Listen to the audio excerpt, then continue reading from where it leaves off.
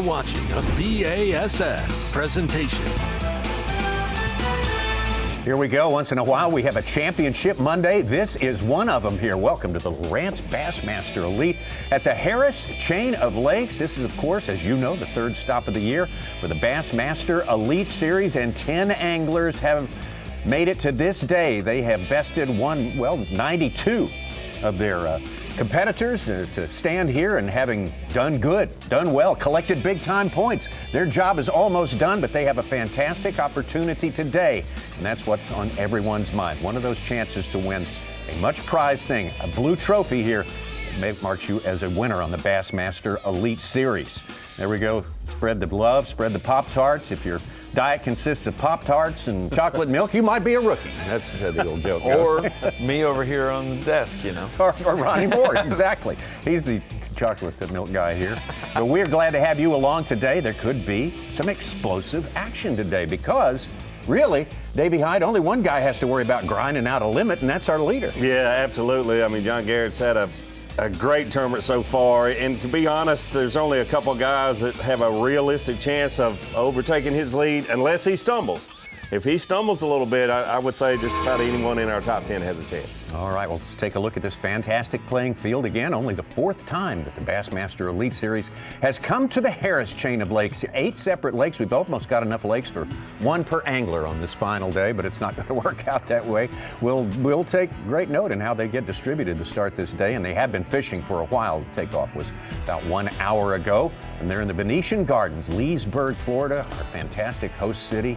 Trey McKinney, a fantastic rookie, but I repeat myself, they all seem to be fantastic in this day and age. There's another one right there in the form of Tyler Williams, way up there in the standings, the point standings. Brad Watley, we've got some journeymen who are having some of their best efforts ever in their career. We've also got classic winners in our field here. It's a great mix of overachieving anglers this special week in April in Central Florida. KJ Queen, another angler out there, having a big day yesterday, moved all the way from 10th place up to the 3rd spot. We're looking for fireworks today because we know that big ones are out there. And Davey, as JT Tompkins said yesterday, I don't think he was exaggerating or trying to be outrageous. He said, I'll take 3 bites if they're the right ones based on what I've seen. Yeah, absolutely. You know, when you're in Florida, that's possible anytime. The weather that we had, it seems like so long ago, but the weather and the delay that we had, the reason that we're here on Monday instead of finishing up yesterday, really changed things up. We're here in Florida 2 months later than we were here last time, and that affects things. But I thought, whoa, those cold fronts won't bother things as much. But man, the wind that came in on Thursday really changed these lakes up a lot. We saw those standings right there based on what we've seen so far today. A little fishing has gone on. As we start, we'll get you caught up on, of course, we have to start with our leader, John Garrett, trying to take this thing wire to wire. Uh-oh. All earlier today. That might be a big one. That's a big one. Stay on. Come get in this boat.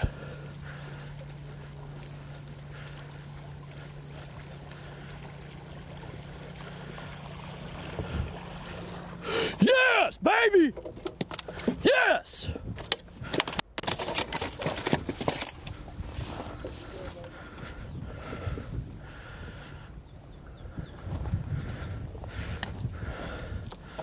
Oh, how about that one from my limit hole? Let's go, baby!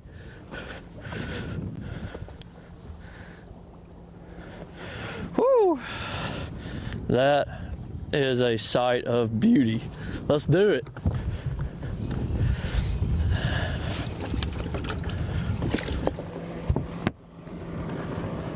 Let's go. Talking about his limit hole, that's been his plan every day. Knock out a good conservative limit and get going, and that's better than conservative right there. Yeah, that's an incredible start. This is the place he had started the previous 3 days and put a few fish in live well, and they were like 1 pounders, pound and a quarter, but a big start for. He's put 4 in the boat so far today. That was just the best of the bunch right there. So off to a great start for our leader.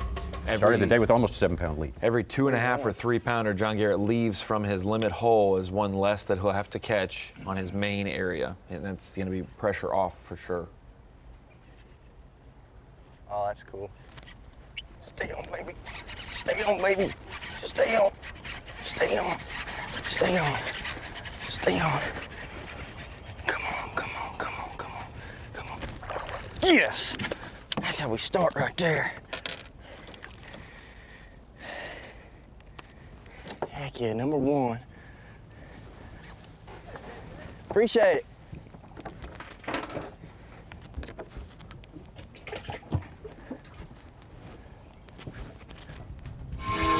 Had KJ Queen on championship days before on Bassmaster Live. This time around, he seems to be especially motivated. I don't know. Maybe I'm just imagining things. I think he is certainly motivated, excited. He even had gas in his boat this morning. The last top 10 he made, he forgot to put gas in his boat, had to leave right at takeoff to go to the gas station. Tyler Williams, this also earlier today.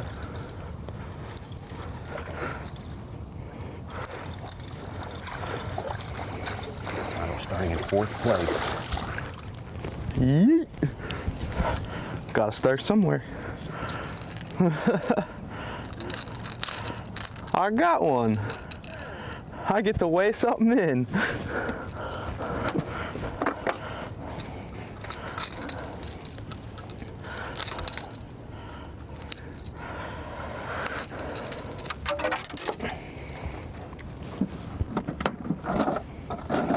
I don't even have to measure it.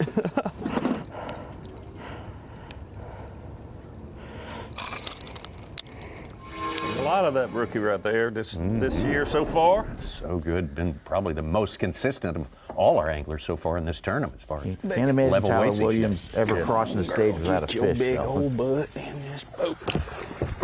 Come on, big joker. Get in there. Yes. Joseph Webster has had a good start every morning, except the day 2 that we had a camera with him. But Already looks like better. He's not camera shy this morning, so. Day 1 and day 3 were really good starts for Joseph Webster. Capitalizing on the shad spawn. Take it. Long and skinny. Nice.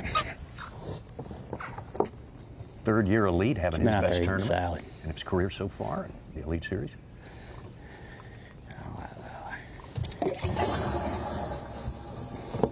Man.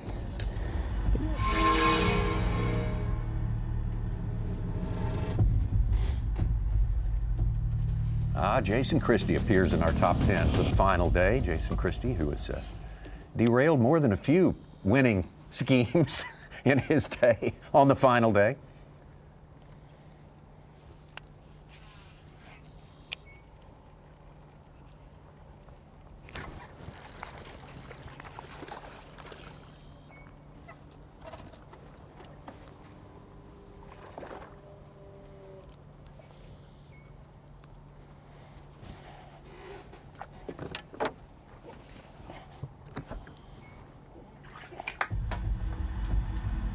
It's one of those. Go ahead. Every morning started out very similar with the anglers we have cameras with. A white vibrating jig, a swimming worm for Joseph Webster, and Tyler using a jerkbait more than we normally see him. Don't see as much. Usually he's got a white jig and a brown jig in his hand 90% of the time, but haven't seen that as much from him this week. One classic champ to another. Jordan Lee. And he started every day with the old Carolina rig. Offshore spot. Outside edge of some grass, fishing deeper than most of our other anglers to start out, for sure. Another 12-incher.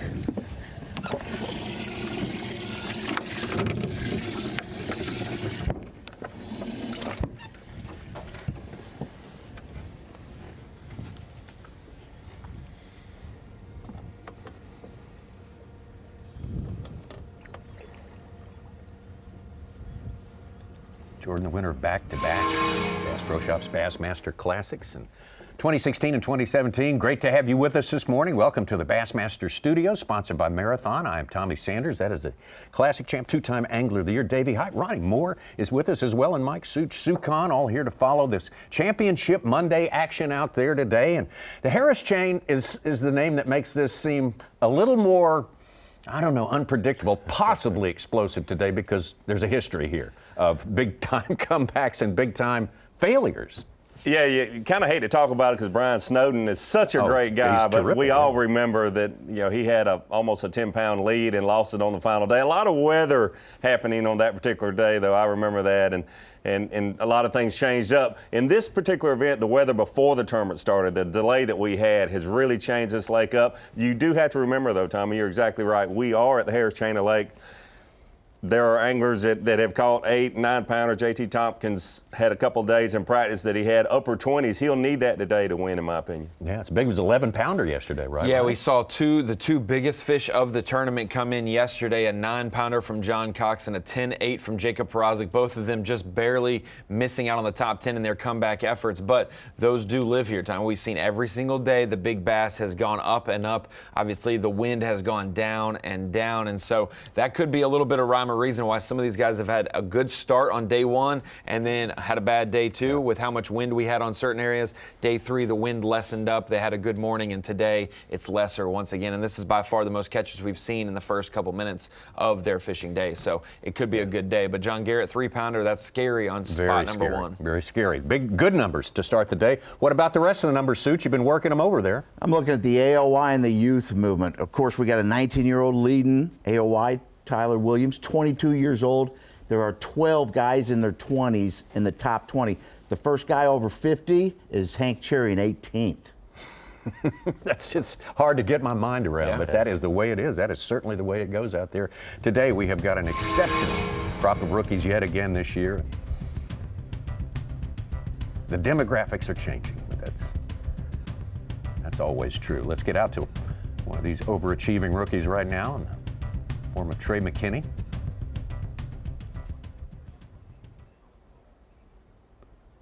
Spending a lot of time in the canals. Good bit of lock time as well, not necessarily traveling, using the lock for traveling. Yeah. As y'all can see, we tried fishing it. I know they're there, they are there. It's, I feel like they're resident fish, a lot of them, there's not really many places they could come from.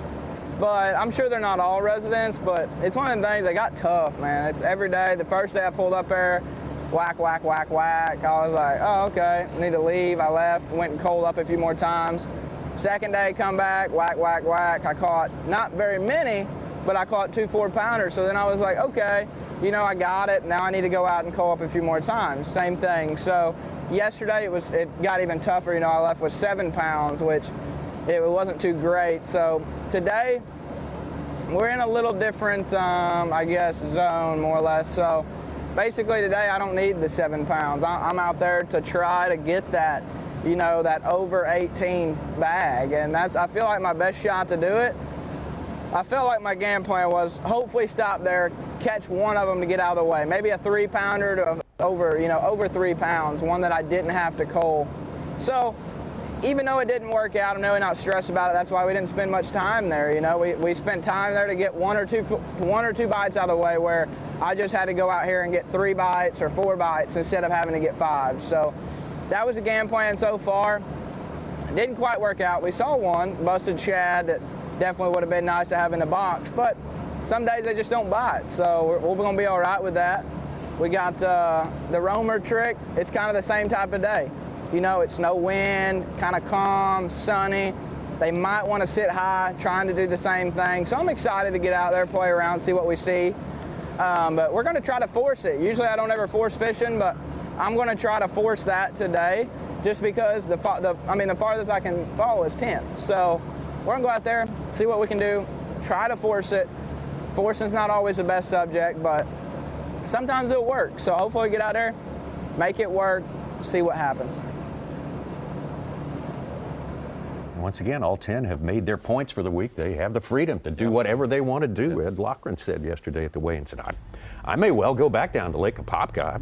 What have I got to lose? I've done well. Yeah. A little surprised to see Trey even start there at the locks like he has the first 3 days of the event. You could see it was just going away. His weights there around that lock had gotten less and less each and every day. And obviously today, where the deficit he had, he really needs to just try to catch 5 big ones, not a limit. back to rookie John Garrett. Oh, stay on. Oh. Got one good one in the boat and 3 other keepers.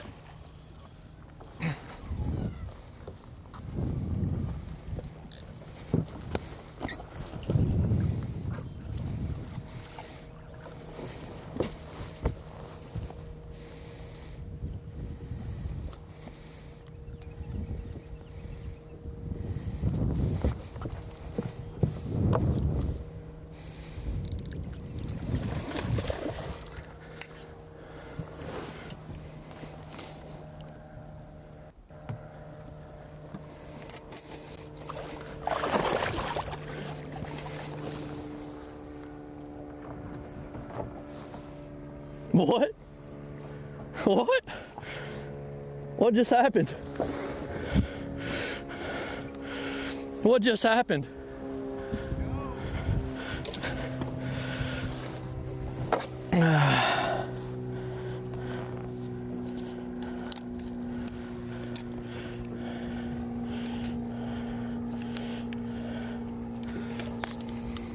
She's bleeding. I gotta get her in there. Beautiful.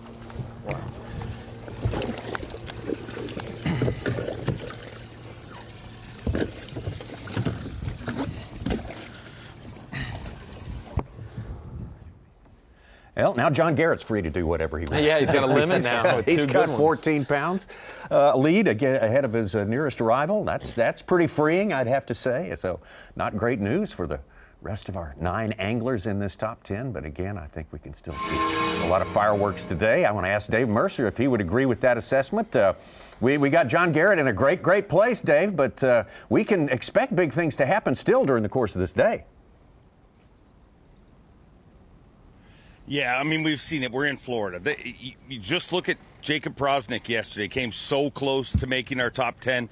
There is definitely a lot of time to have things coming, but big things coming for John Garrett, you know, and one of the amazing things about this rookie class, about all the anglers as they come to the Elite Series, whether they're 19-year-old Trey McKinney or you know, seasoned veterans when they come here, it's cool to hear the story about how it all started. And this morning at takeoff, it was kind of just a mellower takeoff. Obviously, you know, it's a Monday. Most people got to go back to work. And there was, not a lot of people. Here was kind of what I would refer to as a boutique championship Monday takeoff. But because of that, you know, you got to spend a lot of time talking to different people. And 2 people I spent a bunch of time talking to this morning is John Garrett's grandparents. And it's cool to hear that. One of the coolest things on earth, I think, is when you see somebody doing something that they were meant to do, whatever that job is, whatever that calling is in life. And John Garrett is definitely that kind of person. We've all been expecting him to be here for years and years to come, but it started long before we looked at him, because they were talking to me about 1 year old, him sitting in a Fisher-Price boat and, you know, pretending to drive that thing. Oh, speaking of Fisher-Price boats, somebody letting a little... drive it like you stole it. Sorry, don't know if you noticed that happening behind heard me. Something. But then they told me when he was 4 years old, he would practice hoisting a trophy, and they said he couldn't even say worlds. He would say John Garrett, Bassmaster, world. You know how some kids at 4 years old have a problem saying world, so he never said world champion. But it's pretty cool to see, you know, no matter how this works out. You know, we talked about Justin Hamner going into the Classic and how he visualized holding that trophy. Well, John Garrett's been visualizing this since he was a very, very young man. But the boogeyman for him right now, obviously you guys I'm sure have talked about it, is JT Tompkins. It happened here before, and I asked him about it at takeoff. I'm like, you could literally steal John Garrett's soul here today, because he did it last year by chasing him down right here in the Harris chain and taking over that Angler of the Year title that everybody thought John Garrett was going to win. And now he's in second place going out today. So, and the cool thing was, you know, all these rookies, you think it's all nice and rainbow. So J.T. Tompkins had no problem. When I said that to him, he looked right in the camera. He said, yep, history does repeat itself, and I expect that to happen. He's going to chase him down. He's got a big mountain to climb, but anything can happen, as we've seen here before. Dave, thank you so much. Good thoughts right there. Some things we need to stay with today. And of course, Dave will be with us later, bringing us on location coverage. That's always fun to watch. And like he says, a boutique day today. Yes. You don't have to deal with a lot of recreational traffic, a lot of big crowds, everything. That's kind of nice too. The audience at home is here, whether they're at work or wherever they are. But they're getting a load of it today. And there's JT Tompkins himself right there. That story from last year's EQ competition. Something we all need to keep in the back of our mind. And JT, he's a guy who's seen the promised land here. Yesterday, JT handled his two-spot balance very well, and so we'll see how he does it today and the possibilities, because he is the one that is a scary guy for John Garrett just because of the way he's fishing.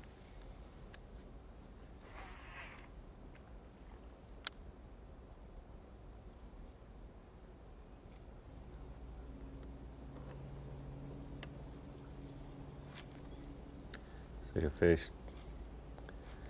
Couple fish there, one real big one. They're all sitting about. Well, look out. Oh, one just charging his bait real close to the boat. Real close to the boat. Got him right at the boat. Wow. Wow. Right at the boat.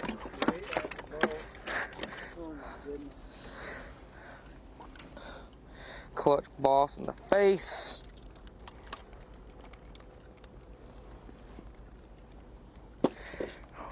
Let's go. That was awesome. Let's go. Right at the boat, dude. Just go. Right at the boat, baby. That was awesome. I didn't even see that one. That's the kind of start he needs. Oh, no kidding. Talented angler for sure. As Dave mentioned, he's the #1 qualifier out of the EQs for elite status in this year, and he is living up to his promise. 100%, and he made it hard for John Garrett.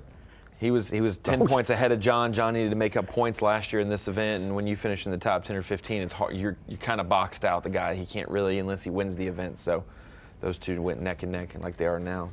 Big in.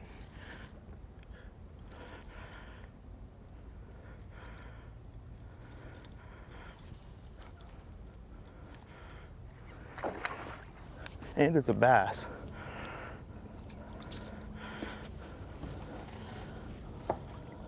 See if we can get this one in the boat.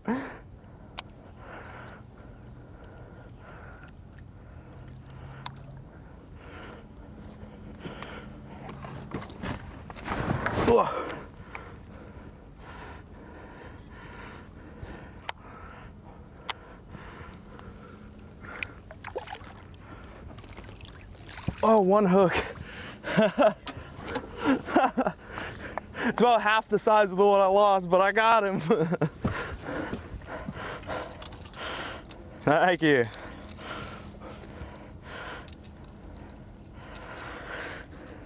That took some convincing. That fish was not easy to get to bite.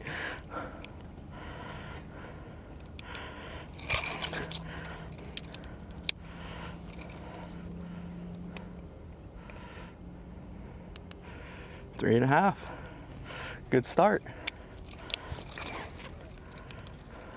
Tyler's been the most consistent angler all week. Really, if you look at his weights, just 17, 17, and real close to 17 yesterday. Just not put a big one in the boat to really give himself a better chance. Maybe today will be the day for him. A lot of 3-pounders. You got a good one. How good is that guy? We're learning more every tournament. 3 tournaments, and we have seen nothing but outstanding performances. And the young man from Maine, we'll be with him all day today. We'll be with all 10 today. We do know, though, with John having at least a baseline of 9 pounds, he's either going to not have to make it in for some guys or somebody's going to have to catch the biggest bag of the tournament to come from 10th place to win. So John has done his job for the most part so far. Yes, he can swing for the fences himself now, as we said. JT Tompkins hanging right there with him, but farther back now, considerably farther back. Queen, Williams, and all the rest. We'll be right back. The Lowrance Bassmaster Elite at the Harris Chain of Lakes, sponsored by Ranger Boats. by Rapala. And by Yamaha. 10 anglers getting to start this work week in an unusual way, getting to start with a shot at the Blue Trophy at a championship Monday here today on the Harris Chain, which is unlike any place we ever fish or have ever fished in the Bassmaster Elite Series. 8 distinct lakes, and there's Ed Lochran, one of our anglers he's been here in our championship day before, but not too many times during the course of his career, and he had a little bit of slow start this year. Good finish to last year. But he's happy to be where he is, and he's down in the canal. Let's join Ed Lochran. So, final day here. I think I might be the only one coming down here to Apopka, so I hit a couple spots on the way down. Didn't catch anything, so now I'm finally getting through. It's been very quick.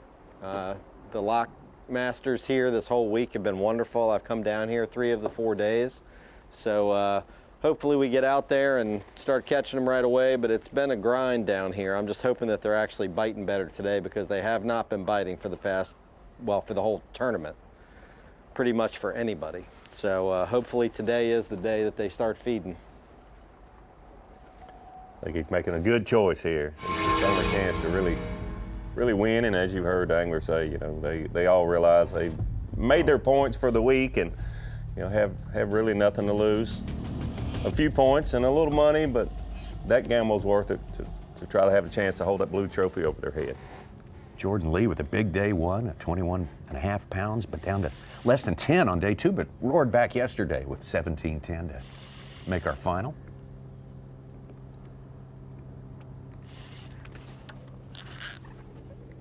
John. Oh, God. Looked like he was, the way he was retrieving, maybe he's... This is a big fish. Throwing a white hair jig. He's been throwing a Carolina rig here. They're out here suspended on a hair jig. Mm-hmm. Oh, my gosh.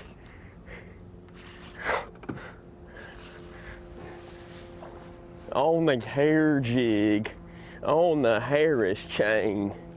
Come on, stay on.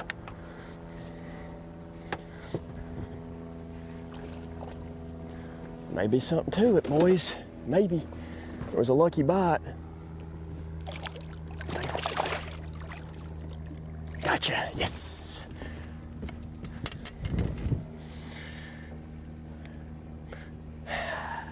The old chicken got one.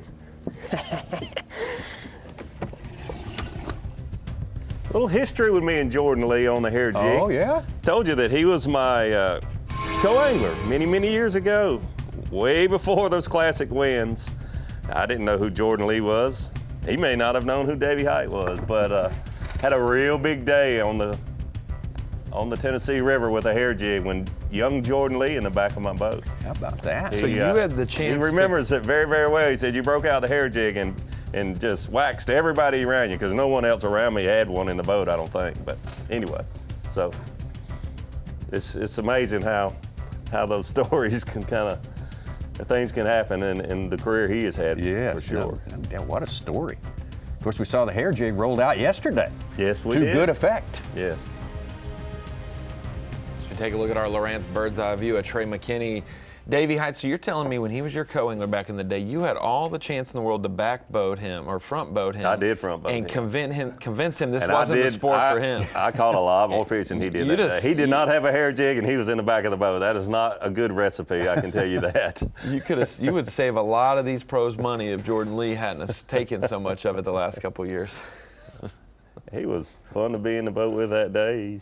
He's fun to be around today. Great fisherman. Handles pressure very well in those big moments. He has certainly showed he can handle the pressure. He's another product. I mean, we see all these rookies, but he's another product of the college series that Bass created, and it should not be any surprise whatsoever to see all these young anglers that are really good. They've had a lot of competition days for their age, no doubt. Trey McKinney was big Auburn star back in the day. Yep. Fished his way to the Classic through that venue, his first Classic. Trey McKinney, it seems like a long time ago that he caught over 130 pounds over 4 days. A classic will do that to you. Yeah. But the memory's still vivid for all of us, and what a great accomplishment that was at Lake Fork, our second stop of the year for the Elite Series. Let's get back to Ed Lowrance. I'm doing it, I'm going. I think he's fishing now, we understand. Yeah, fishing the canal. No one's been through here, so the water's all calm. The fish probably know it's not a big time tournament day.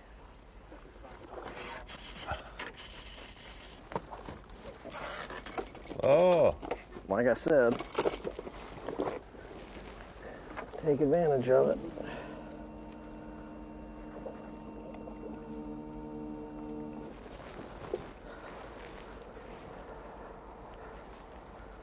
And that is why you throw a Gamakatsu trailer hook, because he missed the bait, but the trailer hook got him.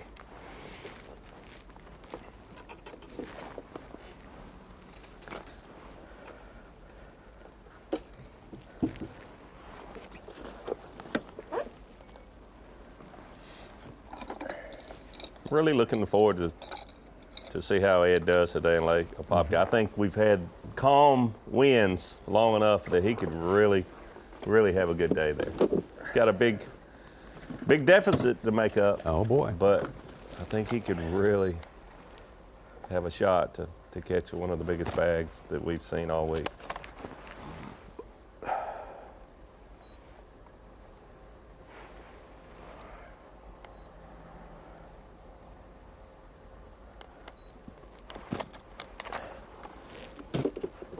It's always such an odd dynamic, Davey, when you're going to the place where you think you can catch the biggest bag on the whole chain.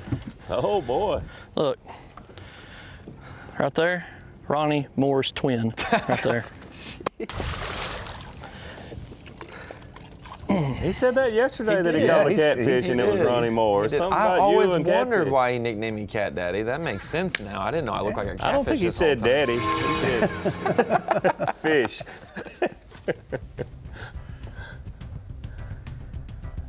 Get back up to Tyler Williams. Tyler's got a good one in the Before boat. he rudely interrupted me, but that you could go to Apopka knowing that the ceiling is so high, but you're coming off your worst day there, but knowing that like you got to make the trip back, like Ed, because that's if you're going to catch 25 pounds, this is where I'm going to catch it, and so it's a difficult balance to have. You're trying to change the subject. I am. I've seen prettier catfish. Is it the whiskers? I mean, what's the deal with you? And Well, now that you finally got whiskers, you sort of, you know. It's my complexion. Finally, maybe? I yeah. don't know. Good thing I'm not a mud cat. I'm a blue cat. I don't know if I'd like to be a mud cat. I don't know. Blue cat's more slimy. It's the whiskers. It's definitely the whiskers.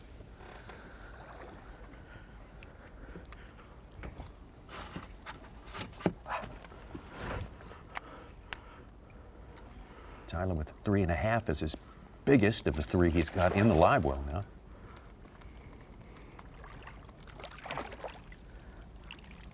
Oh, one hook again. Yeah. I'm snatching them, but whoa.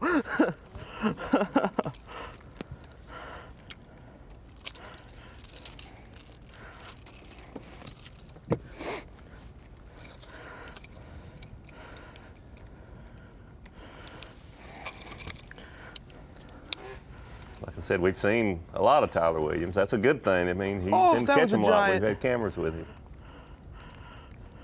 But he's usually a It's white like or a brown 7-pounder jig blowing guy. up. A little Yeah. jerk bait now and He then. sat This up the week it's surface been for a second. jerk bait all the 2-pounder. way. Sweet.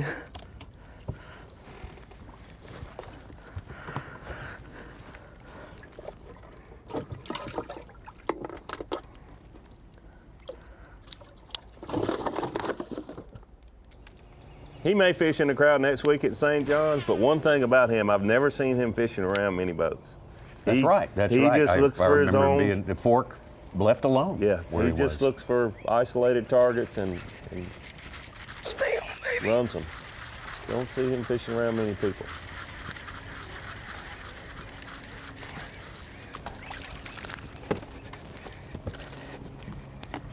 I'll take you right now.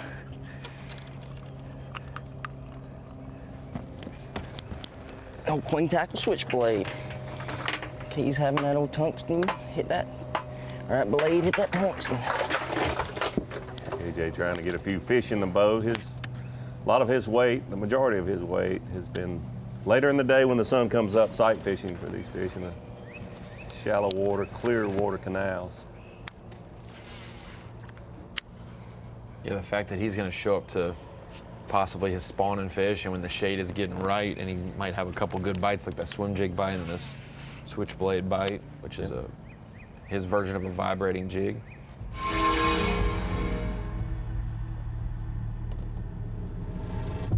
We're seeing more 3-pounders today than we've seen all week. That was the thing everyone's missing, is they're catching a bunch of 1s and a bunch of John Garrett especially. I mean, yeah. You're just tuning in. He's off to a much better start than he has all week long. His weight's been coming 10 to 1-ish. JT Tompkins. Good bid, to be honest. 5, 6 times. Had one Not fall near his as jerkbait much there. as like a guy like Clun or nothing, but I've been here a good bit for my age. Well, he's around. Just had a lot of tournaments here, Toyota Series, Bass Opens. Oh, he's got a big one chasing. About 20 feet, 10 feet deep. Right below the... Just bite it. 10 feet away from the boat. They got him. No! I saw her. That was like an 8. Her head was like that. Just, That was a big fish. Could tell on his graph. They're just so nippy. When they do bite, they're just barely getting the back hook for whatever reasons. They're just falling all the way to the boat. This makes no sense. Did you notice how fast his jerkbait was sinking? You'd think If they'd that's a bite traditional farther surf, away. he has altered it to make that thing sink below that fish like it was, like, you know? He talked about that on day 2, and it's very unusual. Usually you want to keep the bait above the fish, keep it right above them. They like to feed up, but this week, for some reason, these fish have liked that bait going down to the bottom more. We've seen him use a jig more than normal. Caught a lot of his fish on a jig. Dakota Lithium, Bassmaster Rookie of the Year standings right there. Trey McKinney still on top of that race.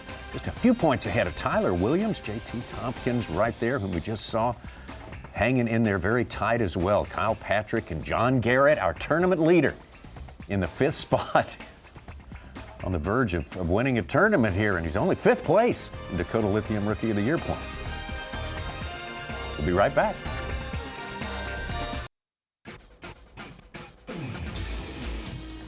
Lowrance Bassmaster Elite at the Harris Change. Here's our TH Marine Weather Watch. Today's outlook. We're going to climb up pretty. It's getting up there. 85 degrees for our topping out point today. Down to 60s tonight. Bottom of the 60s tonight, it looks like. 5 miles an hour of wind is all that's predicted. Virtually no precipitation in the forecast today. It's just a perfect Florida day, Central Florida day here. One of the most unique fishing complexes we ever see here on the Bassmaster Elite Series. Back in 2008 is one on lily pad roots. In 2011, spawners in a little bitty pond at the back of a cul-de-sac, basically. Last time, just outside of a kind of a community hole, really. So lots of different ways to get the job done here, but John Garrett is the man in the lead, and one of his pursuers, one of the hottest anglers we have out here this year, Trey McKinney. Well, guys, we almost had him. He was just a little too smart.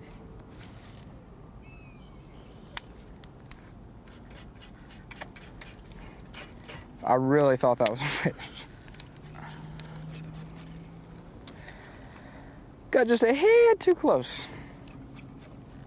And of course, that's when I want to see one. I really hope this thing comes off. Like, really hope. Oh, look at that, magic. Magic. All right, let's see. Catch a tiger with his toe. That, there it is.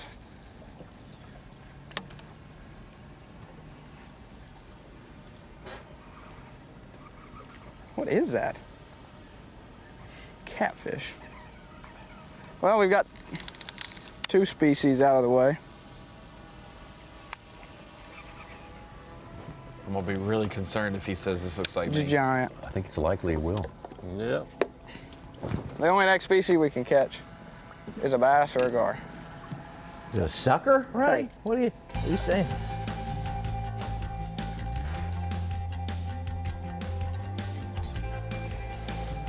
Catfish catfish. caught this week. We're going to take a look right now at something interesting. This is all the fish catches all week long from all 8 lakes in the Harris chain. This is, we talked about the different ways and different places to get the job done. I found the grass, Davey. I found where the grass is on the Harris The chain. one patch of grass on Harris. The one patch of grass. And then you see the other grass is the Kissimmee grass all around. That's a shed spawn fish for the most part that was caught. Lake Harris, a lot of catches. The canal there leading to Lake Apopka, that's just when a lot of those weights actually came through to us. I don't think that many fish were actually caught in the canal. Those fish were, most of them were caught in Lake Apopka. Look at Beauclair and Carlton, the two smallest lakes on the chain, and you almost can't see the lakes. They're covered up with so many catches. It definitely is. Beauclair been a player this week. Dora. Spread out. Pretty well though, if you look at it. And these are not catfish, these are all bass. All these lakes are available, might as well use them, and the anglers have the full field, the 50 from yesterday, and some good catching today. It looks, every angler said this is a fish catching event. We have caught a bunch of fish. It's just the size is smaller than you'd expect in Florida. We're catching a lot more of those limit fillers instead of the kickers, but they're biting, and there was plenty of them at the Harris chain. We're missing like a year class fish. This is moments ago, Tyler Williams.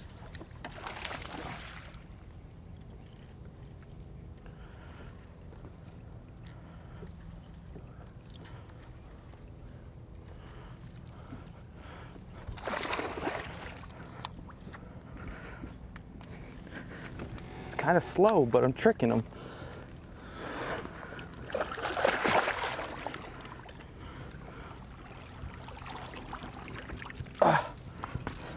I got one.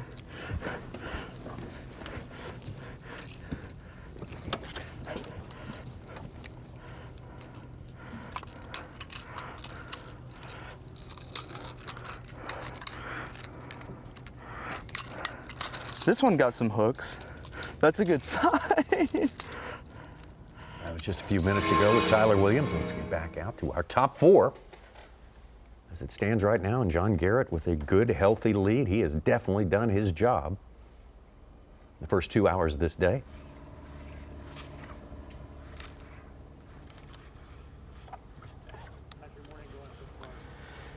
Man, my morning has gone excellent. It really has. I started where, I've started here every day, and I've caught 1 3-pounder here. And today I caught, I think, 7 keepers, and 2 of the ones I already want to bring the weigh in. So I could not have asked for anything better to start my morning. Kind of calm the nerves, and man, just go to my shell bed and spend all day. And I'm looking for two bites over there. That's all I'm looking for. So I have 4 or 5 hours just to get 2 of them. So I'm by no means I'm not feeling great, but man, I feel a lot better than I did an hour ago. So kind of made some, bait changes and angles and whatnot, and made the difference here. I got super fortunate to start the morning. I come into Dora, and I seen the wind was blowing in the perfect direction for the spot. And we had just a nice ripple and a current seam off that point coming right across this little shell bed. And they were biting when I first got here, and now you can see it slicked off, and they're just swatting at my bait and not getting it now.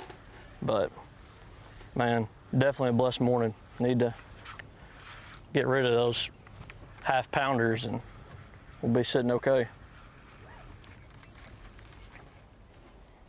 He's definitely off to a better start than he has all week. Unfortunately for the other 9 anglers. Yeah, not good news for them. Been stopping here. A couple places to try to get him, a few confidence builders in the live well before he goes to the area where he's caught most of his weight. And it seems to be much better once the sun gets up. A lot of tilapia there, and it seems like the bass gravitate to them on that area when that sun gets up a little more. Lack of wind was one of his concerns yesterday, and had a little bit slower in his main spot, in his big fish spot. More fish. He was seeing more fish with his electronics, but it's a lot tougher to get them to bite until he discovered the hair jig was a big key for him yesterday when he first started throwing in. He'd been trying a lot of different baits, single hooks, because he had lost quite a few fish on his couple of crankbaits that he had thrown. But then he tried a hair jig yesterday. And did he say the fish kind of came wary of that pretty quickly too, though? This morning in the articles. What's that? That the hair jig, the fish that he was targeting, were kind of became leery of that bait as well. Yeah, I think he caught 3 nice ones, 3 of the ones he weighed in, and then they got wise to it a little bit also. Yeah, you pull enough of their buddies out away from them, they'll understand something's going on here. He said he had to go let the spot rest and came back and did that work.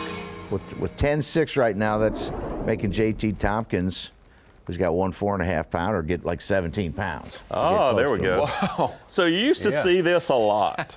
This is crappie fishermen 5 years ago, 10 years ago, before forward facing. Right. Because they were literally just kind of the more the better, they're out here somewhere. And now 90% of the serious crappie fishermen you see will have 1 or 2 rods and forward facing on the front of the boat. Ronnie, how long does it take your dad to rig that deal up? Yes, right. What is it, spider rods? See, I used to slide off the back of the boat, swim underneath, follow the hull of the boat, and pull on 2 or 3 so he didn't know which rod to pull on, and then he would just, That's where you got the nickname Catfish. Yes. Yeah. Catfish Jones. Hang on 1 sec. We're gonna catch him. Cat Daddy. Cat Daddy was the big. Where'd they go? There they went.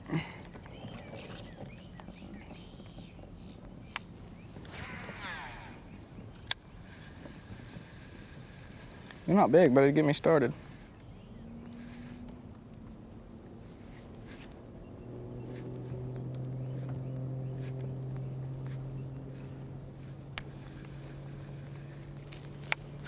I'll chase them around until I catch one.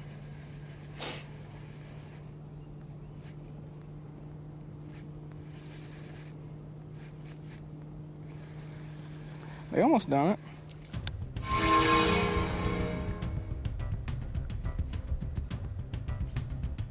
Again, we got a great diverse amounts of experience and success in the Bassmaster Elite Series.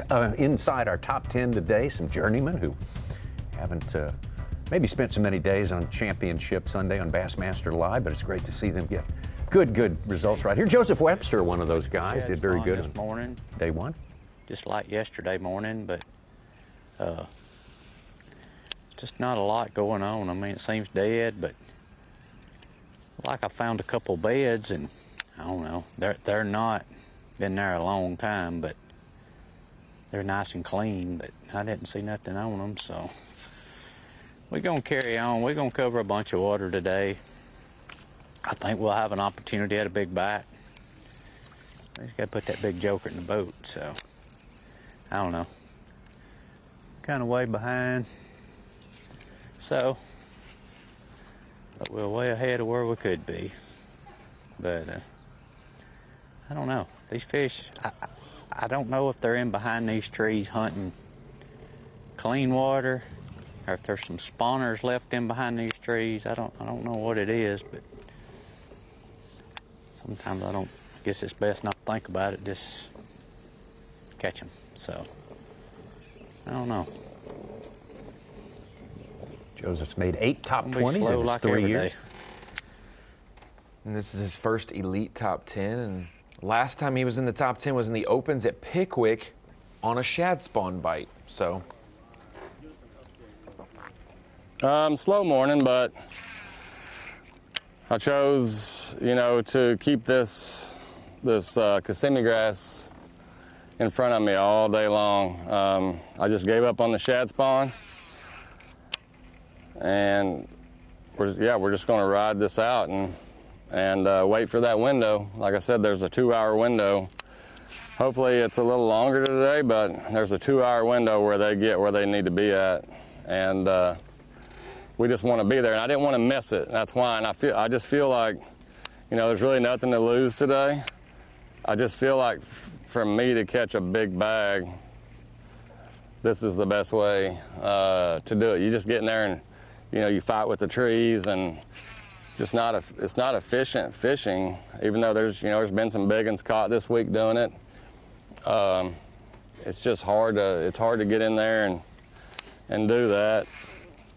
Obviously now, if I had to do over again, I would have done it for a couple hours just to try to get a couple, but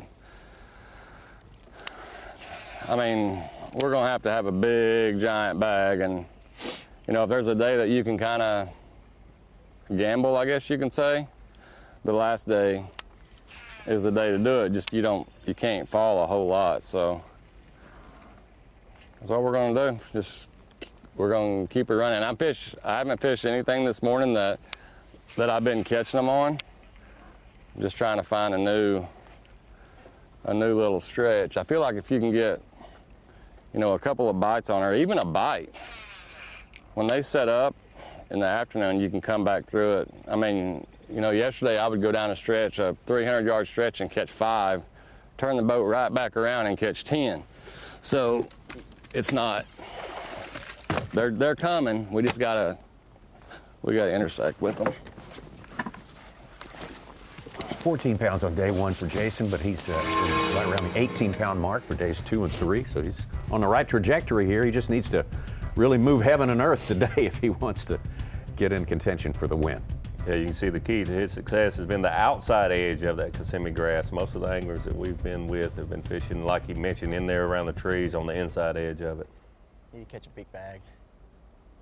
You don't mind fishing behind people this week if you're Jason Christie, because they're fishing for different fish, so to say.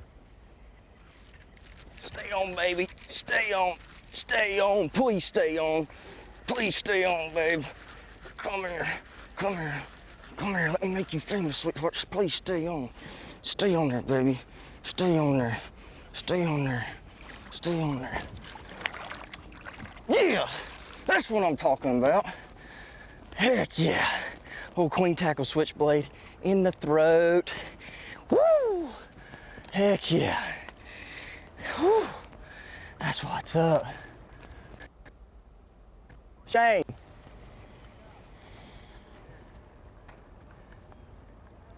KJ is ahead of schedule this morning also. He is. Good solid fish for him there. Heck yeah. Gives me 4 of them, correct? Yeah, that's what I'm talking about. Woo, that gets me fired up, son. KJ Queen, another one of the anglers whose trajectory's been going in the right direction pretty much all week long.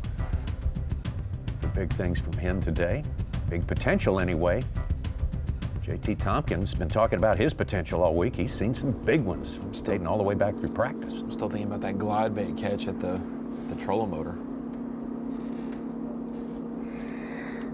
Well, we got one big bite and had a few other opportunities. Just haven't capitalized yet this morning on one of the true giants. I saw one that bit my jerkbait that was all over 8. I pulled it, bit right underneath the trolling motor, followed all the way to the boat, and I don't know, it just somehow popped off. I don't know.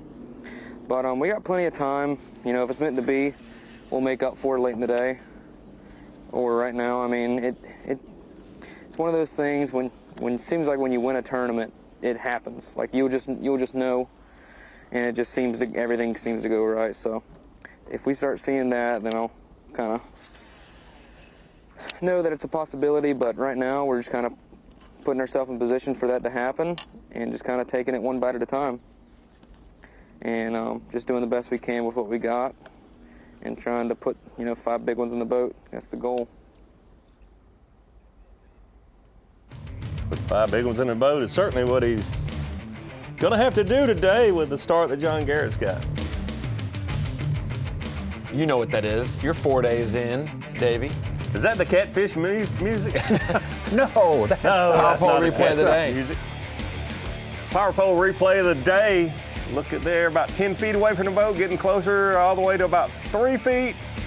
Bites the glide bait and just swing it right on in the boat. Right up. That was awesome.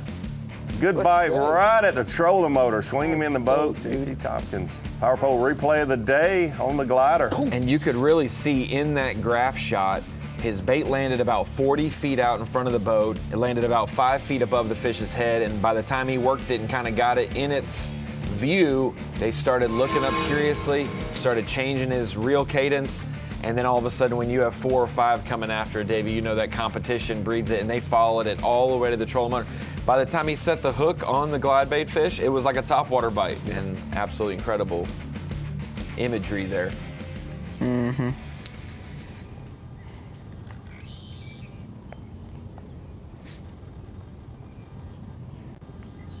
Trevor McKinney, a little bit behind schedule today. Didn't get his lock bite. Right. Sort of there he is. Counting on every day.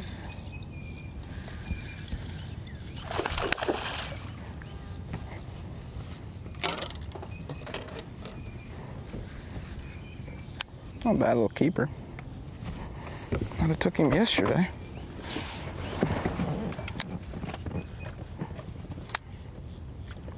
Fights like he's somebody.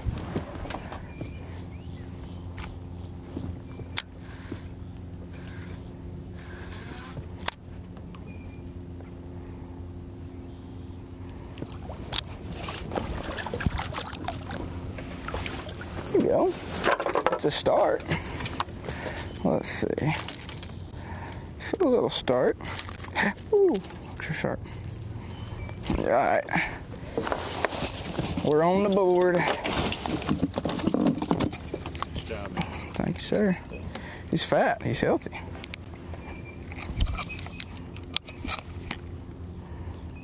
There you go. 2.9. Just put on his 2 1/4. So he'll be about 5 ounces short on Bass Track, as he just said, a 2.9, so put it in as 2 1/4. I just don't understand that.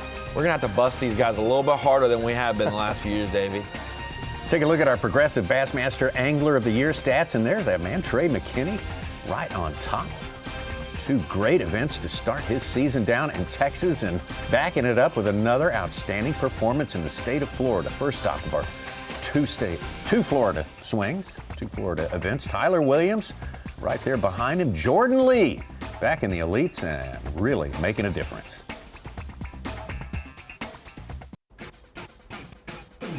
Championship Sunday. The Lowrance Bassmaster Elite here at the Harris Chain of Lakes. A live coverage sponsored by Dakota Lithium. Very thankful for that. Making it happen, stepping it up. We love it. A beautiful day, a perfect day. To bring you the very best of what Florida fishing has to offer here in this unique place. 8 different lakes to choose from. Let's go down to Lake Beauclair. Find the 2-time Classic winner, Jordan Lee.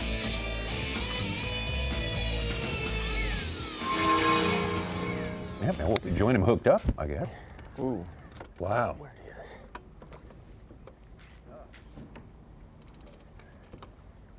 It bit it weird. Catfish. I have no clue.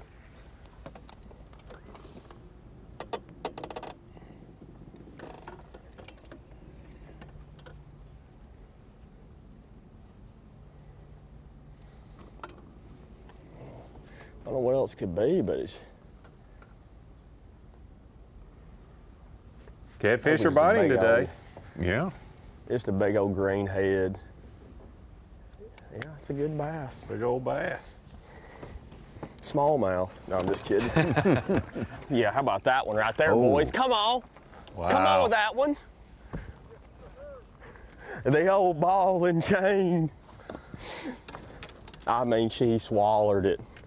I mean, absolutely swallowed it. I don't even know where I'm at, like out here. I literally just heaved this 3/4 ounce Carolina rig out here. Yep, that's a good one. That's a good one. They're a lot easier to unhook when you put your whole hand down in their mouth. Yes, that's when you can get it in Old there. school. Old school. Uh-oh. Peter Boats, big fish alert. Jordan Lee, this is a 5-pound, 8-ounce. One of his biggest fish all week. Thanks for the alert. I'll put that one on. We'll say a little bigger than 5'8". Yeah. Big side. Nice one. Nice one. Yep, that's gonna coal out this runt. Started 15 pounds back. He's got our biggest bag of the day so far at about 13 and a half. Got that 4-pounder in there. A couple of bag builders.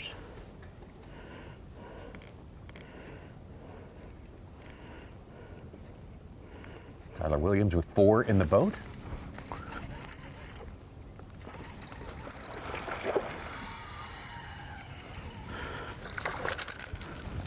We got a limit.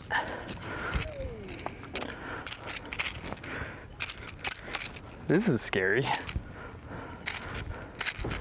Wow. Okay. Calm, friend, calm.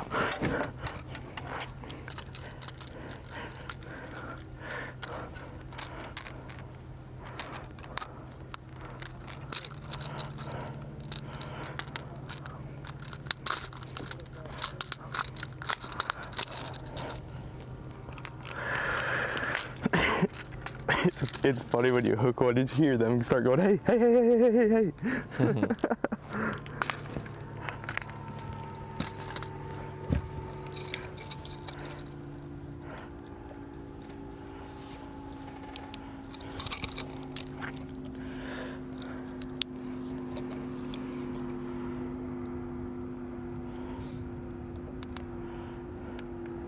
We got us a 1-pounder. Smallest fish of the morning for him, but it is his 5th one. That's 5th. Gets him over 10 pounds. Got that part knocked out. He's just borrowing him for a minute. He's going to put him back in a minute Yes, when he calls. will. I certainly agree with that. Back over to KJ Queen.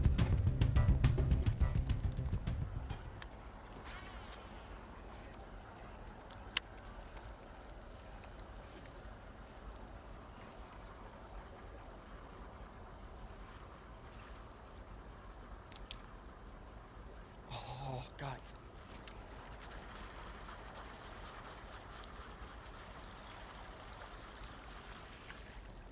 All right, number 5. He just casted, Davey, right where that boat just drove Yeah. right through. Thanks to Yeah. the old man right there. I probably wouldn't have cast it back the other way.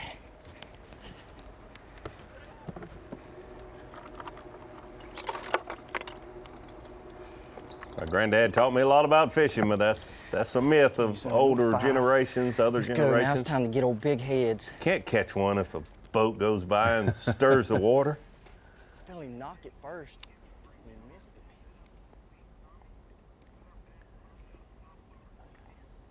Spending a lot of time with KJ Queen this week. Let's take a moment and let him break down his lures and his approach on Bass Pro Shop's top lures.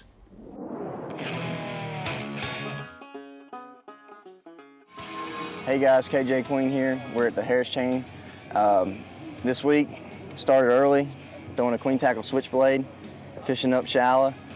And my 2 key baits was a queen tackle punch skirt and a queen tackle switchblade. What's unique about this switchblade is that blade, whenever it hits, it's hitting the tungsten head. When it hits that tungsten head, it gives off a completely different sound, real high pitch. And then as the sun would go up, I would start throwing a zoom slinky and just really just going in some shallow areas, looking in some clean water and clear water and just taking a slinky and just throwing it around and Hope that they'd see it. Once they'd finally see it, I could talk them into biting it, but I had to lay on the bottom. Finally, eventually they'd bite.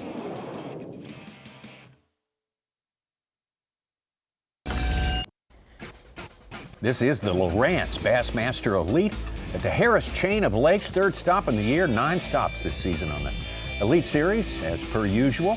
We are in the first half of our Florida swing down here at the Harris Chain. Only the 4th time the Elites have been here, but many, many Bass B.A.S.S. events through the years and all kinds of fishing tournaments, of course.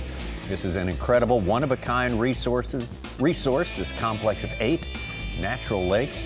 Each one of them has a little bit of a different character. J.T. Tompkins is in 2nd place, trying his best to keep up with a streaking John Garrett, trying to win this thing, well, wire to wire, and doing a good job of it. But J.T. knows he's got the fish around him to win. Just got to catch them. Fishing in the forest, Davey Height. Back to his jig spot. Down in the brush pile.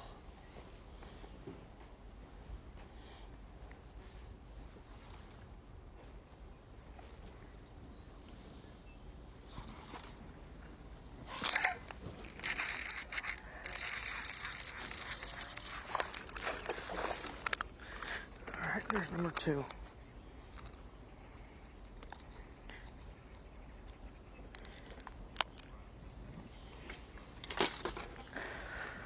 Not a terrible one. A little smaller, but it's all good.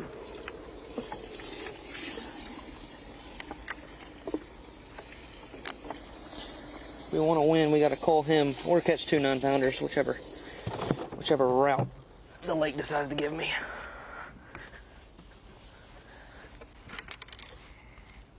Hi, there's my bird friend. Yeah, look behind you on the pole. He sees me catch a fish. Every time I catch a fish, he lands on the boat. Every time. He'll come around and patrol the motor. Yep. It's every day. Looking for a Pop-Tart, I think. Yeah. So. Just kind of chills with me. He's on the wrong boat. It's the wrong 19-year-old. No, I'm just kidding, JT. No, just hop around looking for food. He's probably got something. Give him He's digging. give him a cookie. Oh, they're fast learners. Ooh. Here. You don't have to tell me twice. There you go. Thank you. Whoa. Yeah. There you go.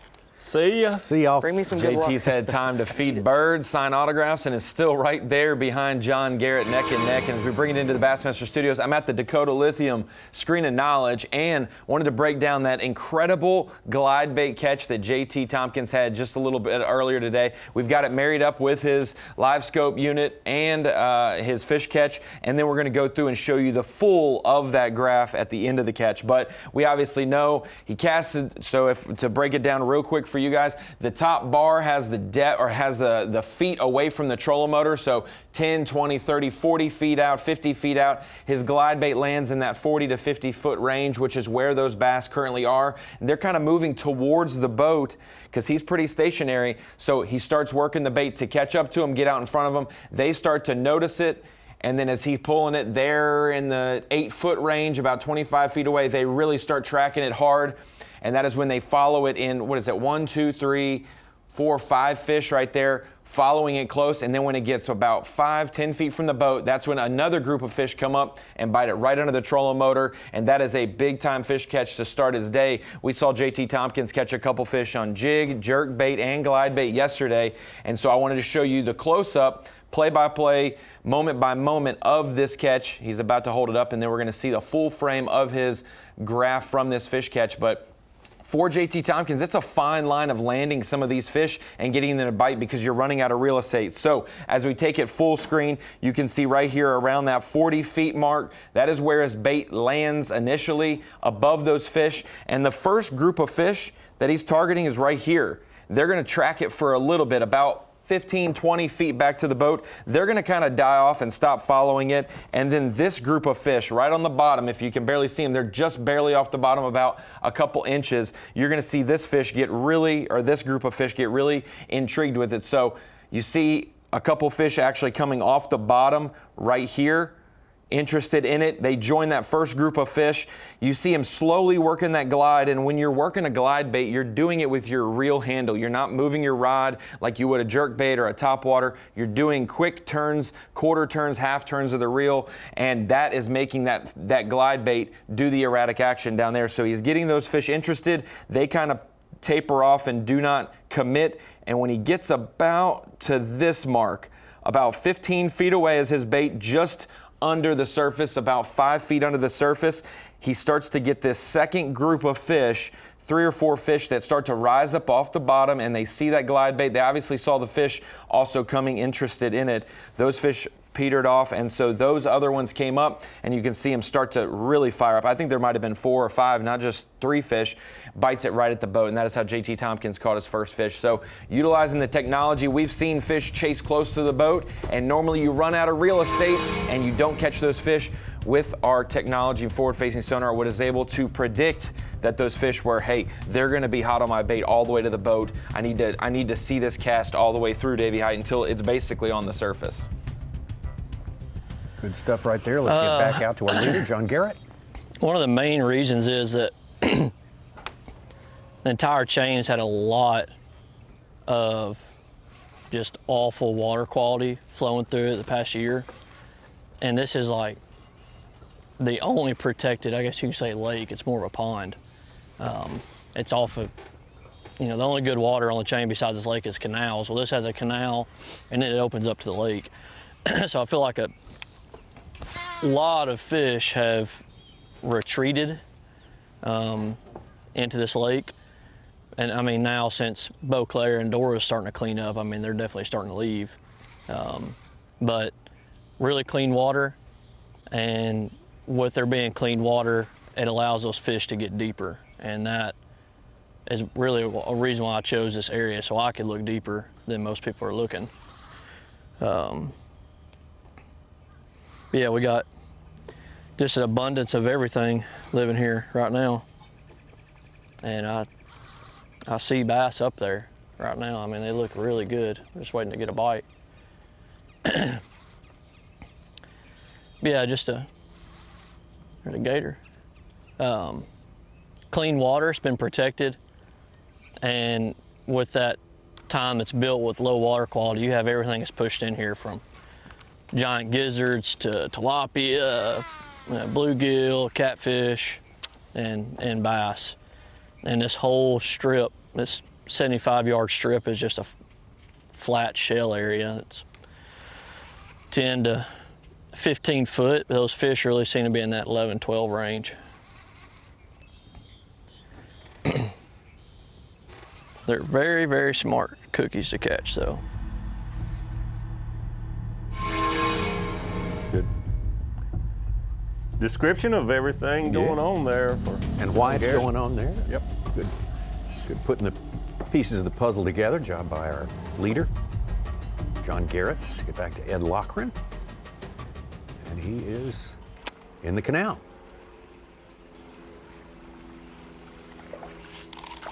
Ooh.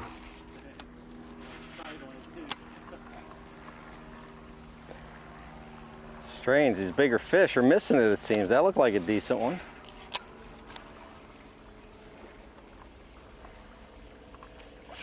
Ooh.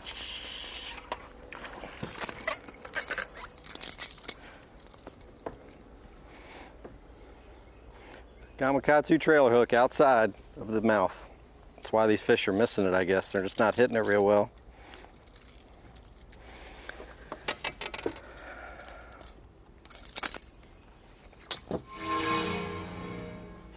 I don't think he's made it to the lake itself No, yet. it's He's not staying in the yet. canal. Got him almost 10 pounds without hitting the lake yet, so maybe big things coming. Joseph Webster. Get in here. Yes. Heck to the yeah. Check that out. Man, we're going somewhere. Ah, what about that?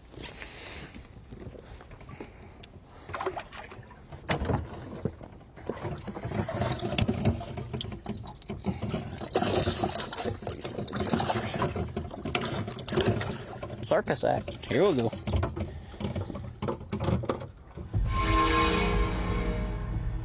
Big kudos. We always give big kudos to our cameramen and women out there bringing all the shots to you guys. But this week, a little bit different because we had to go into Monday. Some of our camera folks had to leave because they will return to the St. John's in just a few days, but they have other work plans, other travel plans. So we had 3 additional camera folks come in just for today to replace those. So I appreciate the very thankful for them. The likes of weird. Dan, Tristan, and McCoy. Oh my goodness. Giant. Giant. Giant. Yep, giant. Oh my gosh. That's a giant.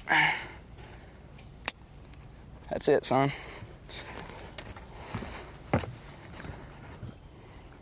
Right motion, guys. So just noticing little things like that is what helps you. Because of any place I've ever scoped in my life, this is definitely the hardest I've ever. He's trying to jump. So just little keys like that. I saw the right motion, just a giant blob just going up and then down. That's how I saw him. Because a lot of these bass, they'll either be sitting or they love to go down and then up and then down and up.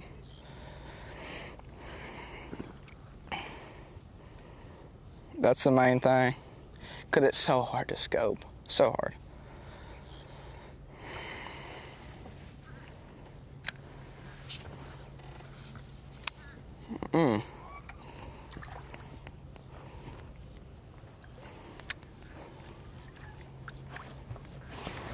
This one got a jerkbait wedged in his mouth. Oh no. I don't know if the fish was hooked. Well,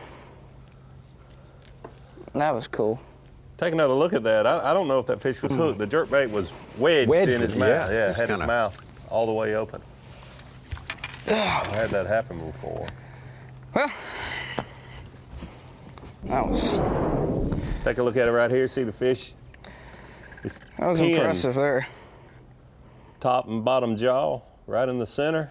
Oh yeah, don't just know if the propped hooks open. were ever even in the fish's mouth. The second you flex that mouth, that thing shoots out like a.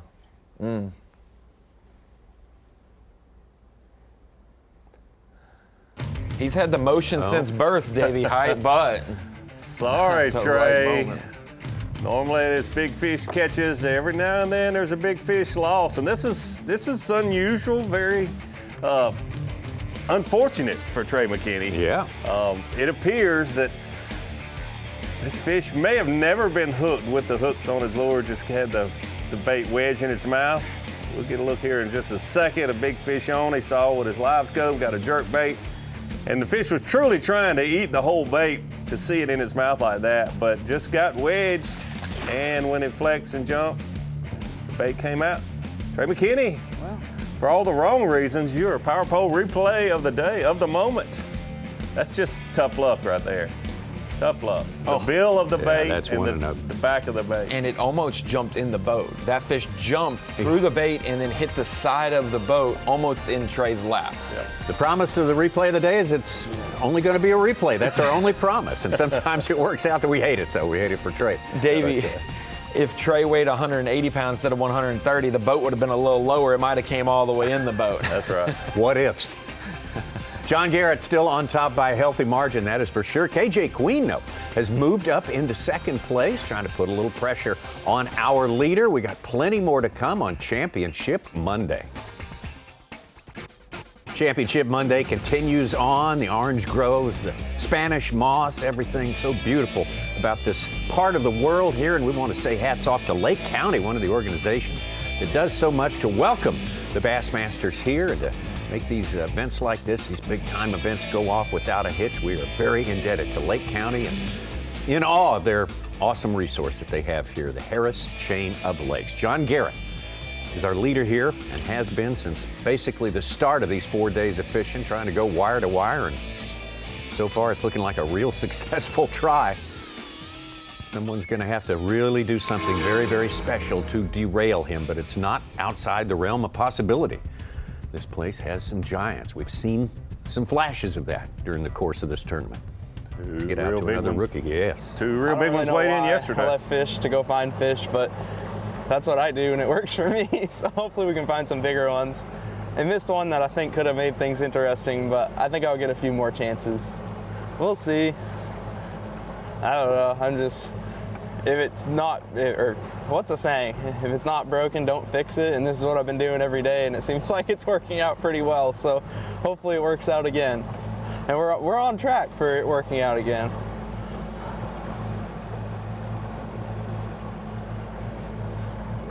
Speaking of not broken, don't fix it. 2 hobbies of Tyler there: snowmobiling and building diesel trucks. Building diesel trucks, not just diesel trucks, but building them. That's a heavyweight hobby right there. I mean, that requires some big time equipment, I would think. KJ Queen having a great tournament. Running the Black Sox this week. Kind of like that choice. Yeah, Pete Robbins highlighted it in the. Oh, did he? His elite analysis yesterday. Yeah, that's.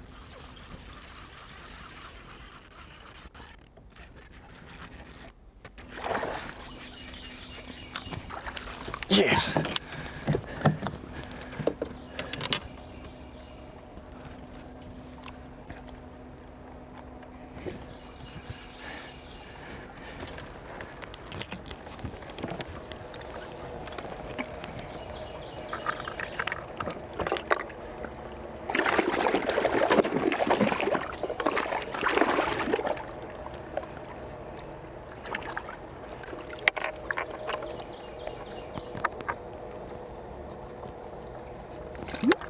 He's been catching a lot of fish. Unfortunately, this week he's lost a few of those big bites. It would have really, really helped him have a better chance of being around that 70-pound mark. Jeez.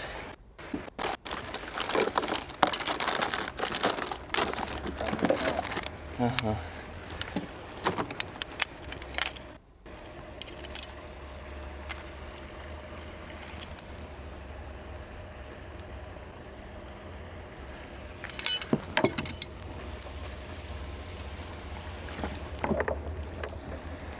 Davey, Tommy, I just got a live update. I know where the bird goes when JT's not hooked up with a fish, because every time he catches a fish, the bird comes by. When he's not hooked up with a fish, the bird is hanging out with Kyle, Jesse, and my dad, and he's getting plenty fed in that boat as well. I just got a video live from the deal. Well, so when your dad can't get in the shot, he sends a bird emissary to get in the shot. Yes. He's playing big in Yes. this tournament. And JT needs to get the paper message off his leg. It's connected to his leg. What does the message say? Probably will Made you catch look? one. Probably catch a 10.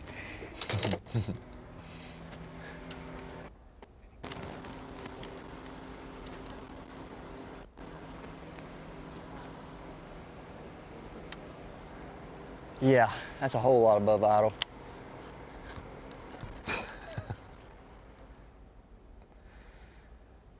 Oh, here we Oh go. my Carl Pennington. Ronnie's actual The dad. actual dad. There he is right there. I saw that photo yesterday. He said, Big Ron. This guy wanted to come take a photo with me. That's Carl with Big Ron. Mr. Pennington, who's with Mr. John Garrett today. No, it's very cool. We made jokes about it.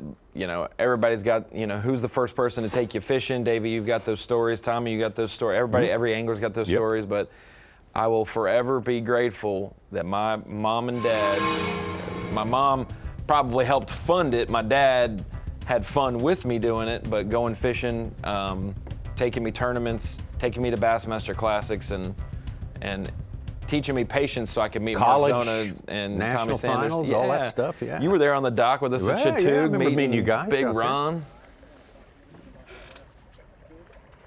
Yeah, so, I don't know. Like I said, being lazy is a very bad thing.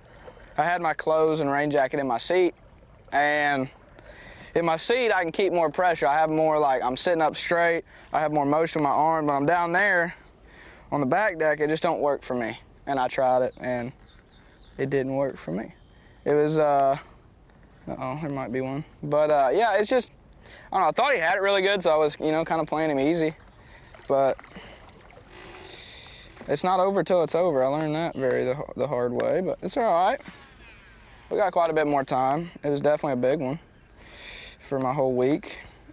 Other than that 6-pounder, that was the biggest fish I've had so far. So we're doing the right thing, but it's, can we get a bite an hour? That's the thing I don't know of. That's kind of the hard determiner. is can I get enough bites to, you know, kind of recover. That's going to be a hard one, but there's always hope. There's always everything out here. It's just seeing them, man. They're so hard to see. There's not very many of them. It's just they're big and they're in their own mood. Sometimes, like literally that one, as soon as I threw it, I knew he'd bite, but because, is that a gar? Dang, that wasn't a gar. But yeah, doing this is a very interesting way to catch them, to say the least, especially in Florida. But, uh-oh, we're getting ready to come across him. Let it sink. Jerk it down to his head, let him choke it down his throat, and hopefully not lose.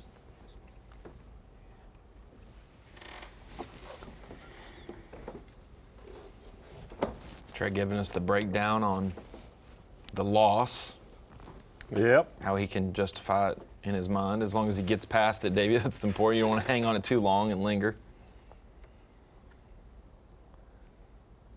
Learn from it. That was just some tough luck for the most part. I do agree. Kneeling on the back deck you're not in position as well as you are if you're down in one of the seats. Your arms closer to the water. Back to John Garrett, his lead as much as 12, almost 13 pounds at some points during the days. Right now sits at 8 pounds, 5 ounces over KJ Queen. Ain't nothing here. All the fish are way up toward the top of the water. I don't think they're bass either.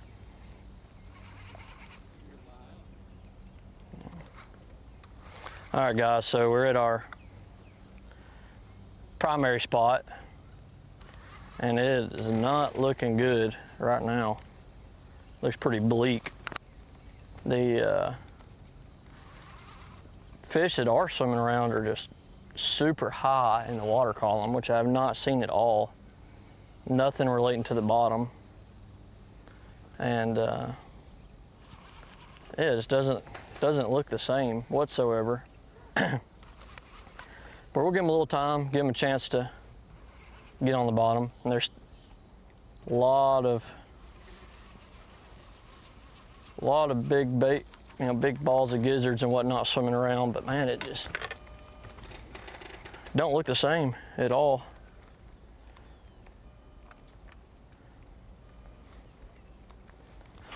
Everything, like I said, everything's high in the water, so. John Garrett, the rookie, if you just played this without any graphics or anything like this, would you pick him out as a rookie?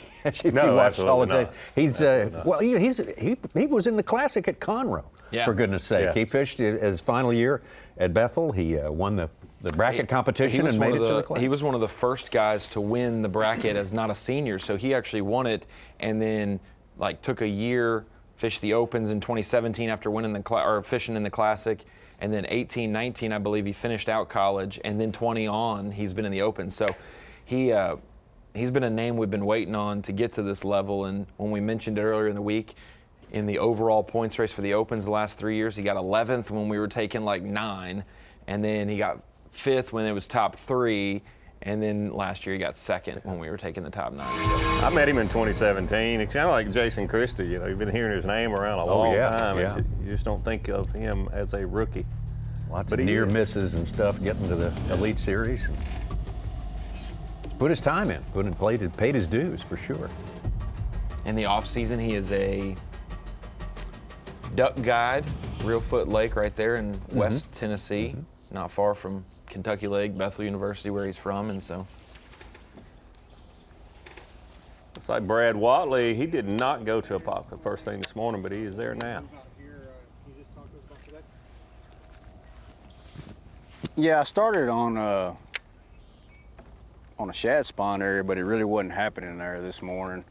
Had a few bites, lost some fish. I mean, I'd have had a limit, but it wouldn't have weighed much.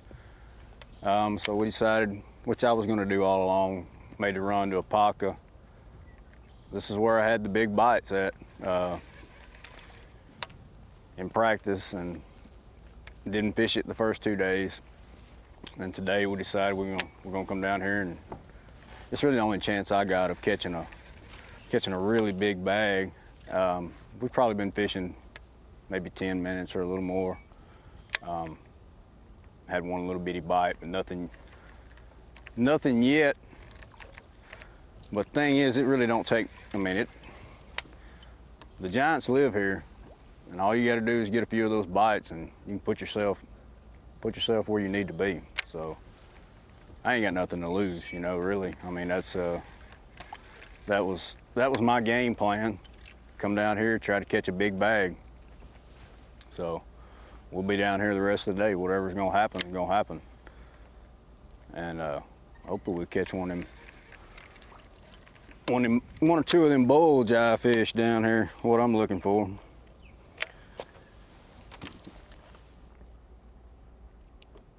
Brad Watley, and fishing, about to get into our 4th hour of fishing here, so he's gone ahead and committed.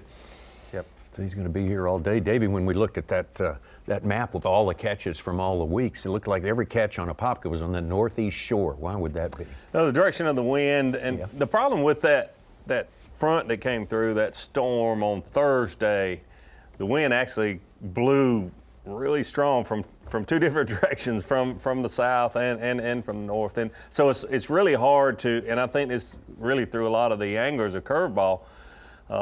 If you know the direction of the wind and it stays the same direction, then you know which side of the lake you should be on or not be on. But it really just stirred a lot of these lakes up. And Apopka being the biggest lake on the chain, the shallowest, the most silted, it really took a beating. But yeah, there's a good shot of it right there. Northeast corner. A little bit, now this goes against what I just said, but a little bit of that could be where you have cell service. Yeah, okay. You have cell service on the northeast because corner. without that, they don't register there. I could just keep on telling you all these reasons for all my knowledge of bass fishing, that all those fish were caught on the northeast corner, but a lot of them in the canal and a lot on the northeast corner. I think the cell service is a little better there. But to your point, a good bit of it was absolutely the fact that the wind blew. This lake was the most adversely affected by that storm that we had come through. A lot of guys that had very bad finishes, they were all in on this lake, and I certainly understand why, because it's the one that yields the biggest stringers of late in this whole chain. So I really would like to see Brad or Ed, come in and show the true colors of Lake Apopka, be able to catch a couple of those great big ones today. Don't know if Ed is in there yet. Every time we check with him, he's catching them in the canal. So and he was doing it because no boats had came through, but obviously Brad has since passed him, so that may switch up his game plan a little bit. But he can fish as much of the canal as he wants, because that is a long canal. You could probably go down one side, turn around and come down the others, lock through, and head home. It's time to go back. And head home. 1 and 2, Garrett and Queen.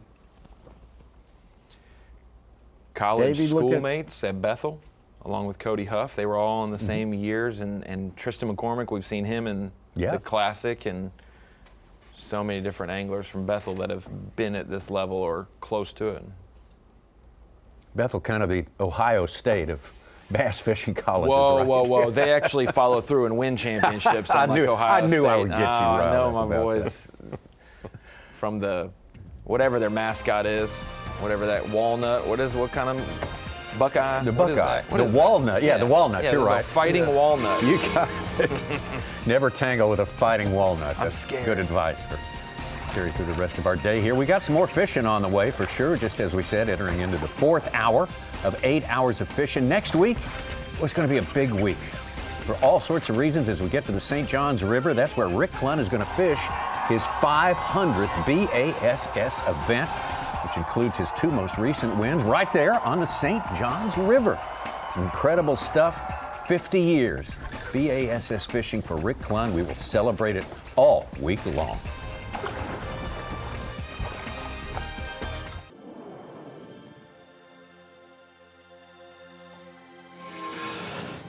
That is a sight of beauty.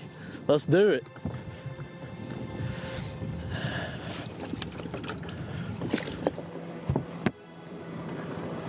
Let's go. Man, it would mean everything to win this tournament. I really, this week has kind of just been a fog, really. And I don't know if it'll happen tomorrow. I've had so many things, you know, got close to winning a few times and just never done it. I could see it going both ways. I could see me having a really tough day, and I could see it just going like it has been. I don't know how it's going to go, but if I were to win it, it would mean everything.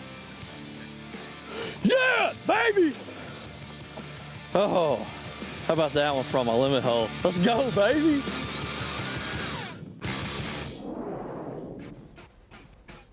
Appropriate BMC on point with a man who's been on point since at the opening moments of this tournament 4 days ago. 4 days ago? Yes, it was. Scheduled to be 5 days ago when we started. It feels like it's been about 7 days. Yes. And John would have probably been fine on Thursday in the wind and the storms with how small this lake is and having a little bit more wind on the spot. He would have, some guys practiced expecting us to have to go in that crazy weather. Well, they should. And so They that I should. think that is one of the smartest things to do is not bet that we're going to get postponed, but ensure that if we don't, you have a plan. I guarantee you it is best to plan on going fishing. And if those things change, then like if you're delayed a day, you've got 24 hours to come up with another plan. But to plan on a day being canceled is not a good idea. It's certainly my little piece of advice for any tournament angler. Let's check back in with Jason Christie. Been a little slow for Jason this morning. He's looking for a particular window during the course of this day. I don't know if he's gotten there yet, but he told us earlier that about a 2-hour time period is when he caught most of his fish.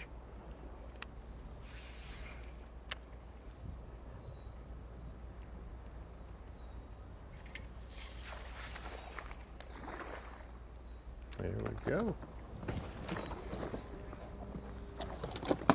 Like maybe he'd slipped in there where he said he wasn't going, and then right when he got back out and threw on the outside edge, he caught that Put all fish. these baits up and just take off. Quit messing around. They just got to get there, you know. Can't catch them if they're not there.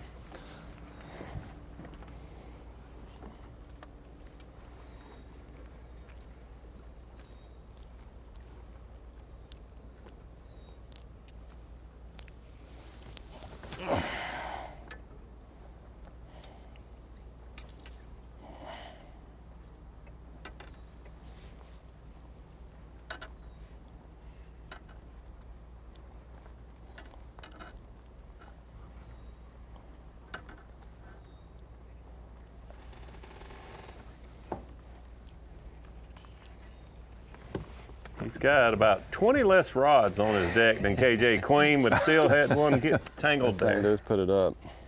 And still has about like 20 more than just got to keep it John laid and out in JT case just using 1 or 2 things this week.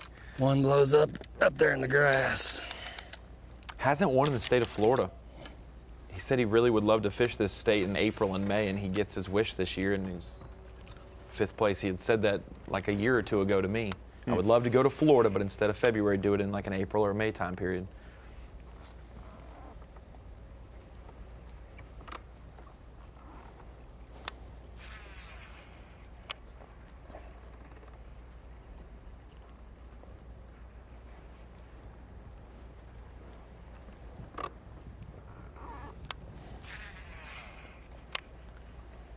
I think what Jason has been able to capitalize on is those fish, when the shed spawn dwindles away, those fish move out of those cypress trees and those very, very shallow areas where we've seen so many anglers catch them the first couple hours of the day, and then they set up on the outside edge. Here we go.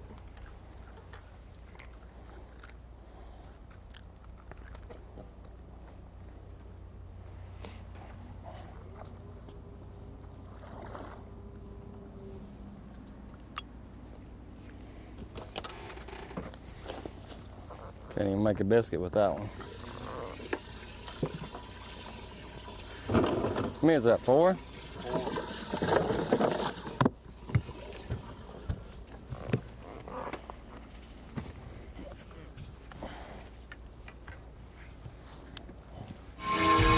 and 4 for Jason Christie. No size has appeared yet.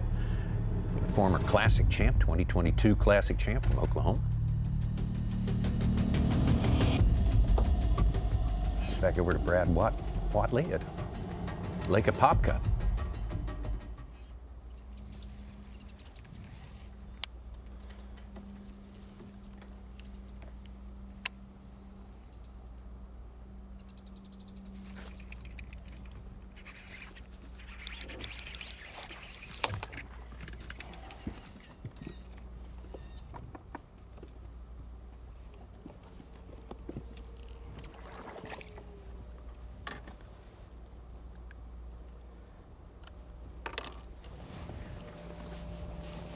Giants, son. We're catching them big ones.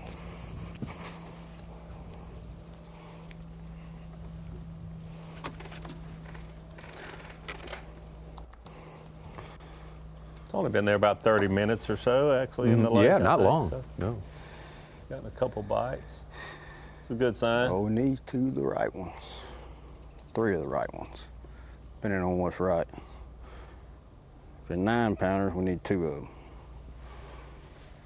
And then 3 solid ones. Got plenty of time. Thing is, when you get around them flipping down here in Florida, miles of dead water, but when you get around them, you can catch 25 pounds with your poles down.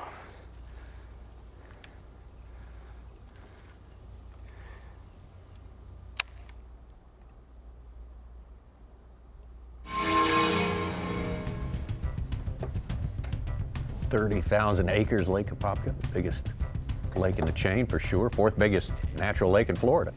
Yeah, there's plenty of houses around the lake as well, but it is kind of like the most jungle-looking big reeds. You don't feel like you're in Orlando, but when you see the planes and helicopters fly over, you realize I'm not far.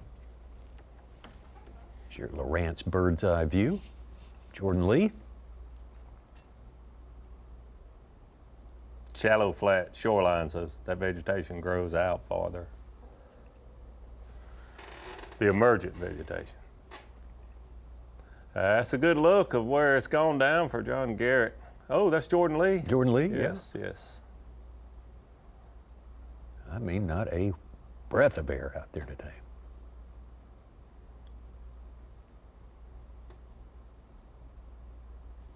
Jordan Lee with the biggest limit so far today at 13.7. Second place, KJ Queen with 11.13.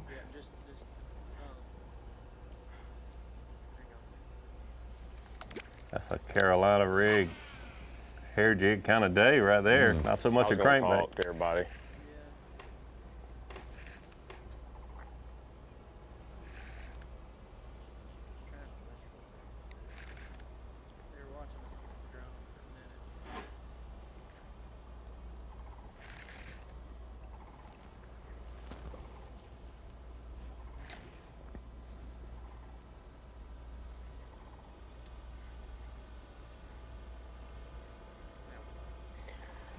All right, so I pulled up to my little juicy spot this morning. Was hoping they were gonna be there, and they weren't. They were just 12 inchers. So that was kind of a bummer. The first morning they were there, and the third morning they were there. And the second day and today they weren't. When y'all been watching me. So the camera, I'm thinking, is bad luck. See, I might have to get out. No, I'm just kidding, but yeah, it's so weird, man. I'm out here in the middle of Lake Bouclair, and there was found this little, just a outside grass line that had a little bit of a rough patch on it. And, you know, they were on it good, just like those 2 mornings. And that got me in the cut, but today, like I said, those weren't there, and so I kind of eased out a couple 100 yards out here, and I seen one bust. I caught that first good one over 4, and I started kind of milling around out here, and I've only got one bite on a rig, and it's been a good one, that 5+. So I've been throwing a lot of different baits, just trying to trigger one, but I just can't.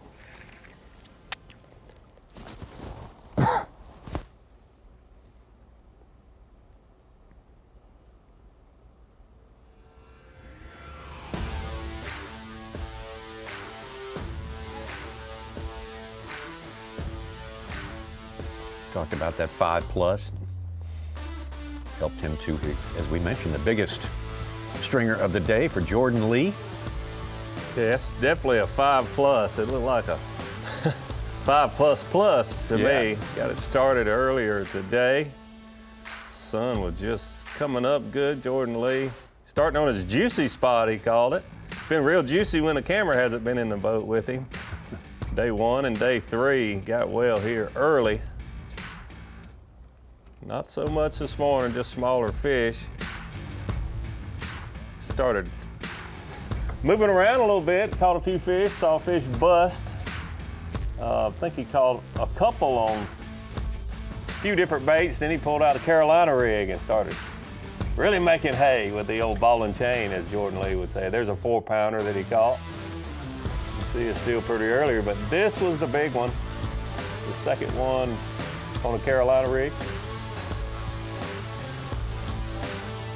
Yeah, that's the best we've seen so far today in terms of limits, and that's going to make Jordan Lee our Mercury move of the day from 9th all the way up into 5th place so far today.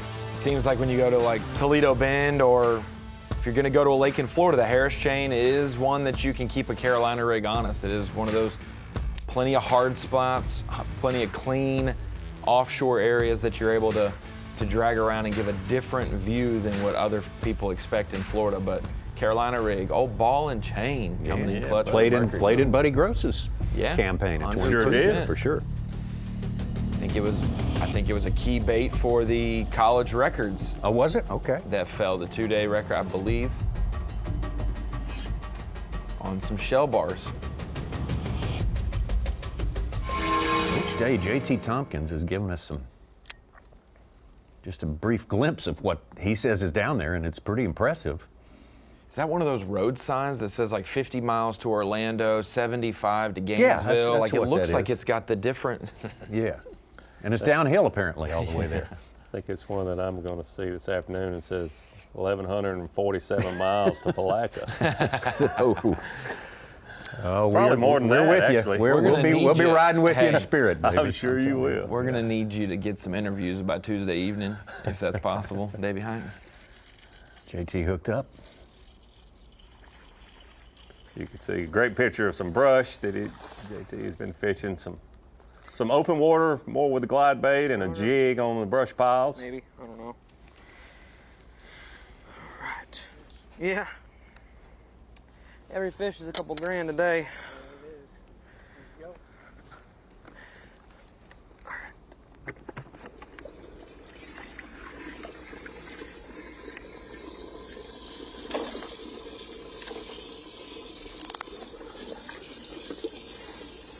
He's caught quite a few on a jig. He's like the only angler we've seen. You know, we saw a lot of fish caught on a swim jig, but he's throwing a jig and brush piles. He's caught a lot of fish this week on that. And Tyler Williams not throwing the jig. Well, and Tyler, that was a day 1 and a half a day 2, and we started to see him transition out of it in a jerk bait. And then yesterday, his biggest fish of the day came on his first catch, and that was on a jerk bait. And so it's seemingly transitioning out. But if you're going to fish a traditional jig somewhere on the Harris chain, it's going to be in one of the 2 or 3 lakes that he is in the Dora, Beauclair, Carlton region, compared to some of the other lakes, it seems, just based on the bottom hardness. There you see his jig was going right to the bottom. Boy, that didn't take long. About the time it hit the bottom. Not as big as I thought, but it's still a good one.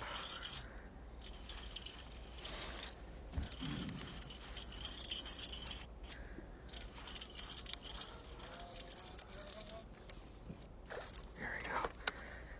All right.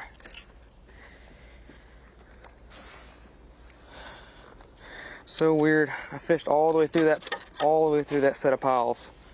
spun back around.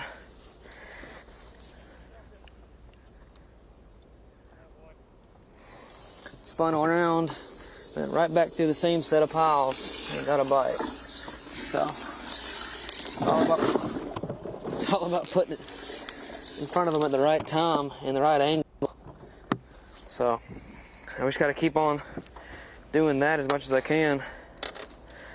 JT gets a lot of his fish on a half-ounce brown I don't know if you guys jig. can watch that on live, but it jumped so high you should be able to. I threw it over to Yamamoto flapping hog for a trailer. I'll dipping say it in that Fish put him juice, within 6 little pounds. chartreuse.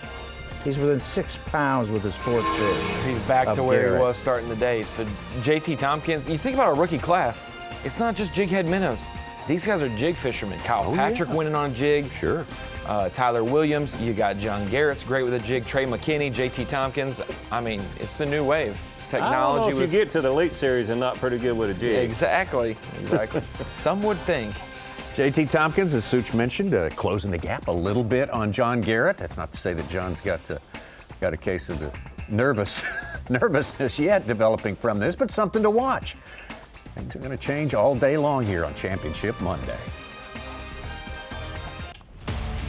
The Lowrance Bassmaster Elite at the Harris Chain of Lakes in Leesburg, Florida. Sponsored by Minn Kota. By Bass Pro Shops. And by Skeeter Boats. Championship Monday. It's been great competition all week long. 103 anglers actually started here. Full field fish for a couple of days and took it down to 50 yesterday. And 10 have made it through. So that's a big step in your season progression. If you can make a top 10 here by the third event of the year, you have done some good work. You have gotten valuable points. Now you can't fall very many if you're left in the action today, so you don't have to grind it, worry about a limit or not. You can take every chance you want to take. Go after the big ones. And this is the place to do it because we know that they live here. They definitely live here. And 33% of the season's done. In just a few hours, we'll have a third of the season done. We'll have almost half the season done after next week.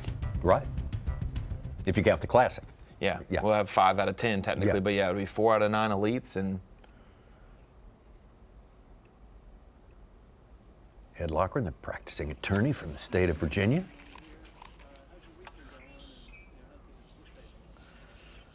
Well, the week's been great. And today, so far, I've actually had a lot of fun. I caught a quick limit on a buzzbait early in the morning, so that was pretty fun. I had a couple bigger fish that missed the bait. They weren't getting it real well. I caught several of them on the trailer hook. Several of them came off as I threw them into the boat, so they just weren't eating that buzzbait real well, but I had about probably almost 10 bites in about an hour and a half, and so that was pretty fun catching those fish. Now I'm back out here trying to catch some on a popka and hopefully just get a couple of big bites. If I can get 3 or 4 big bites, I'll be able to move up a good bit in the standings. Right now I've probably got about 10 pounds. I think to really move up I probably need about 17, 18 or maybe more. I don't know. These guys are catching them, I'm sure. So that's kind of how it's going, and I'm going to be flipping, I think, for the rest of the day. Certainly got perfect conditions for it there. Mm-hmm. The wind's been calm for a few days. I'll be surprised if we don't see Ed and Brad have an opportunity to put a big one or two in the boat. Hopefully they can capitalize. Got upcoming live coverage for you. Dave Mercer at noon with some on-location coverage. Have some good guests there, I imagine, helping analyze what's going on there.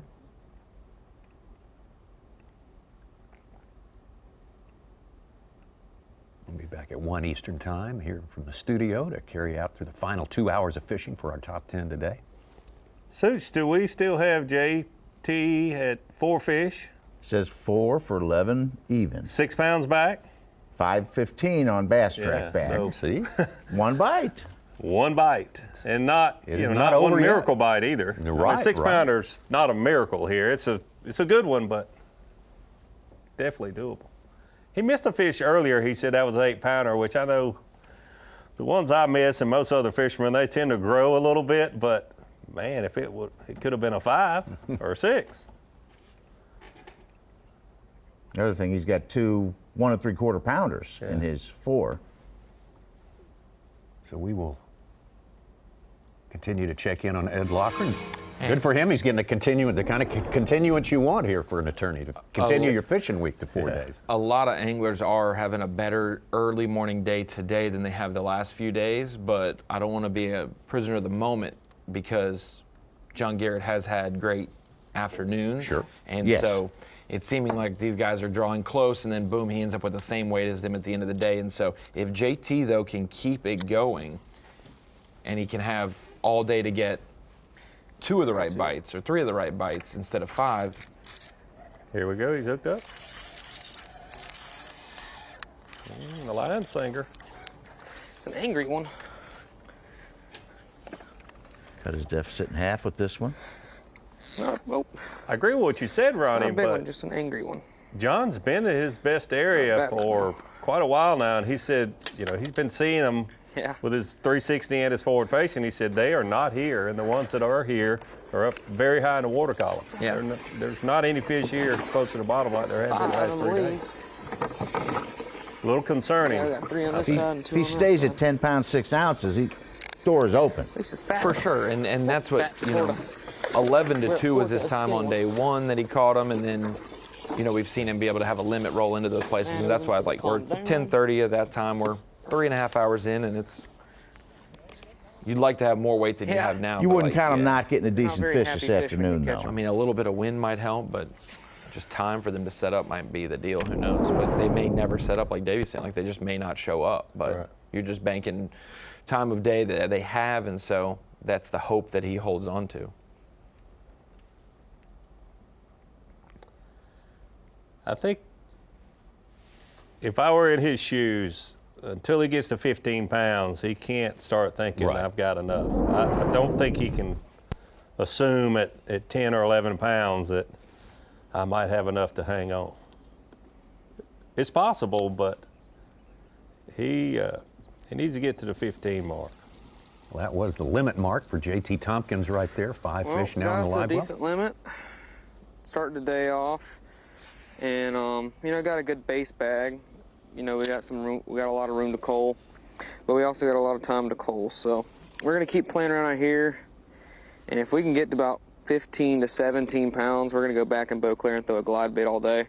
But I do want to secure, that realm of a bag, that 16 to 17 pounds. Because I know that, every single spot is a lot of money. So that definitely helps. And we're going to keep doing this for a little while. But if we can get 17 pounds and give us about 2 hours in Beau Claire with a shot at some true giants on that glide bait, we could definitely do some damage. But I'm not even ruling out that there's giants in these brush piles because I know there is. So just got to put it in front of the right one. I definitely have put it in front of a lot of 7-pounders this week. Just haven't got one to react to it and eat it good yet. So, but we're gonna keep on going. Keep on grinding out. It's a tough day, I can tell. It's not the easiest bite we've had all week. So I think if we could put together a good bag, we'll end up still with a really good finish and some good points, if anything. So going to this week, I wanted to win, of course, but you still got to look. We're in a marathon. We got 9 tournaments. I really want to win Rookie or Angler of the Year. That's the goal. So this is a good stepping stone towards that. Got off to a little bit of a struggle this year with 30th place, so we just got to keep the momentum from this week onto St. John's and Murray and try to get us some top 10 so we can make a comeback in the points. But overall, I've been having fun this week. I love throwing a jig and a glide bait. 22 pound fluorocarbon all week, boat flipping. JT, 2 days ago, he was out there in Beau Claire doing this at this time of day. He said, I'm going to do this for a while, but I'm not going to get very many bites here, so I'm going to go to this place where he is now. So it's a little bit of a reverse plan for today. Yeah, exactly. JT's got 13.4 on Bass Track, 311 back. He's got a 112, so a 5.5 pounder would pull him up close to Garrett. To Tyler Williams.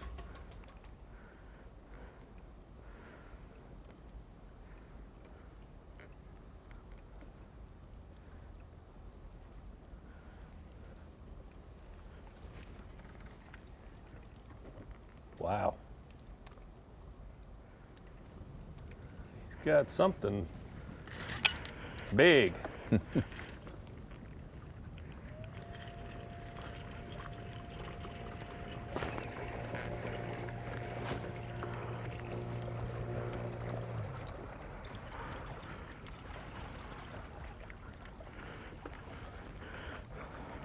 Oh, yeah. Yeet.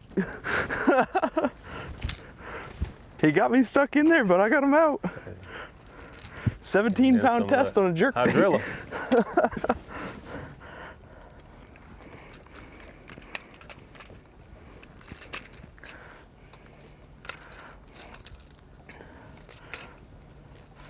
I didn't know when he pulled how big he was. I was like, this might be the one. Was not the one, but it is a one. You know, Tyler not wearing any shoes, a little concerning when he's fishing jigs, but I hate to say it, but if he keeps fishing jerk baits as much as he has the last few days, we're going to see one in his feet. Sweet. It's just inevitable, sooner or isn't it? later, Yeah. yes.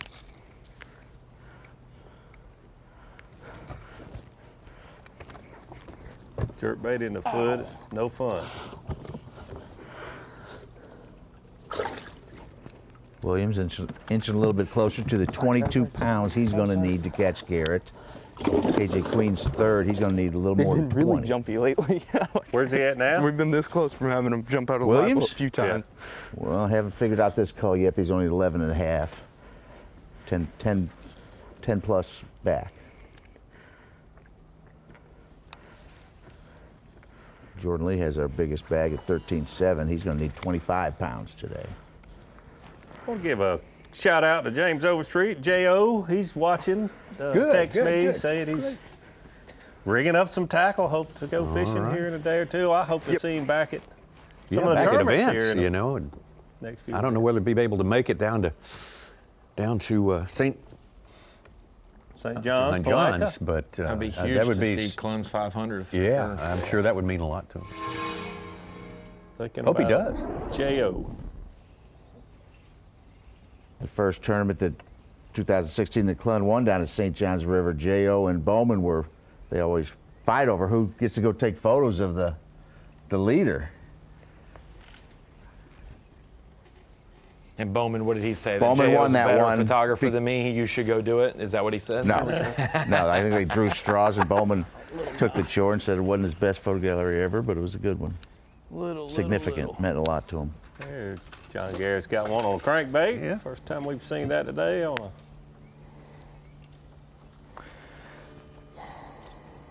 Now we got to see. Got a 1-0. I got a bite and got excited. Oh, an 8-ouncer as well, yeah.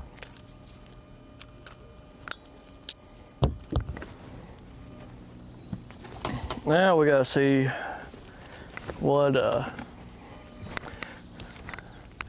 stays and goes and all that kind of stuff.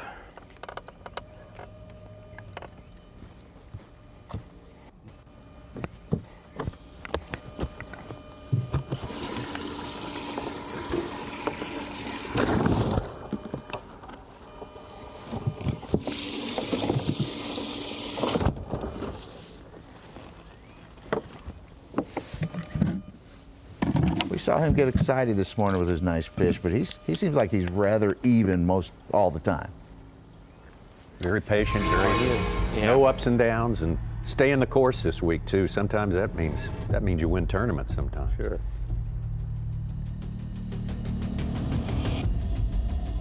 I got JT Tompkins. Not as physically and mentally drained on the fourth day when you try to keep that even keel.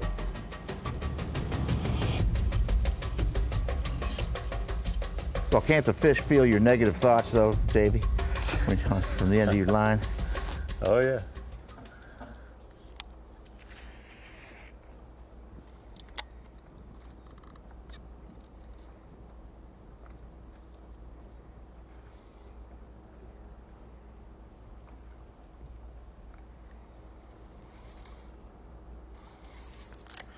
That's a giant. It's a giant. It's gotta be.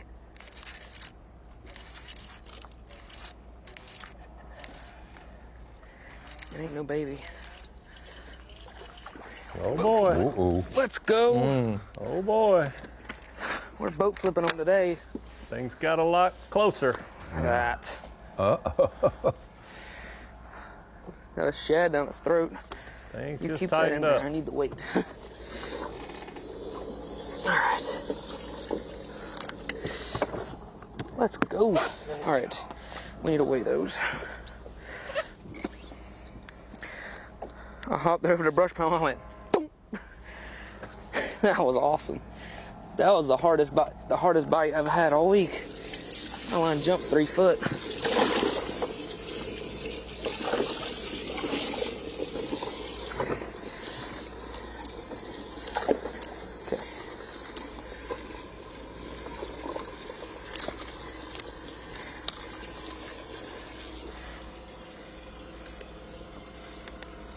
Pay attention here.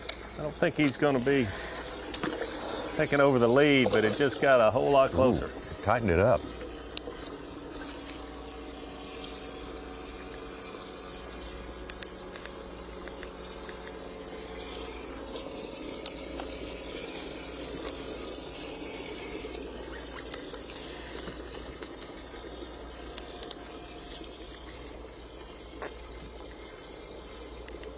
He started the day 6 pounds, 9 ounces back of John Garrett. Nope, don't do that. All right, so I'm pretty sure number 2 is to go. Well, just when you think we were about to hand the trophy off, it's too early. They're not going to hand that trophy till after 3 o'clock. I'll guarantee you that. Is exactly right. You may be able to run away and hide for a while, but sometimes things change. Certainly have changed in the last few minutes. J.T. Tompkins make it a little bit more interesting, actually a lot more interesting than it was just an hour ago. Good stuff here on Championship Monday. Got us a race going on right now, so don't go anywhere. We'll be back with more right around the corner from the Harris Chain of Lakes of Central Florida. Getting very near our 5th hour of competition at this Bassmaster Elite Series. It's Lowrance Elite here at the Harris Chain of Lakes. The weigh-in coming up. Not too early to start reminding you that 3 p.m. Eastern Time is check-in. We're all 10 of our competitors left out there today on Championship Monday. It's going to be right here on Bassmaster.com. As soon as the check-in is underway, we will shortly follow up with the weigh-in and decide our winner. Things have gotten tighter a little bit. That last fish from J.T. Tompkins rang in unofficially at 4.5, which also you factor in that small one that John Garrett just caught and got a small upgrade from. We're down to less than a 2-pound deficit. John Garrett to J.T. Tompkins, so I don't think you can avoid saying you got a bit of a race going on right here. Absolutely. That's what we like here in the studio. Yeah, we don't like the runaway days. Doesn't matter. Really, who wins out of this top 10? Just like the Bassmaster Classic, for a minute there, Adam Rasmussen got within half a pound. Yeah. And little did we know, last cast of the day, Justin Hamner would solidify the Classic win. But I expect my only concern will flare up in the next hour and a half if John Garrett's still at the same weight he is right now, because this is the time of day where you start to see some more. And you know it, Davey, all it takes is the right 3 or 4 fish to swim together in a pack up on a spot and you catch 1 or 2 of them. He went back-to-back with a 3 and a 6 yesterday, and all of a sudden... And he has not been going through numbers this week. You got to consider that. Sure. He's had to wait and wait and wait them out. That's why it was so important that normally when he catches 5 1-pounders on his starting spot, that today that he caught those 2, 3+ pounders, that he's okay with weighing those in if he only gets 3 bites at his main spot. Yeah, it'll be amazing if the little limit hole spot turns out to be the key to his winning victory. Spot. How about that? Yeah, could be. I was a little surprised he even stopped there this morning, but good for him that he did. But he said the wind was a little different. Things looked just perfect for it. Not really surprised that there were a couple 3-pounders there, which at this point are gold to him. Got one to bite, 4.5, 5-pounder. So they're the right ones. It's just getting them to bite. You know, honestly, I'm too far into it. I'm down the hole, so right now it is, but I'm gonna try to switch it up. I'm gonna try, like right now, I'm gonna stay around the brush instead of trying to find just absolute no reason why. Just hope I get lucky and catch one. At least around the brush, like there, I got around the brush, bam, seen one, you know. Out here, you don't know. I could run into like a little area that's got them and just beat them down, but the odds probably ain't that great. That's the reason I think I need to stay around this brush. I don't know why they're this loose.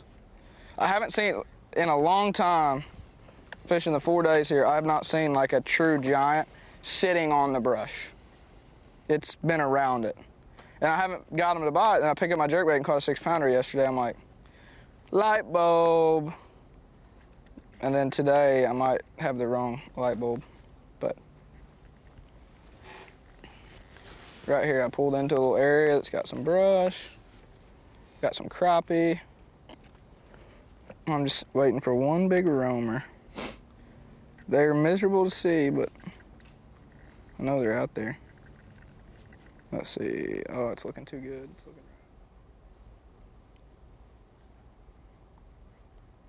One good one and one good one missed for Trey McKinney so far today. Not missed, but just coming off right at the boat. It's 1 in 100 kind of deal. Yeah, maybe 100,000. Yeah. The mouth of the fish has to be the exact, has to be just a tiny bit smaller than the length of a jerkbait from the end of the bill to the back. I wanted to bring in the Dakota Lithium Screen of Knowledge and tell you guys a little bit about our rookie class. You know, we've had so many good rookies so far this year. We think about Toledo Bend. We had 2 make the final day, with Ben Milliken being one of those. Then you go to Lake Fork, you have 5 make the final day. 4 have made the final day today at Harris Chain. When you think about the 2 at Toledo, that was a downturn compared to what it's been the last 2 events. But at Toledo, we have to remember, guys, 7 of our rookies were in the top 21 of that tournament. So only 2 made the final day, but 7 in the top 21. This class has shown up big time. And so I wanted to talk about that prepared rookie class, whether you're thinking Kyle Patrick coming in with an Opens win last year and making top 10s at Lake Fork. You think about John Garrett and his college resume coming into the Opens and then succeeding and making it to the Elite Series. Ben Milliken, and obviously his prowess for Big Bass on YouTube and being able to catch him in the state of Texas like he does. That has translated well when we've gone to our first few stops of the season. Tyler Williams, Trey McKinney, so many people we're getting exposed to. I couldn't even put all the rookies on here. You got Tim Doobie, you've got Robert G, who had a top 5 finish at Toledo, and Wesley Gore as well. We could add them all in here. Logan Parks, not to mention as well. But let's look at the stats through 3 events. This is some unofficial / official stats. Our 10 rookies through 30 possible 10 spots. So you've got the top 10 in 3 elite events, 30 total slots. 11 have been occupied by rookies so far, 2, 5, and 4 of our first 3 events. One of those was a win by Trey McKinney at Lake Fork. Could be a win today, whether it's John Garrett or JT Tompkins. That's why there's an asterisk there. Maybe Tyler Williams or Trey McKinney jumps up there on the final day today, this afternoon, to be able to win. But so far through 3 events, the rookie class has made $326,000 in the first 2 elites and so far today. That's unofficial because today, if we add up the $30,000 worth of checks for the 3 rookies who made the cut but didn't make the final day, and you add up the 4 rookies in the top 10, let's just say there's a first, a second place rookie, maybe a 5th and a 10th. We'll spread them out throughout the top 10 to get a baseline average. That would be another $205,000 from this tournament. You add to that, it would be over $500,000 for our 10 rookies so far that have earned through the first 3 Elite Series events. So the prepared rookies through the gauntlet of the Bassmaster Opens EQs, it has shown out well. The College Series, putting them out the Bass Nation with Tim Doobie. All these levels of B.A.S.S have put out some prepared rookies, and they're showing it already. Think about that, Davey. A couple years ago, we were worried if rookies were going to hang around for a few years, and through 3 events, they could make $500,000 combined together. That is awesome work there. The Dakota Lithium Screen of Knowledge there, Ronnie. Fired up, brothers. And our winner at the first event was 1 event out of being a rookie. 1 event past being the winner at the Toledo Bend was 1 past being a rookie. Yes, sir. That's, you don't even figure that in, but that's. And we almost had an Opens angler win the Classic, Adam Rasmussen. So if you're not at the elites, but you're coming, we will find you because we have the levels that'll expose your talent, no doubt.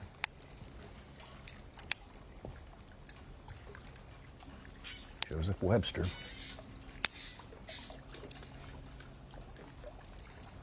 Getting deep into the shadows there. Spanish moss. Oh, man. Cypress trees. Got him Here again, we go. I guess.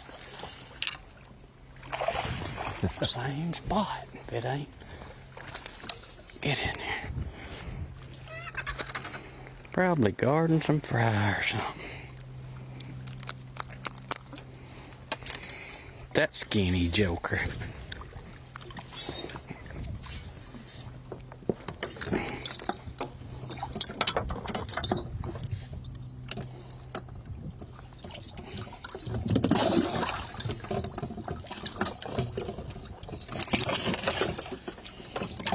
We're here at a different time of year than most of the events, opens or elites, but it's amazing how many fish have been caught this week in less than a foot of water. Really? There's a lot of those fish that have been in 6 inches or more that these guys have caught. Various reasons for that. He was talking about fry garden or shad spawn, but that's one structure. We talk about grass, rocks, wood, Davey, but the one structure we don't ever talk about is shade. And shade is, from right now on, shade's going to be a dominant structure for a lot of the southern lakes as soon as these fish get off bed. Shade was a big part of me winning the Classic. It was a big deal. We've seen it play up the upper Mississippi River, even at La Crosse. We've seen it play on the final 2 days. 100%. Very, very important.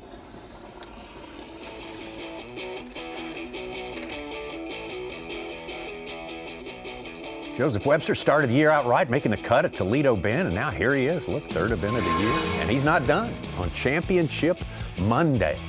What we have seen so far today has been very exciting. And really, just gotta say hats off to these 10 who have made it here. They've hit a big lick for their season already, and none of them are done yet. I think I can speak for most of us in the studio and most of our viewers. John Garrett looked like he had this thing, he was wrapping it up this morning with the first hook set right here. You're looking at it. Way ahead of the game first thing this morning, but boy, things have tightened up. Absolutely. His patience will be tested, and he has passed the test all week long. It'll be tested for one more day. We'll see how it turns out. I think there's a lot of twists and turns in the plot before we get to the end of our day here. Even his best friend's KJ Queen, a college roommate, is out for blood today. I want to beat one guy, John Garrett. We got live mix coming up. Dave Mercer with on-site local coverage coming up after that at noon Eastern time, and then we'll be back for the final couple of hours of fishing. Great having you with us here today. Oh my gosh! Yeah, at 12 p.m. is Dave Mercer will have some good guests, I'm sure, or a good guest. Yes, sir. You always find the best. We look forward to wrapping up a very exciting day, and now seems more exciting, way more exciting than it did when we started the day. So we've got that to recommend to you as well. Thanks for being with us on our Monday, Championship Monday. It ain't over till it's over, baby. Fantasy.com.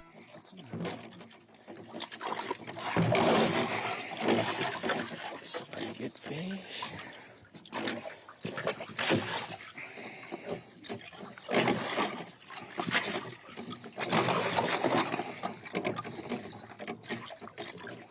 Well, skinny bud, I believe, better than next. Yeah, I got 3 on here. 1, 2, 3, 4, 5. Well, I'm going to tell you a little bit about that. I rolled in here the last 2 days, and off that tree right there, they had one slack lined it both days, and I missed him.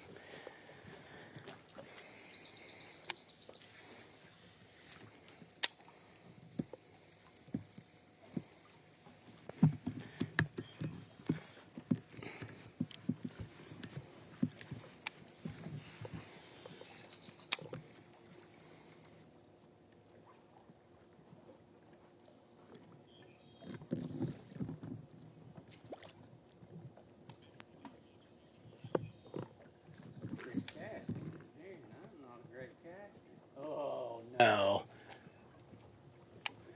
Ooh, not good for the home team. You know what? I think I've got another chatterbait or a slobber knocker hung back there. Might as well just go in there and get them.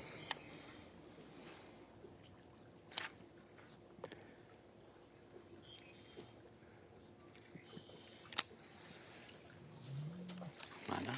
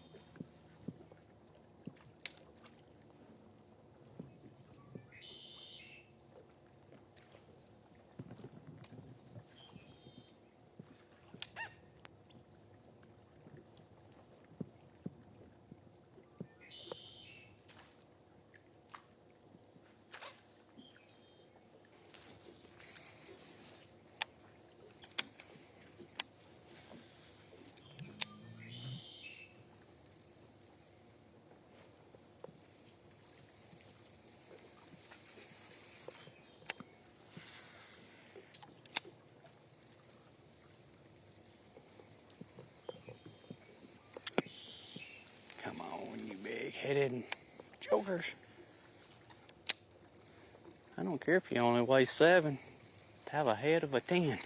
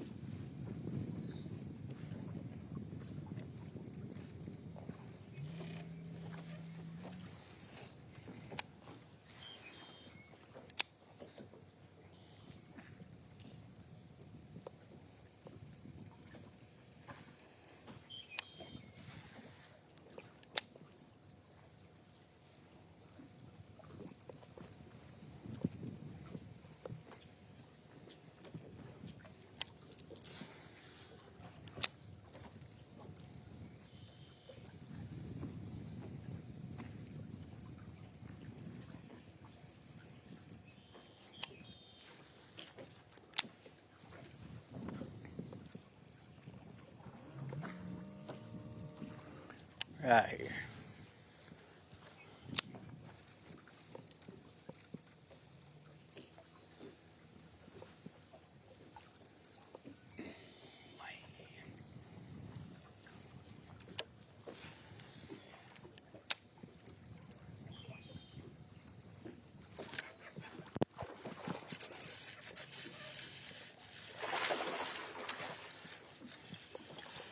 We need this one bad. Get in here. Yes.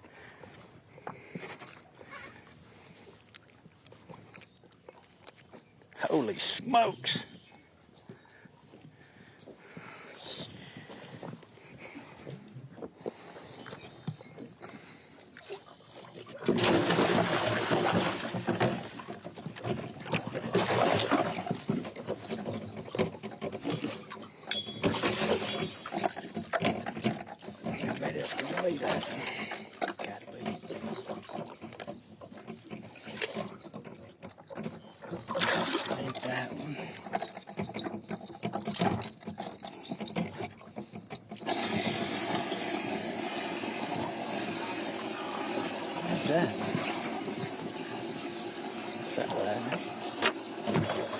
Man, this has been a good spot, bro.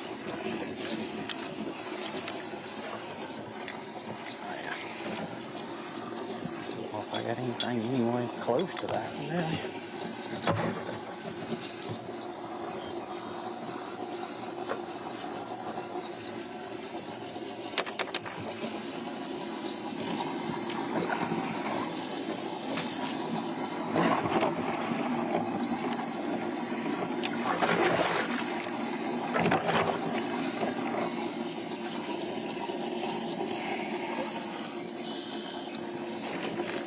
Man, that's a fine fishing day. That skinny man.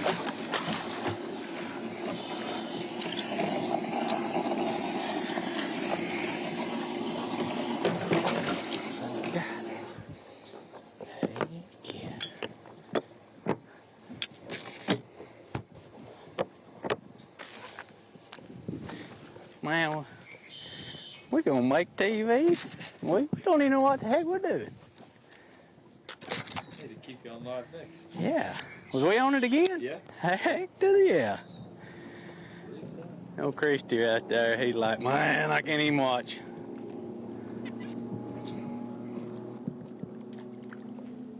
I lost one on that tree yesterday. Did you? Right there.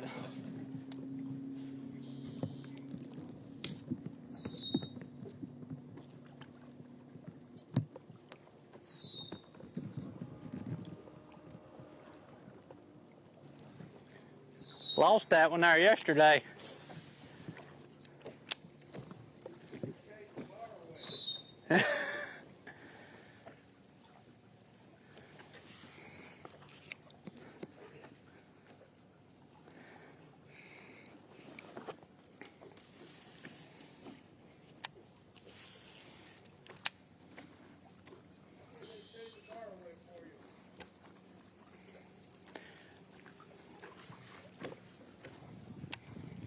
So then put that other one in. How big was that last one, too? What do we got to get? What do we think we got? 11 and a half probably? Right now, before those last two, 9 pounds even. I figure, what do you think? We're close to 12 maybe? 11 and a half? So whatever you need to put in there to get us to probably 11 and a half.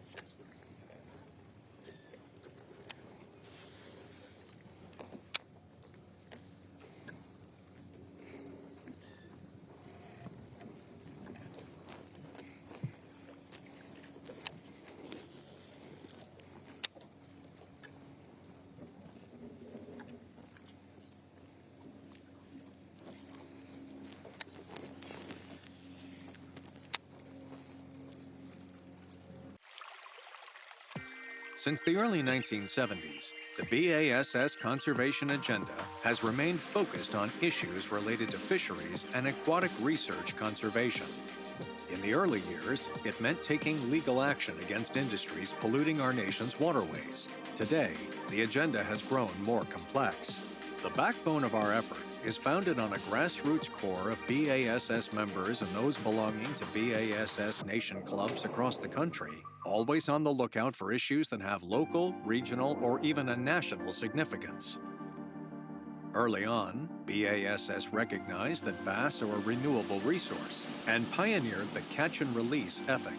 We recycle the bass we catch in these tournaments. We have our sport, but we don't hurt the fishing of the future. In the late 1960s, Ray Scott revolutionized bass fishing. He founded the Bass Angler Sportsman Society, now the world's largest fishing organization. Before his efforts, bass fishing was a niche southern pastime, often overshadowed by trout. Scott elevated its popularity and preservation. Today, his legacy lives on, a testament to his conservation efforts. The story of catch and release actually was a trout fisherman's. Ray was just watching. He was kind of sitting up on the bank watching there, and these flagger boys, as he called them, were spread out down through there and working their line, and all of a sudden the guy set the hook and they hollered, "Fish on!" Easily led the fish in and pulled it up, and he said it wasn't more than a foot long, and everybody went crazy when he released that fish. They were high-fiving and clapping and screaming and everything, and he thought, well, what would the old bass boys do if they were releasing 5-pound bass? After I saw those people with a peddling foot-long trout get that excited. Ray Scott like that, had his vision and a dream. And this was what became known as Don't Kill Your Catch. Folks, I'm Ray Scott. The pages of every issue of Bassmaster magazine is fostering and encouraging our members to become more and more aware in the conservation effort. Our tournament and our society has sponsored the Don't Kill Your Catch program, and these fish that you see in the large tank here are bass that were caught during the tournament, are released alive and safe back into the waters that they swam in. Bass has come a long way in 5 years. I guess we've got a long way to go, but we'll get there because we're committed.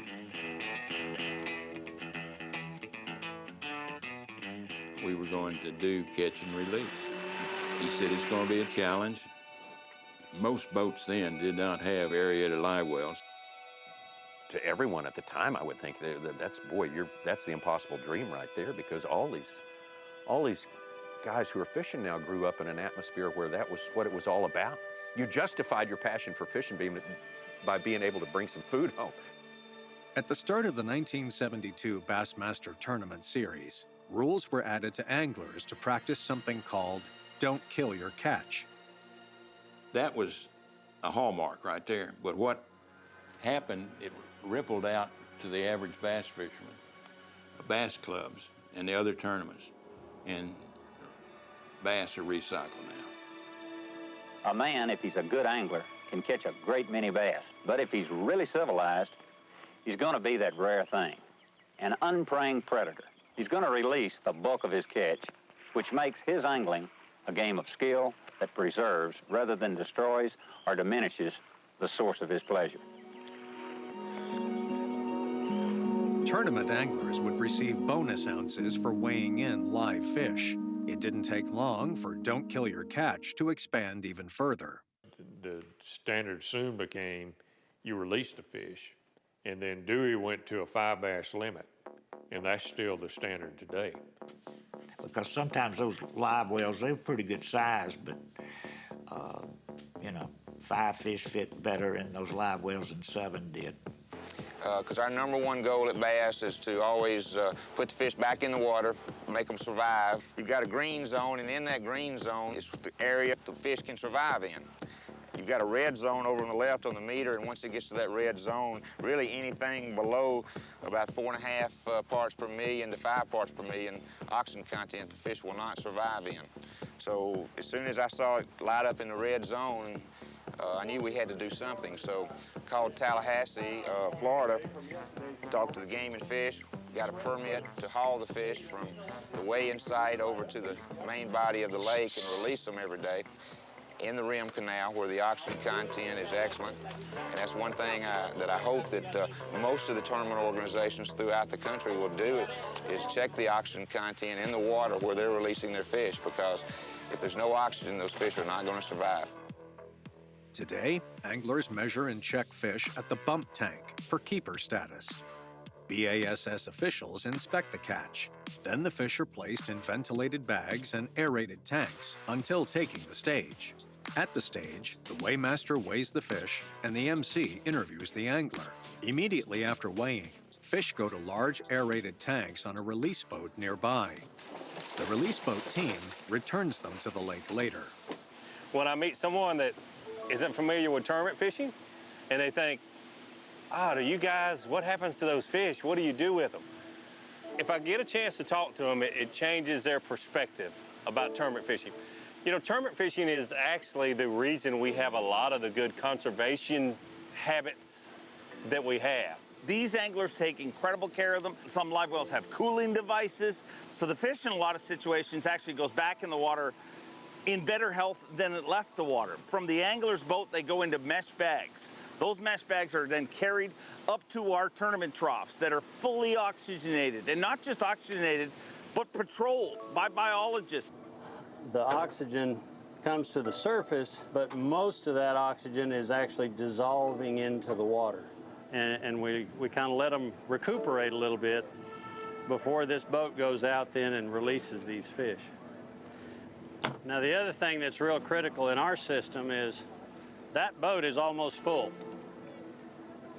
We have the computers on stage are linked to the scales, so we know how many pounds of fish have come off the scales and into that boat.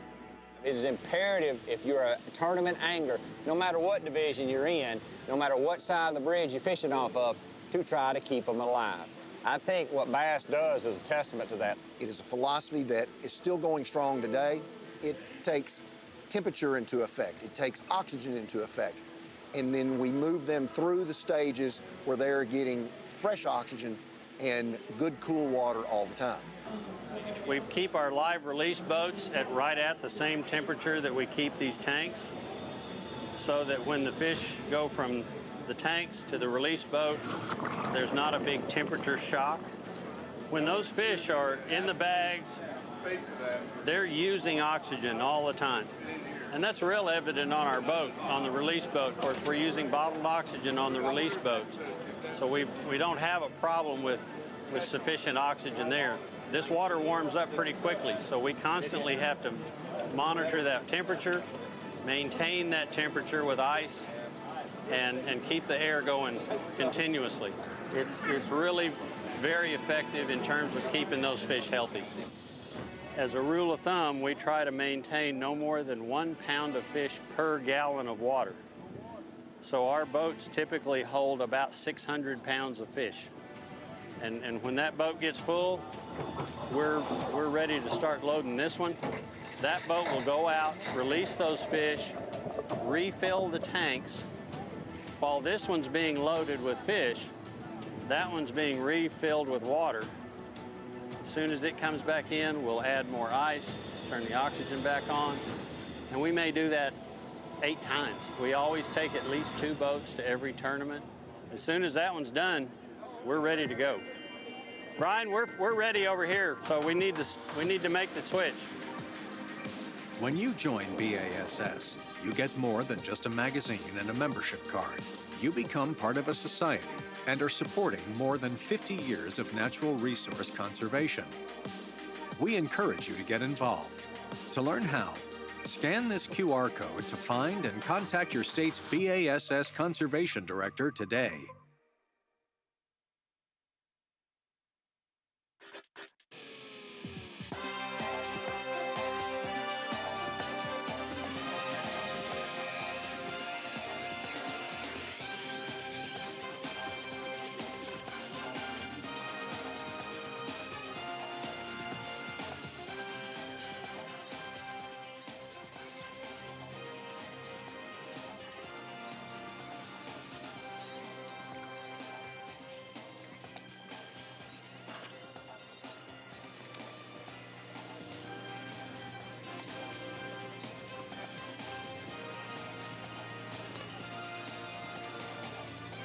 Oh, just don't move. I think she'll help.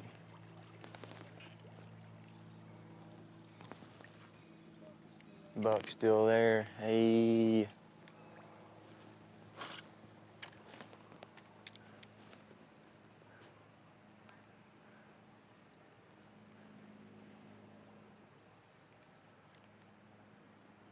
Golly, that gar got me.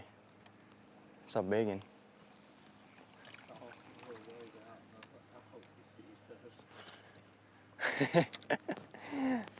I wasn't even paying no attention. I was looking over here. That's what's bad. I think that one will help, especially if she's fat still. Hadn't weighed them yet.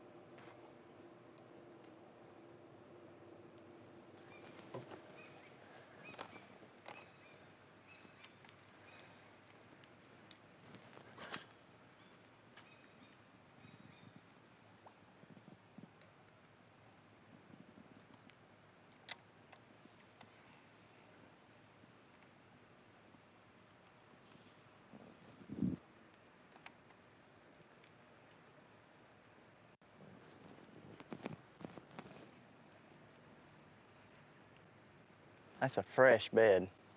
That bed has not been here. There's one on it. Just real white looking. He's there, but I don't know if big girl's pulled in with him yet. I have to leave it, wait, see if a girl will pull in with him.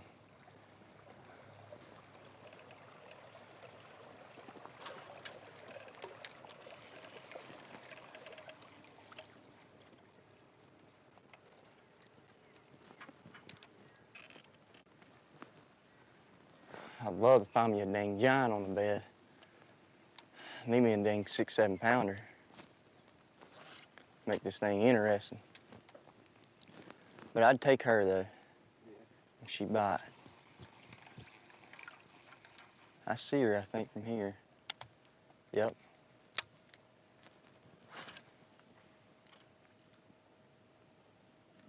Go out there and eat it. Go out there and eat it. Go out there and eat it. Eat it, eat it, eat it, eat it, eat it.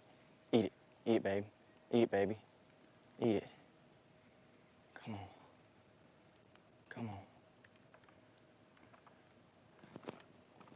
Come in.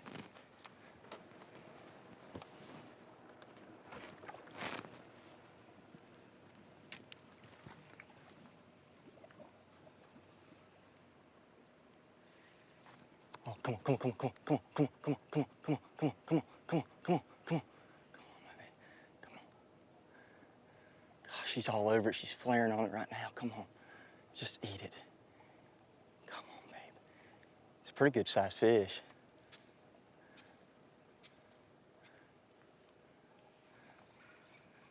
I just don't want to catch that buck. I want to catch her.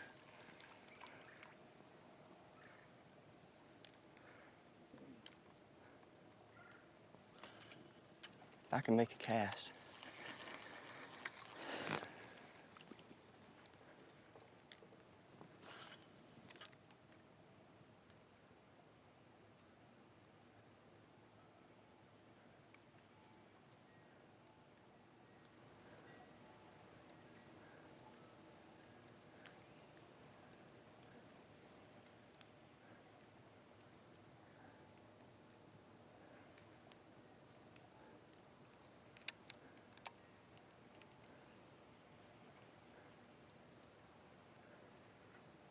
Gosh, she should have ate right there. Turn around. Turn around. Turn around. Oh, no, no, no, no, no, no, no, no, no. Oh, gosh, the buck went all over it.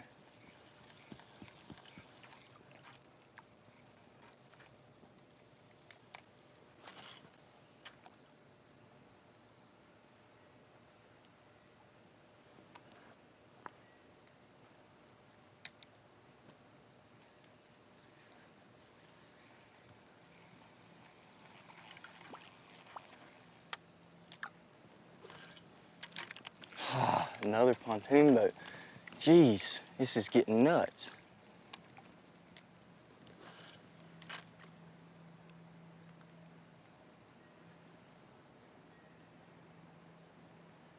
Come on, baby. Eat it. Eat it. Eat it. Eat it. Eat it. Oh, oh, come on, come on, come on, come on. Oh.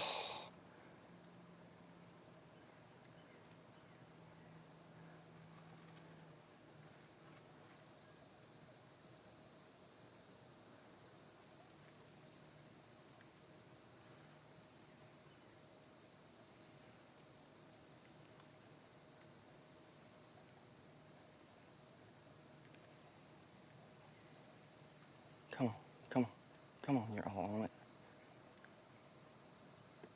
Come on, I know you want to. Let me make you famous, babe. No, oh, that stinking bug. Don't eat it. No, don't eat it.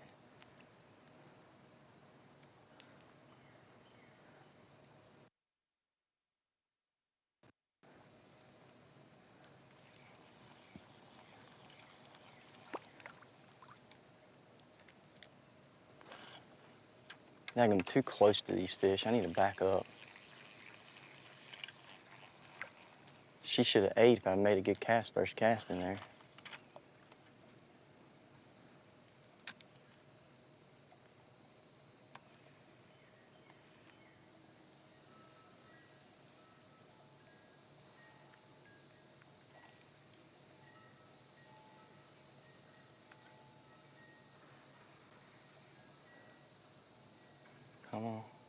Come on. Come on. Come on. Come on.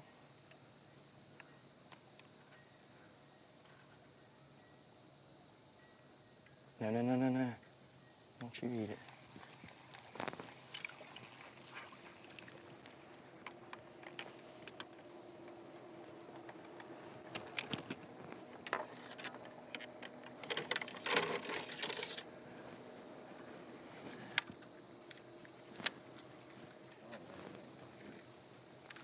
I have no clue.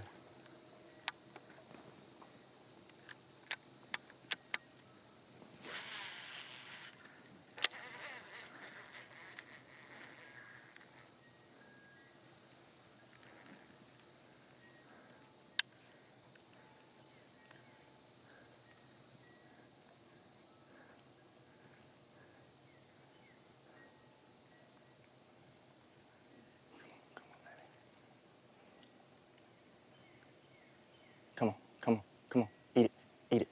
Come on, come on, come on, come on.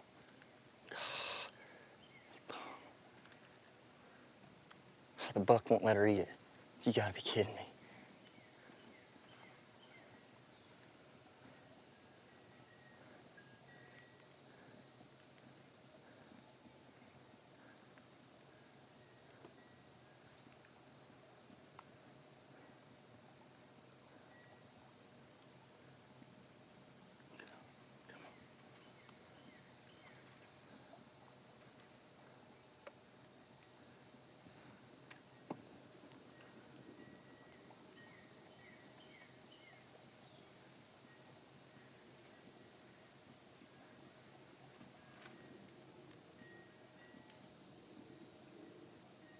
Dude, there's like 4 fish in that bed right now. That's nuts. Yeah.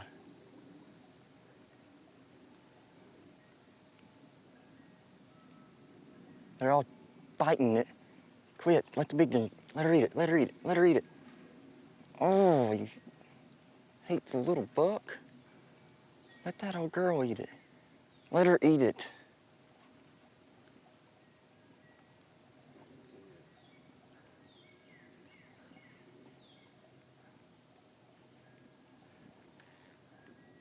I'm gonna catch her if that old buck would stop. Quit, quit, quit, quit. Oh my gosh, she sucked it in and spit it out.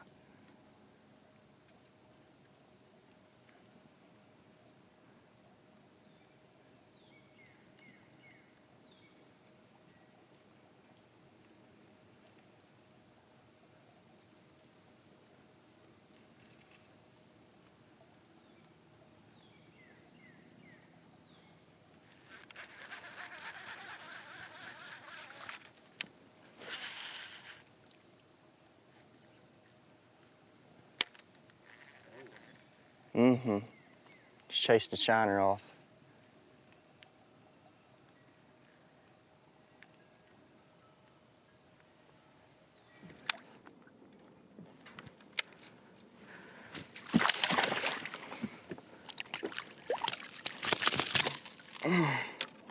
Stop it.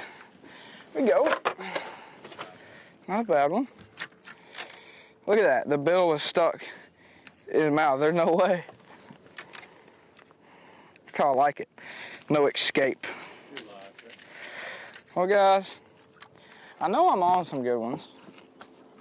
It's just getting on a bite. Like, every fish I've had bite today, I've had a 5-pounder bite, a 4-pounder, lost one of those.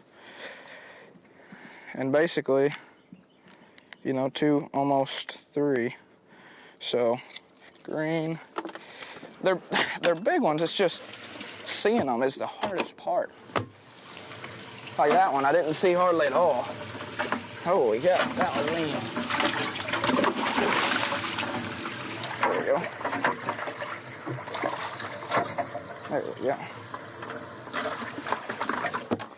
But like I said, we'd be in a different ball game. We'd have like 14 and a half right now if I would have landed that other one.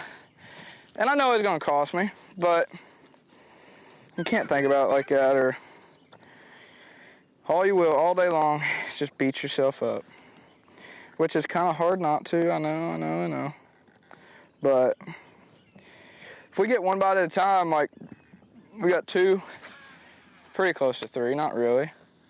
And then a 4-pounder, so not bad start. We don't have that much time. But might as well make something happen with the time we got. It's the only thing I can say here. Man, no idea how bad I want to go back and redo that one. He was mine. Like, he was mine. And I goofed it, but it's all right.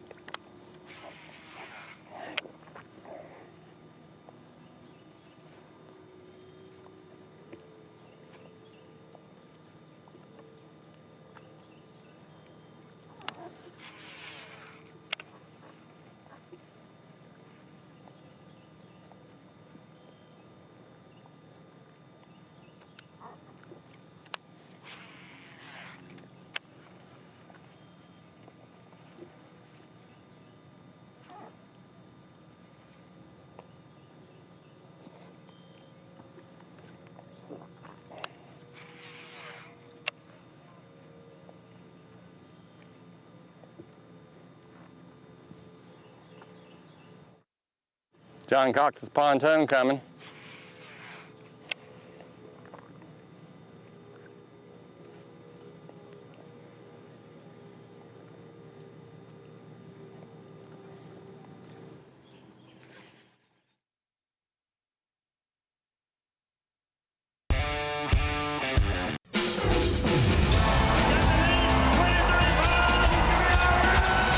You're watching a B.A.S.S. presentation.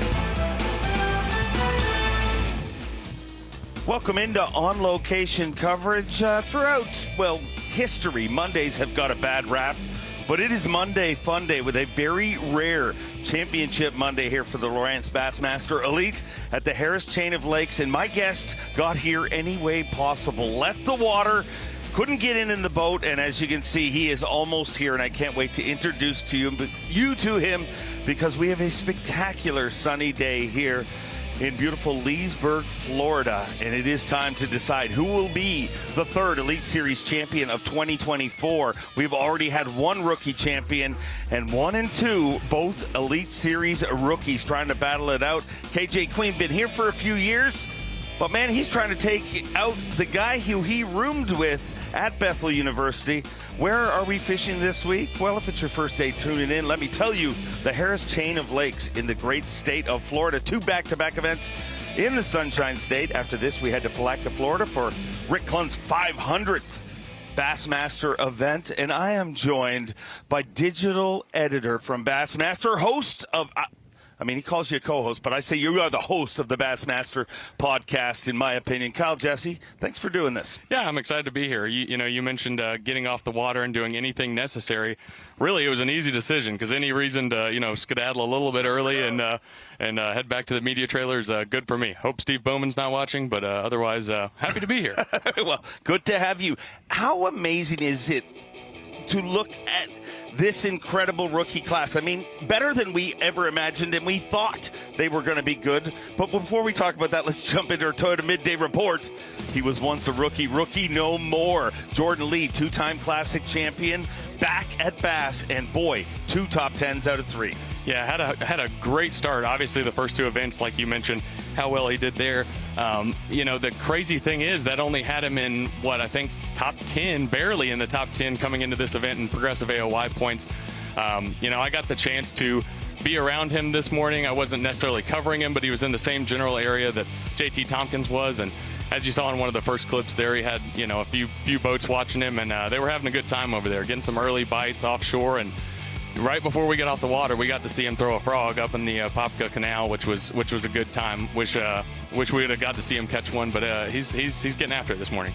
Jordan Lee has been a phenom since he joined this sport. I mean, he was one of those highly talked, kind of like our tournament leader, day 3 leader, John Garrett. Everybody talked about him coming into this, but this sneaky surprise from Maine, the main event, Tyler Williams, quickly becoming a fan favorite and his 2nd top 10. There's no question. And, I had the chance to cover Tyler in a nation event, would have been 3 years ago at Lake Erie. And he was wearing, he kind of went a little viral there. He's wearing an off-'em hat, not an on-'em hat. He was off-'em. Well, it turns out he wasn't off-'em. He was catching them just fine and ended up almost winning that event. Another top 10 here for Tyler. How can you not like this kid? Always smiling, always having a good time, never taking anything too seriously, as you can always tell. And I know you're high on this kid for sure. Yeah, and the amazing thing is, I've yet to see him feel the moment, like being in an environment where you're like, okay, it's the first day of the Classic. He just giggles his way through this. And a free and fluid angler like that is a scary angler. Yeah, there's no question. I mean, the more free and just having a good time you can be in that mindset, that's going to, help propel your entire career. I mean, when you don't put too much pressure on yourself, it's always a good thing. A lot of pressure in your first top 10, which he had a few years ago. Forgot to gas up that time, but he had a full tank of gas this morning, KJ Queen. And I heard he was the first angler here this morning, beat Craig Lamb to the boat ramp, which is nearly impossible to do. You'd basically have to camp out overnight. But yeah, KJ definitely grown a lot in that time period. Had the opportunity to cover KJ on the college series, and like you said, this youth movement is certainly a real thing, and it's crazy to think KJ's not necessarily one of the younger guys anymore that's in the top 10 when you consider, the Tyler Williams, the Trey McKinneys of the world. Just an outstanding angler, and that just shows how good Bethel is, because I know it's been talked about a lot, but even at Bethel, he wasn't necessarily the, top angler. I mean, the depth that they had with Cody Huff, Tristan McCormick, all those guys, really, really impressive. Speaking of impressive, our reigning EQ Angler of the Year, JT Tompkins, I joked with him yesterday, I'm like, all these rookies making top 10, about time you showed up. You're right, yeah, no kidding. I got to cover JT this morning. That's who I was with the majority of the time. It was a slow morning for him. Obviously, that big fish on the glide bait was right at the boat, and I think that shocked him. In this area that he started in, the one thing that I did notice, and I could kind of overhear him saying, was that, there was a lot of short strikes. They were following it to the boat, weren't committing to it, getting the back hook. He lost a really big one shortly after the glide bait catch. Made a move, started fishing some brush piles, I assume, based on the fact that he picked up the jig, and started going to work there a little bit. JT Tompkins, part of that rookie class, and they're really just, they're gypsies. They're bass fishing gypsies. Last week they were all at Murray because the cutoff's coming up for pre-fishing there. They do not spend any time not on the water, but probably the most mature of our rookies. Remove Milliken from the mix, but our tournament leader actually has a child, actually has not just a girlfriend. Half of them don't have girlfriends, never mind wives, and that is John Garrett. But he has dealt with trials and tribulations to get here. It was not an easy route for him to arrive. Absolutely not. I think, most people, most normal, individuals that had such a good opportunity to make the Elite Series multiple times and falling just short, I think that would really take back a lot of people. I know anglers in the past, you get that close and you almost just want to take a year off because you feel like, how much closer can I possibly get without doing it? That didn't get in John's way. Obviously qualified last year and making his mark early on this year. An incredible angler and had so many near misses. When he fished the Classic back in 2016, there's certain collegiate champions that come along and you're like, I will be seeing you again. And in 3 events into his Elite Series career, he is proving that to be a fact. But it looks like he's in control of this tournament, but the door is still open. And remember what happened last time he was here. He was leading AOY, and then JT Tompkins came up and played the boogeyman. Right. Yeah, hopefully in his mind, I'm thinking he hopes that doesn't happen this go around. Of course, yeah. Talked to his grandparents this morning. They were telling me when he was 4 years old, he used to hoist trophies and announce himself as Bassmaster Classic champion. It's wild, Kyle. I think that's why all the anglers feel good when they get here. Because they live this life it's an outsider sport. It's quickly, that's changing. But 20 years ago, if you were into this, that was weird. You were the weird guy. Well, then you come to the Elite Series and you're like, hey, there's others like me. Yeah, no kidding. Yeah, he got off to a quick start this morning. I think that's going to help him out tremendously. Dalton Tumblin was with him this morning shooting photos, and definitely a quick start.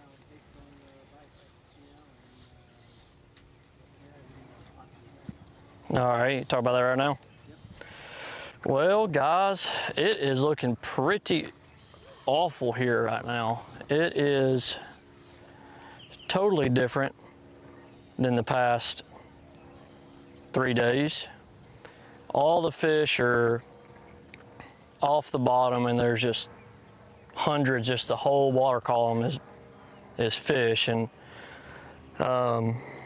if it were just bass, I'd be fine because I could pick them off, suspended. But there's so many gar and tilapia and stuff. They're all off the bottom. I don't know what happened here. I don't know if something happened to the water, made them get off the bottom or what. But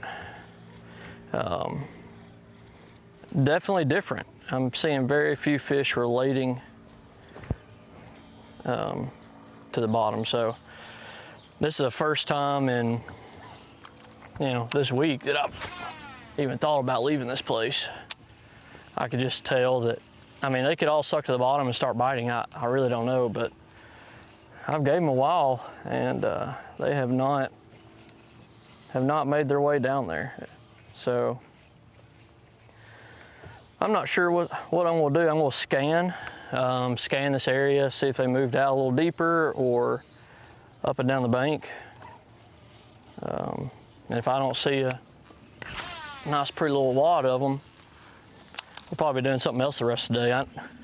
I know I'm not in terrible shape. I mean, but I need one more good bite to, I think, for sure win.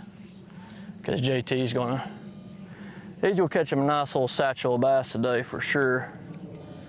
I got a decent lead, but I need another pound or two probably to have a chance to win. So I think I'm gonna scan right now. Done talk myself into it. Done fished through my area 3 or 4 times and haven't took a bite. So we're gonna do that right now. Scan. Yeah, not many of them. I don't know. I mean, I did what I thought to do to catch a big bag, and generally, you know, when you go for a big bag,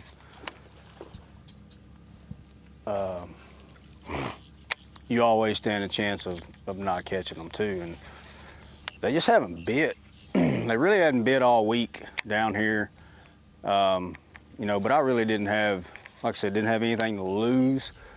And things actually, as far as the week has gone, actually worked out my way because my practice was, anybody that knows me knows I like to flip. And this is probably the top 5 best flipping bites I've ever seen in my life down here in practice. And I just got a bad boat draw day 1, which is mid-pack, which puts me mid-pack day 2, and the lock had been taking an hour in practice. So in reality, everything worked out because if I would have had a good boat draw, I would have came here, because these fish haven't bit all week. Anybody who's been down here really hasn't caught them. And so I wouldn't be here for more than likely fishing today. But I had to come. I mean, they haven't bit since the big storm, and I figured, you know, they bit a little bit yesterday, but it was a lot of little fish.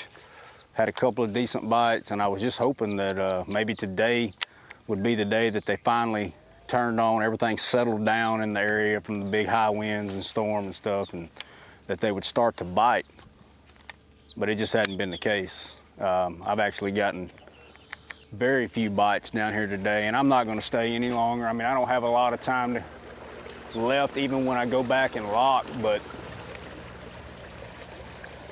I mean, I can't get a bite. I cannot generate a bite down here, and I've tried everything. I've switched up weights, moving base, I've done it all, and I just can't get bit. So switched up areas. I've seen a lot of fish. You can still see it. I mean, they're in the area. They're in a foul mood for some reason. I don't know what's going on, but that's part of it. I mean, that's the way it goes. I definitely wasn't going to move up, and sure as heck wasn't going to win if I'd have stayed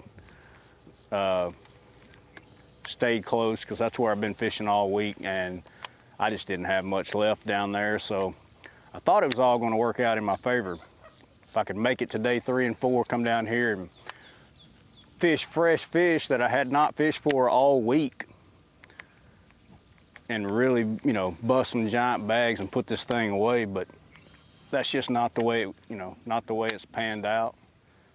But that's Brad Watley, stereotypical swinging for the fences, and I think that gets overused. Obviously, you hear it way too much. It's much better than I didn't catch him today. But that's truly what you see.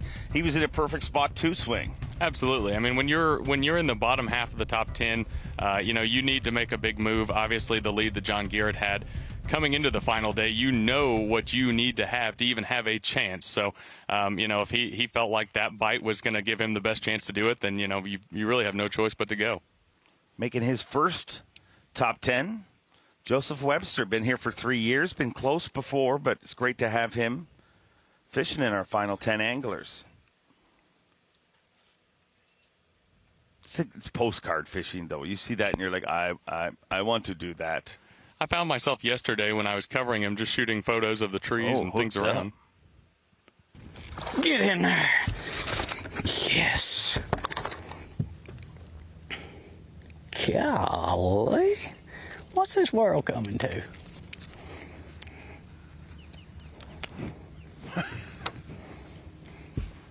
Bam. It's got to be close to something. Something. Let's just see what that was. Sure, that's more than 2.5, you'd think.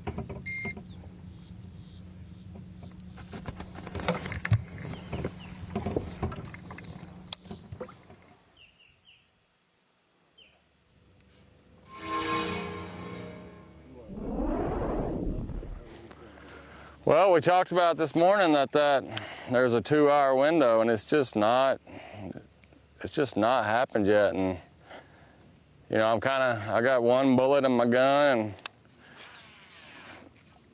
I'm just gonna, I'm gonna stick with it. And hopefully that 2-hour window, you know, still happens. But they have not got on the outside, and I don't know if it's boat traffic. You know, the boat traffic, there was a lot of boat traffic yesterday, and even though we didn't have any wind, it gets that grass washing back and forth, and a lot of times I feel like they move to the outside when it does that. So, I know I can go to the bank and catch fish, but I'd be lucky to catch a big one, and I just feel like if I hit the right stretch on this, which I've done it 2 days in a row, you can catch them quick, but this hasn't happened yet.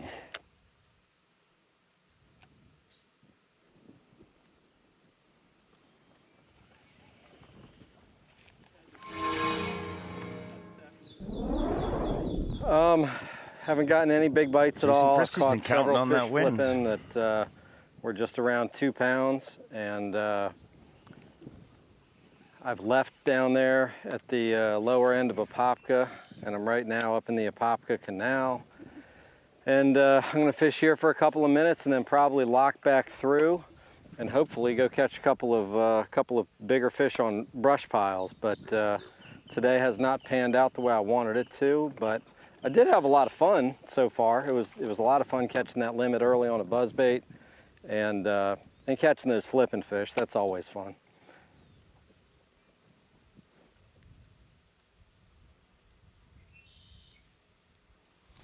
Ed Loughran has had multiple top 10s before now, but sure, it's fun. Mondays are better when you're actually bass fishing. There's no doubt about that. One of the interesting things I just noticed there, from being out on the water, is a lot of those guys that are fishing shallow, fishing the bank, they're really relying on shade. And you saw that with Joseph Webster. A high, bright, sunny day a lot of times will help that bite because it, provides more sun, obviously. Jason being able to catch them out off that, the outside edge of the grass, that's really interesting because this week, a lot of guys I've seen on the water, Brandon Lester, Joseph Webster, they're basically ignoring that outer edge of the grass. So that's, like you said, obviously needing a little bit of wind this morning and this afternoon, but it doesn't look like he's going to get it. Well, the barrister enjoying another Championship Sunday appearance. Great to have him on camera. And all of our top 10. We started with 102, 50 went out yesterday, 10 went out today, which will return as our third champion of the season. John Garrett has a big lead going into today, but as you can see, that lead is getting tighter and tighter. Who do we got to watch, Kyle? Got to watch out for KJ Queen, I'm saying, just based on seeing him yesterday afternoon. He could go down.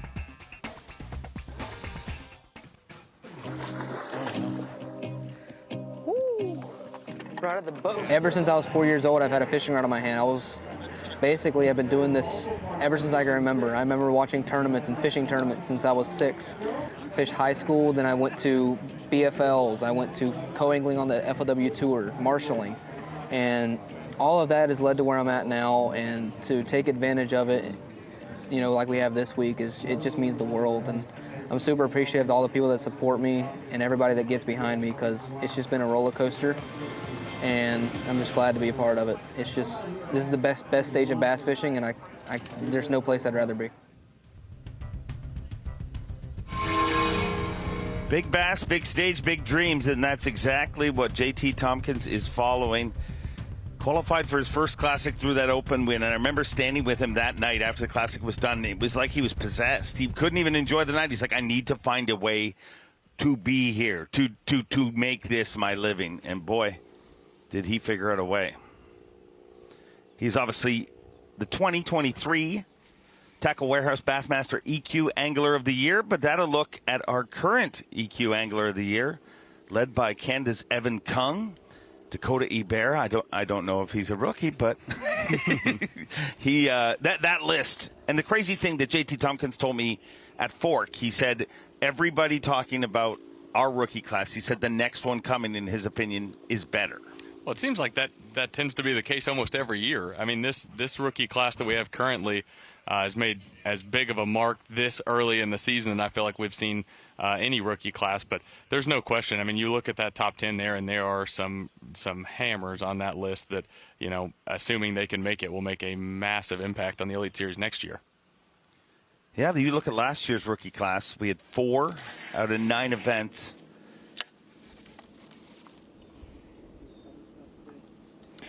Yep, so about 3/4 of the way through the day, we got 17 pounds. We got 2 little ones in there, really 3. And we're kind of just bouncing around, you know. We did have a real big bite earlier, just didn't capitalize on it. So I know what I'm doing is capable of producing that 8-pound bite to really, you know, put a hurting on some things when it comes to chasing down John Garrett. But no, I mean, we've had a good day. I mean, another run-of-the-mill day when it comes to, you know, the bags I've had this week, about 17 and a half pounds. And we really, this whole week, we just missing a kicker. You know, biggest one this week is a 4 3/4. And just need a 8-pounder really to make a jump. You know, in a tournament like this, it's hard to come to Florida and win without one of those kicker bites that I've been lacking. So, but the good thing is, you know, every single cast here, you got a shot at a 10-pounder. We saw a 10-pound, 8-ounce weight, and one of those bites could easily push me in the lead. Just one bite away in any cast, realistically. So that's what we're going to try to do. We're going to try to keep putting our bait in front of as many fish as possible and hope to put it in front of a 10-pounder that's ready to bite. And we get one of those, I mean, it's going to make some things very interesting at weigh-in. And the only way we can do that is just keep grinding as hard as we can grind and do everything we can to put ourselves in contention to win. And that's what we're going to do the rest of the day, is just keep pitching around, keep messing around, and try to make good calls, keep our line clean, make sure our hooks are good, and just whenever the next bite comes, make sure I capitalize on it. And that's the whole key, is capitalizing on bites. I've missed a lot of opportunities this week that could have changed a lot of things, but you know, when it's your time, it's your time, and if it's my time, it shows itself.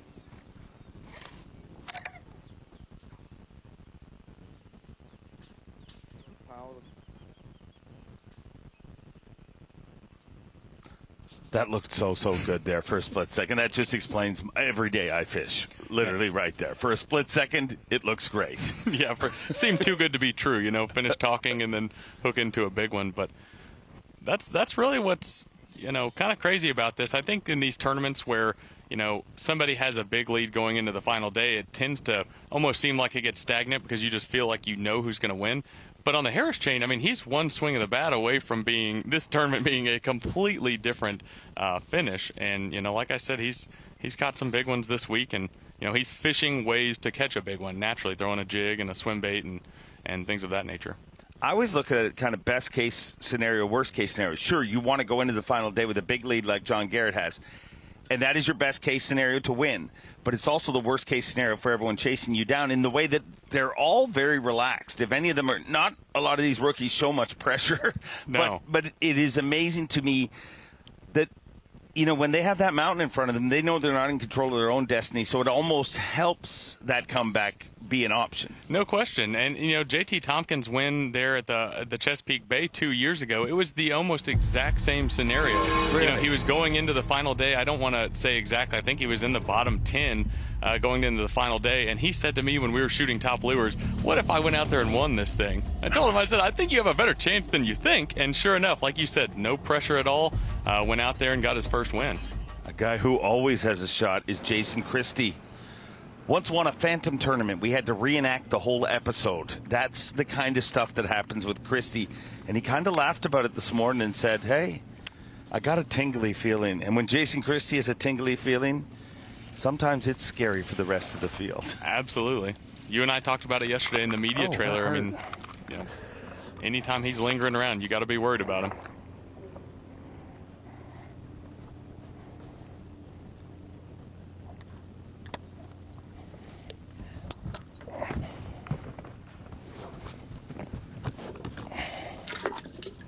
Smallest fish, 1 pound even. Get over to the man with the plan, saying, catch me if you can.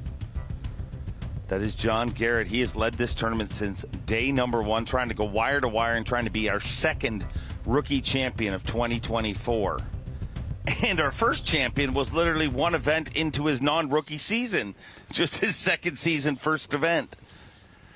The youth movement is for real. But he's a young man who seems quite mature. No question. Makes me feel immature. It's been like that his entire career, even from college. I fished against him in college, and he just had a different stature about him altogether. Almost, intimidating in a way, when you're fishing against him, but certainly even keel, which is a great quality. Oh, John. That's her. Oh, boy. That's her. That's her. Oh, my God, what a giant.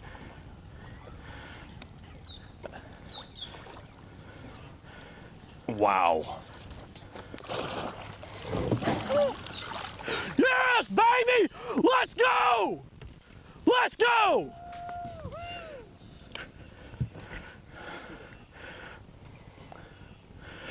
Boom, baby! That's about the size of that trophy it's gonna give me. I don't know which one weighs more, honestly. Dude,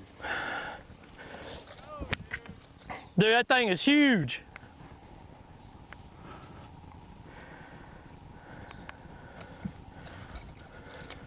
Skinny though.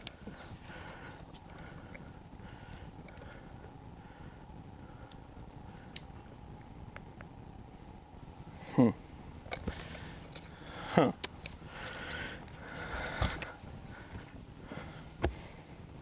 Got a blind eye beauty right there. Mwah. I love her so much. Let's check this out.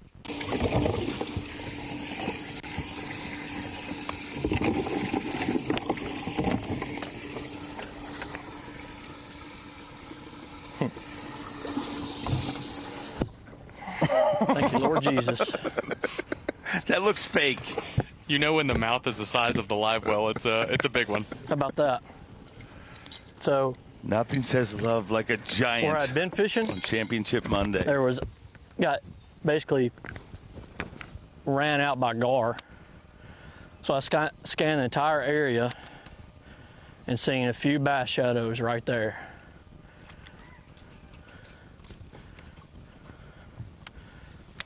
Shee!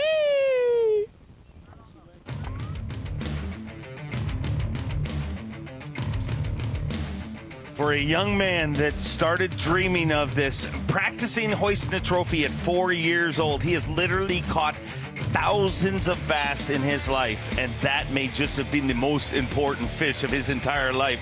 Your Power Pole replay of the day. And I was talking about Jason Christie feeling all tingly. That fish made me feel all tingly, Kyle Jesse. Yeah, that one will give you goosebumps, whether you're out there fishing or even watching. What I said earlier about JT Tompkins being one swing of the bat away, it can go the other way as well. And John Garrett may have just taken that swing there. A huge fish catch for John Garrett. They have slowly That's about the size of that trophy. shrunk It's down gonna that be. gap as the day went on. And just when it seems like it's not going to go, John Garrett comes out swinging in a big, big way. A giant cull. That fish, 7 pounds, 4 ounces. Wow. What a fish. And that's what he's been dreaming of his whole life right now. And all I can think about is his grandparents, his wife. They were all huddled around this morning. I said to them, good luck, because your job is a lot harder than his today. You got to watch this. And, man, wherever they are, whatever they are doing, I can guarantee you they're hugging right now, because John Garrett may be an Elite Series champion. Oh, boy. All of a sudden, it's right back to what it's been all week long. Domination for John Garrett, 81 pounds, 4 ounces. And JT Tompkins, with 73 pounds, 6 ounces, has a tall, tall order in front of him now. That's the type of fish catch for John Garrett that you can hardly believe, whether you're fishing a tournament on day one or the final day, looking for your first win there on the Elite Series. That is a massive, massive catch from John Garrett. And that fish right there is the reason people travel all around the world to come here to Florida to catch giant fish.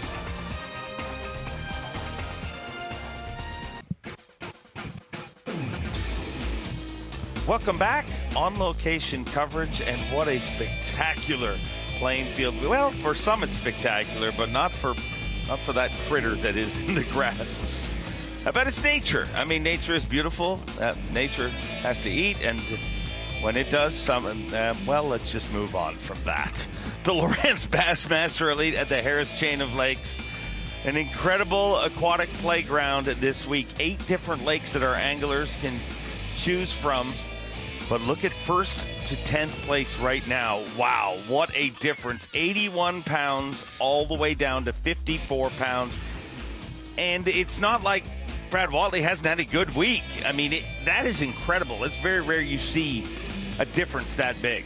Yeah, no doubt. I mean, it could take him 2 days, additionally to catch up to John Garrett right now.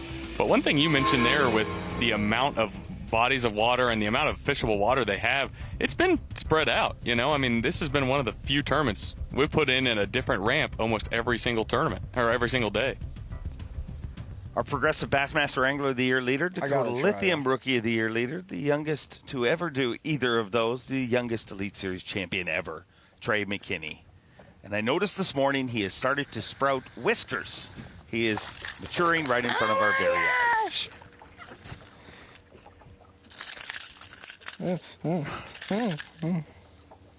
Somebody checking. Is that our 5th keeper?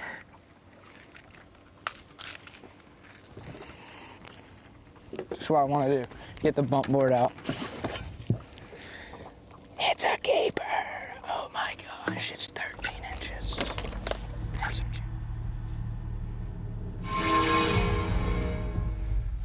He may be leading everything, but not without struggle today. Finally a limit in the boat for him. As it's always said, definitely the day you'd want to struggle if you had to pick one. Let's go see my buddy. Let's go see my buddy. The main event, Tyler Williams.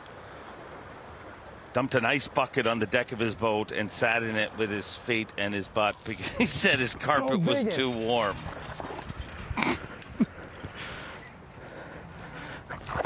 Loch Ness Monster! Got one on a jig! Thank you, Trey.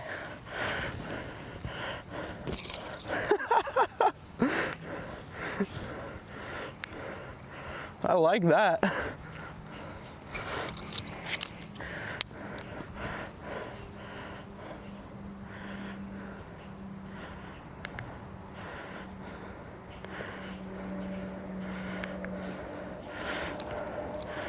Two and 3/4.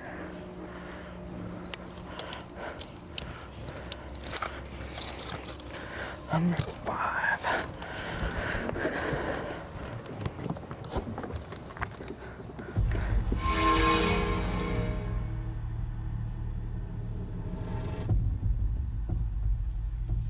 From Kenny Powers, we'll head over to John Wayne, basically.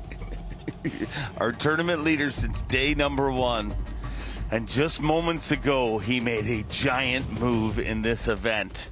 Got her. With one big hook set, everything looks different. That's her.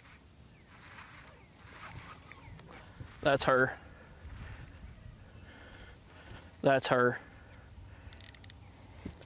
Oh my God, what a giant.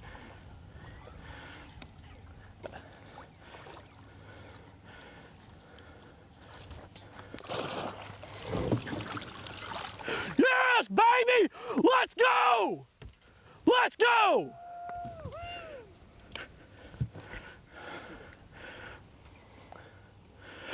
Boom, baby! That's about the size of that trophy it's gonna give me. I don't know which one weighs more, honestly.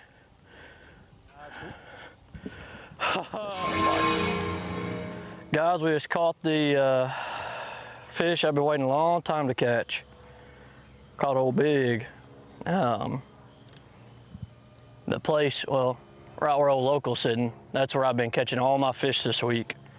And it has been like overtaken by gar. There's just hundreds of gar over there. And I was like, well, they couldn't have just swam off totally. So I scanned the entire area and seen, you know, this hard spot. And here's a good example right here. Look at this. There's a little shell. It's on my Carolina rig. Just seen a little hard spot, had some bass on it, and pulled up on it and caught old blind eye beauty. But look, so check this out. Jake has been with me the past 2 days, and he told me yesterday that he had a lucky buff. And this is it right here. Jake's lucky buff. He said when he wears it, people win. And he told me he wasn't gonna be here today. So he was walking off with a buff, and I'm like, dude, where are you going with that thing? I can't let you leave with a lucky buff. I mean, I've caught him with it in the boat. So I stole it from him, and I got in the boat. So not saying that's why I caught those bigs, but it could have something to do with it. I will say, it definitely stinks. That's why I got in that box. The thing is rank. So, but yeah, I've been waiting a long time to catch that fish. I'm not saying JT can't catch me, but if he does, then he earned it, because he got a job to do. So we're gonna fish here a little bit longer, and man, we might just head in early, make sure nothing happens. But good Lord has definitely blessed me this week. I, you know, only found 2 places on the entire lake, and the place I started on, I only snagged one there in practice and seen him on my graph. I couldn't make any bite. So good Lord blessed me with a breeze this morning, and that's why I caught those, and had a little voice in my head telling me to scan around. So man, blessed week, no doubt about it.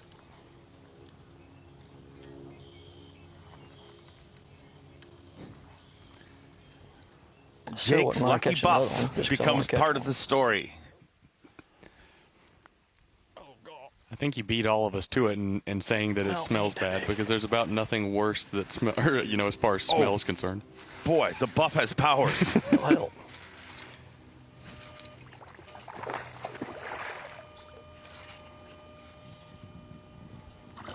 there we go.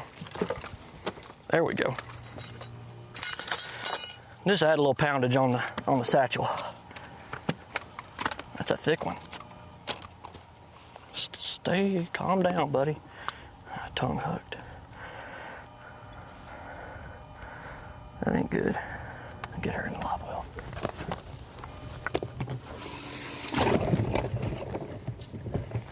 There we go.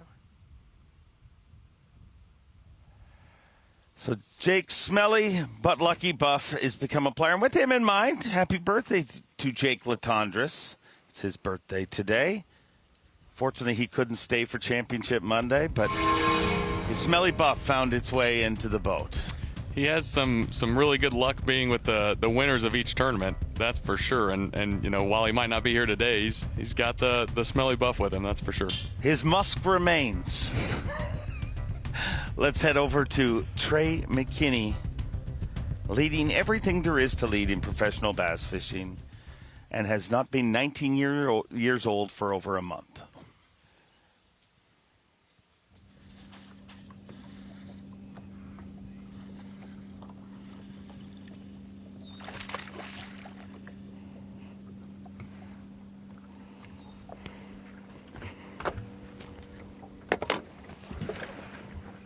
He's hooked, not very good at all.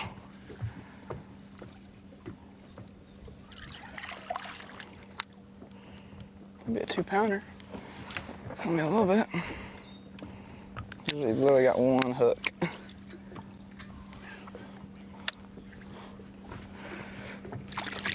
Okay. Something. A lot better than our pound nothing. Not a bad little fish. Let's see.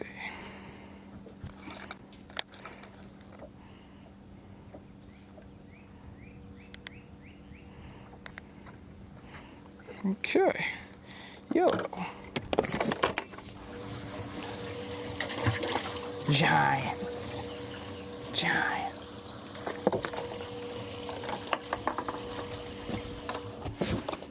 Alrighty.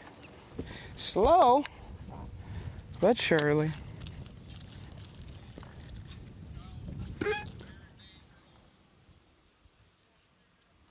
What Trey McKinney's doing is unheard of. Like, I mean, I get it. It's 3 events into his Elite Series career.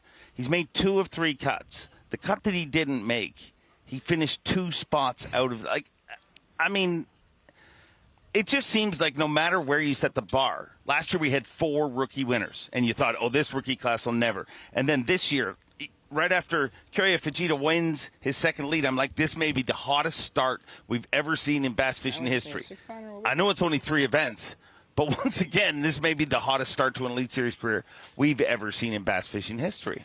He's an impressive angler, but I mean, you know, you mentioned earlier with John Garrett and his maturity. For 19 years old, you talked to Trey McKinney, and if it wasn't for his stature and, you know, looking like a young man, you wouldn't know based on his maturity as a fisherman. I mean, he is a really, really special talent. It doesn't take much time being around him or watching him fish to know that. Incredible young man, and he is leading everything there is to lead in bass fishing right now. We've been hearing about him coming for years, but I was kind of joking with John Garrett's family about him because we were talking about the struggles that everybody goes through to get here, and they're like, yeah, but then there's Trey who, he just decided to come here, qualified to be here, and it has not taken him long to become a player. Like you said, I mean, people have known about him for a long time. You know, I know a lot of the coaches in the college fishing, and they've been after Trey McKinney for a long, long time. You know, I had a chance to cover him in a junior tournament as a junior big bass tournament. Throw in there and see the fish scatter. You hear rumblings of, oh, this kid's special, and then you get the chance to talk to him, and you see why. Run over there and grab it. It's kind of funny.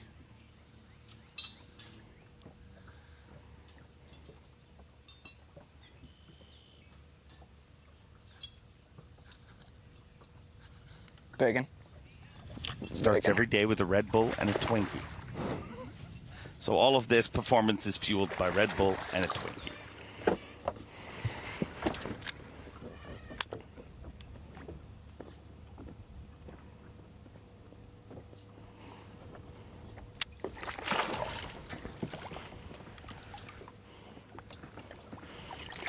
There we go. Okay. Our landing job today. Okay. There we go. Got hooks everywhere, line everywhere, hooks everywhere. There we go, y'all. There we go. Getting a little better now.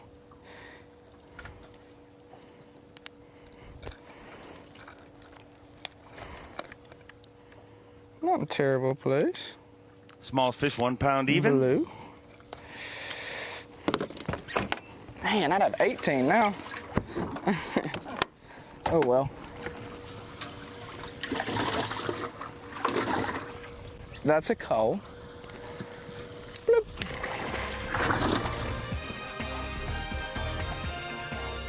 It's not just what he's doing, it's how he's doing it. I mean,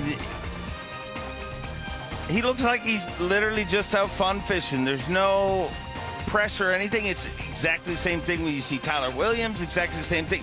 All of these rookies, I mean, I'm starting to think they're AI. Our anglers have been replaced by AI anglers. There's a lot to be said for fishing free and having fun. And, you know, you think about it as an angler, a lot of your best days are just out fun fishing. And, you know, you get a sense from Trey McKinney and a lot of these rookies, that's exactly what's going on. Kyle, you have been awesome. I've really enjoyed this, and Bassmaster tradition. If they find out you can do something, we'll be doing more of these again. Kyle, Jesse, great job. Don't go anywhere.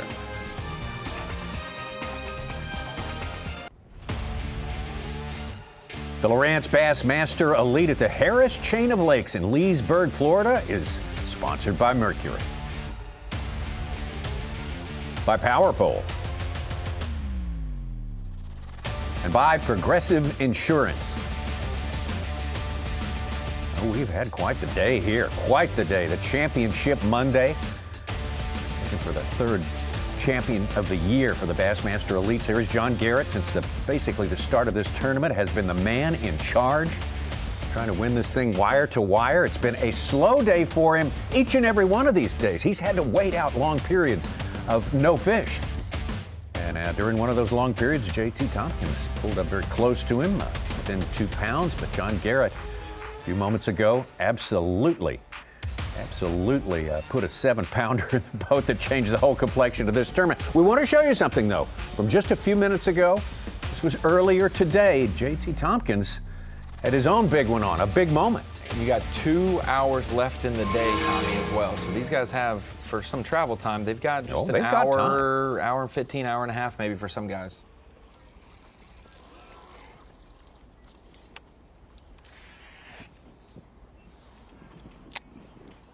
There, you see a jig going right down in the center of this brush pile, about 30 feet in front of the boat. He's hooked up. I got her. Oh, you see the fish? Be careful, that's a giant. That's her. That's what I need.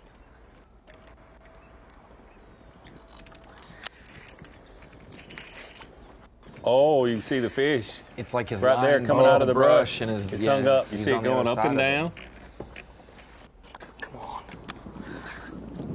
He said he went up to 22-pound test for today. When he set the hook, the fish was out of the brush, came right out of the brush immediately, but it's wrapped up. I still got her. I can see her.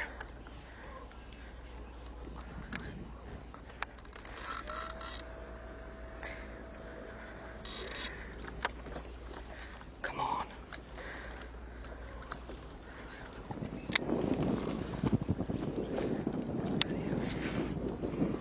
Definitely could see the fish was still on. He's still sitting in the top of the pile.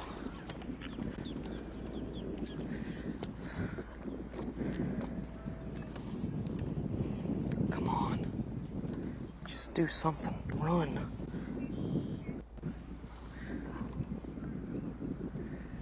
Dude, she's so big. I can see her in the top of the pile just wedged.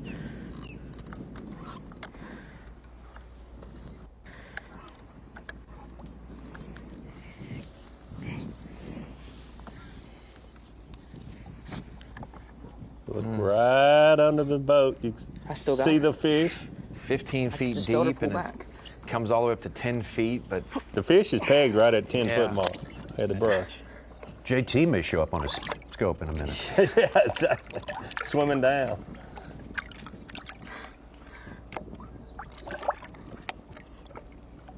Gosh, dang it.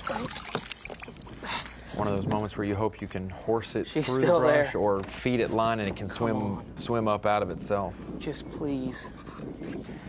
Let me get you.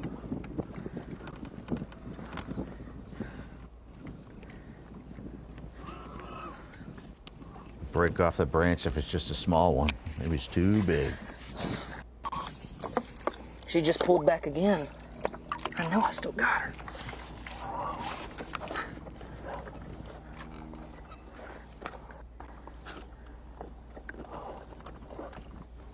See, moving the trolling motor with his left hand. Nice.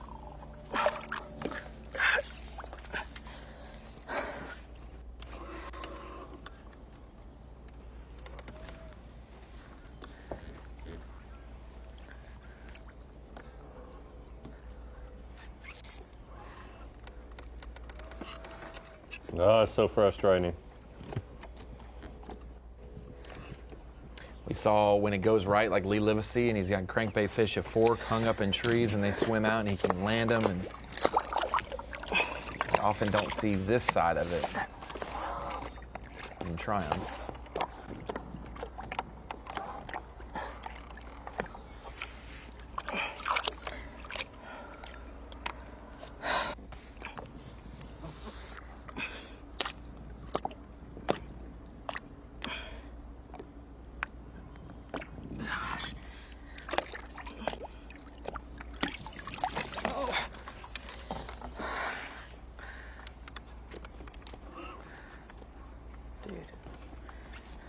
I can reach the stupid pile.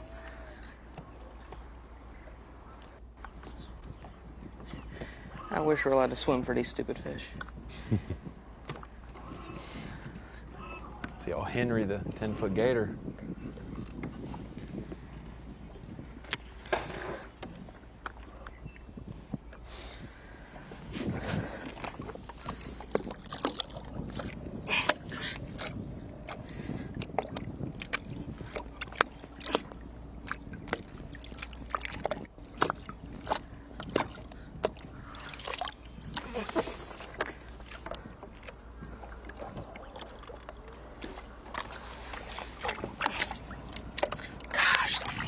Can't keep the boat still.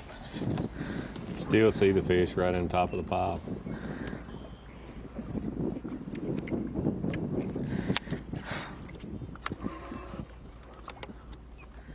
She's still there. I can see her on my Panoptics.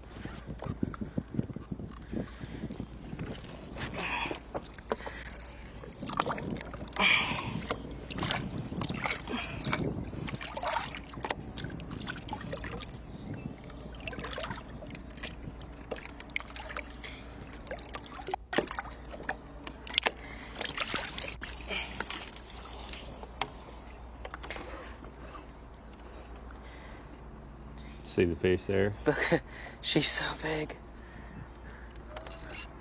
I just don't know how to get her. Here, see her right there? See her right there? That's her from there to there. She hasn't moved. See her head pinned in the brush pile? She's wedged. She's pinned right there, and I cannot get her. You can see her tail moving. That's her. See her moving? There's nothing I can do. I mean, I can't swim for her. It's like an 8-pounder or 7-pounder. As many fish as I've caught in brush piles, I've never had one dog me like that before, ever. So I'm gonna just rotate around the pile whichever way I think she pulled. Let's see if I can get it. Come on.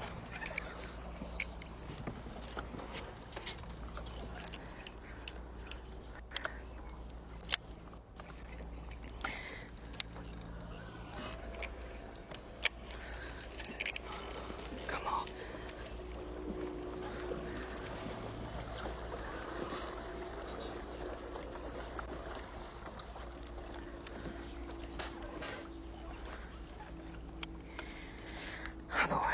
A lot of these piles are Christmas trees. I mean, that could be Ron Moore's Christmas ornament that has his line hung. Sure. Little picture of him. Yeah. I really hope he gets it up so we can see if that's a little picture. We've never seen this since we've been watching these screens here. No. During Bassmaster Live. I'm sure it's not the first time some of these anglers have seen it. Yeah. JT said that's first for him. But Ronnie's homemade ornaments, Ronnie 2003. Yeah, little Ronnie ornament right on this tree. It's been there. Popsicle stick frames that I had a We photo make a of snowman. me and Rufus. Oh, in your it, photo. Hey, this is the lake my parents live on. They do live on Dora. Come on.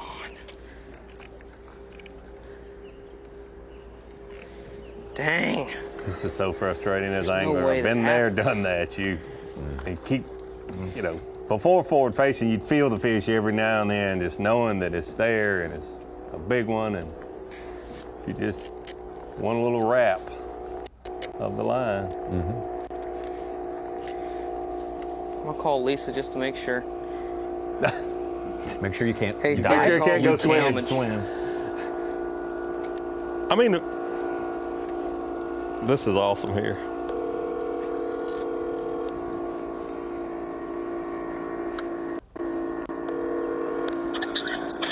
Hey, JT. I'm not allowed to jump in the water after a fish, am I? No, you cannot leave the boat. I figured. Okay, no problem. Okay. Bye. That's I a knew that no. was a rule. Hey, but when you're not sure, you call the I tournament know she was director and ask. pulling that Doesn't way, cost and I threw anything. my jig in Whether this it's a way. fishing location I'm or gonna try to it's break it off. I'm gonna other break it thing. off from this way. Call and ask. Doesn't cost you. Oh. Ah. Can't send your cameraman down. The only thing to make it worse is a 9-pounder come up and jump trying to throw that jig about now. And then disappear. I've had it happen. Not a 9-pounder, but A just good add one. insult to injury. It's amazing how far they'll swim away as well when they jump. Kyle Welcher, final practice day of the Classic this year, hooked one on a bluff wall on a jig and broke it. He said, I wonder how big that one was. It jumped beside me under the boat on the other side, on the passenger side. It swam in the whole pocket and came out the other side and jumped beside me. Oh. And we were like, there, 3-pounder? All right, we're going to go back to that screen here. Now watch. This is after, supposedly after it broke off just immediately, and it swam away. Yeah. Oh my goodness. Well, that's what I'm sure when it broke, the fish was freed from being pegged up against the top Most of the times brush. it would be, Yeah. wouldn't it? Yeah. So that's just wow. That's great stuff. That really is. I mean, it's not good for Not JT, good for JT, but oh, well, I hate it for him, but that's The only thing that adds more salt to the wound is, he doesn't know this, but that his closest adversary caught a 7-4 just a couple minutes ago. But that was his 7-4. Looks like it's gonna cost me right More now. bigger. It was in one of the piles that the other day I was talking with my marshal on day one, and there was like 2 giants. There was like a 7 and an 8 in a brush pile. And I was like, and I had one go down, bump my jig, and just never eat it. He just, tapped it with his nose, I guess. And I remember I said, I'm gonna come back to that brush pile, I'm gonna get revenge on it. And I remember I went to the next pile and I caught like a 5-pounder. I remember I threw it in there. I said, yep, that's definitely a 5-pounder on top of that brush pile. It went down and ate it, and it weighed 5 even. So I feel like I know exactly what size fish these are. And I feel confident that fish was definitely over 7. But that's the thing. Like you're waiting all day for one bite, and you got to capitalize on it. And if you don't, it's really hard to do good in Florida without a big bite. And not saying we haven't done good, but if you're trying to win, not only just do good, but if you're trying to win, you definitely have to have a few big bites. It's hard to win with just a even consistent 3.5-pounders almost the whole tournament. But I don't know. We're still one bite away. I mean, I'm not giving up or nothing like that, of course. But time's waning down. But it takes five seconds to catch a bass. So we got to the last minute to catch a 10-pounder, and you can do it on any single cast, on any single brush pile, or any single shell bed. And in this chain, they just live here. It's Florida. So we're not giving up until the last second. And we're gonna go down. We're gonna go down swinging. So that's all I can ask for. That's my thing. If in my mind I know I worked as hard as I possibly could all week to do everything I could, I'm usually pretty content with how I did, because I know there's nothing else I could have done. But if I remember that I slacked off for even a second, that in my mind that's where I was beat. That few seconds I slacked off is where I was beat. Not the missed fish, nothing like that. It's the few minutes that I just didn't give it every single bit of my effort. So that's what we're gonna do. We're gonna spend the rest of the day giving all my effort. And if I lose, I lose. If I don't, that's cool too. But we're gonna go down swinging, that's for sure. Well, JT's right. He had set himself up to really hit a big lick here, put down almost 17 pounds already, the second best. Before that, the best limit of the tournament. But during that time, what made it not the best limit of the tournament was this catch right here. The 7-pounder from John Garrett. Let's go! Yeah, it happened very close to the exact same time. One angler was able to land a fish, and the other angler, unfortunately, not. And that's the difference in first and second place at this point. Well, that's the way it breaks sometimes in the sport of bass fishing. But boy, what a day, what drama we have had. And we're not done yet. There is still, as Ronnie, you pointed out, we've still got an hour and a half time for these anglers to get something done here. And they don't count just because you got them in the boat. You got to get back. Yep, that's true. Got to figure in the travel time and make sure the travel works. We're going to travel away for just a few moments and come right back. Grebes. Will be time to fly back to the takeoff to Venetian Gardens, but not yet. That's an hour and a half away, minus travel time or flight time, depending on where you're coming from. That's not a fish, that's actually a bird, so you know. Checking out all the Florida-style wildlife here in this incredibly beautiful place here. This really essence of what Central Florida is all about. More birds. All right.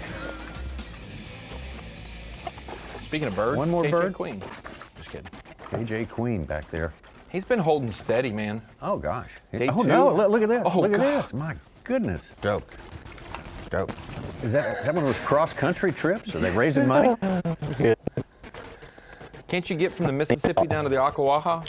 Sure. Didn't you do one of those? Yeah, you can river you rafting can get to trips? the Mississippi or Rodman. Yeah, he said he wanted to beat one person this morning, John Garrett. I think that's John Garrett Tours right there. Stroke. Look at. Okay, they were now on a we're past mission. the angle. That's a first. I have not seen that yet on a Bassmaster Live. That's great. Yeah, but for somebody fishing-wise, KJ Queen, man, day two, he had a great day one, was on camera on day two, and at a certain point on day two, he thought, man, this was a great 2-day pattern, but you have exhausted your resources, and boy, has he had found another gear every afternoon to stay in it, and he's going to be in the top 3, it seems, right now. He's still hanging tough there. Been a great week for him. What have we seen today, though? If you're just checking in with us, we can possibly offer you some enlightenment here as we get ready to launch into our Toyota Midday Report. Yamaha Midday Report, excuse me. Beginning with Trey McKinney. What a season, what a year he is having. Trey McKinney starting out in the locks every morning to get off to a pretty good start, but it dwindled away. This morning left there with nothing. Yesterday only about 6 or 7 pounds. Not really a help. I don't know how many of those fish he ended up weighing in so far this week anyway. Just some keepers in the boat, and then he would go out in the lake primarily using a glide bait some, a jerk bait quite a bit, fishing some brush, but also said he was looking for roamers. Something. Like this.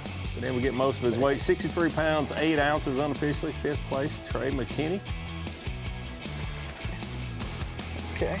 Really didn't have a lot going for him. Our landing job today. A lot of our guys in the top 10 have made the most of a little, and he is one who has made a lot happen with just a little.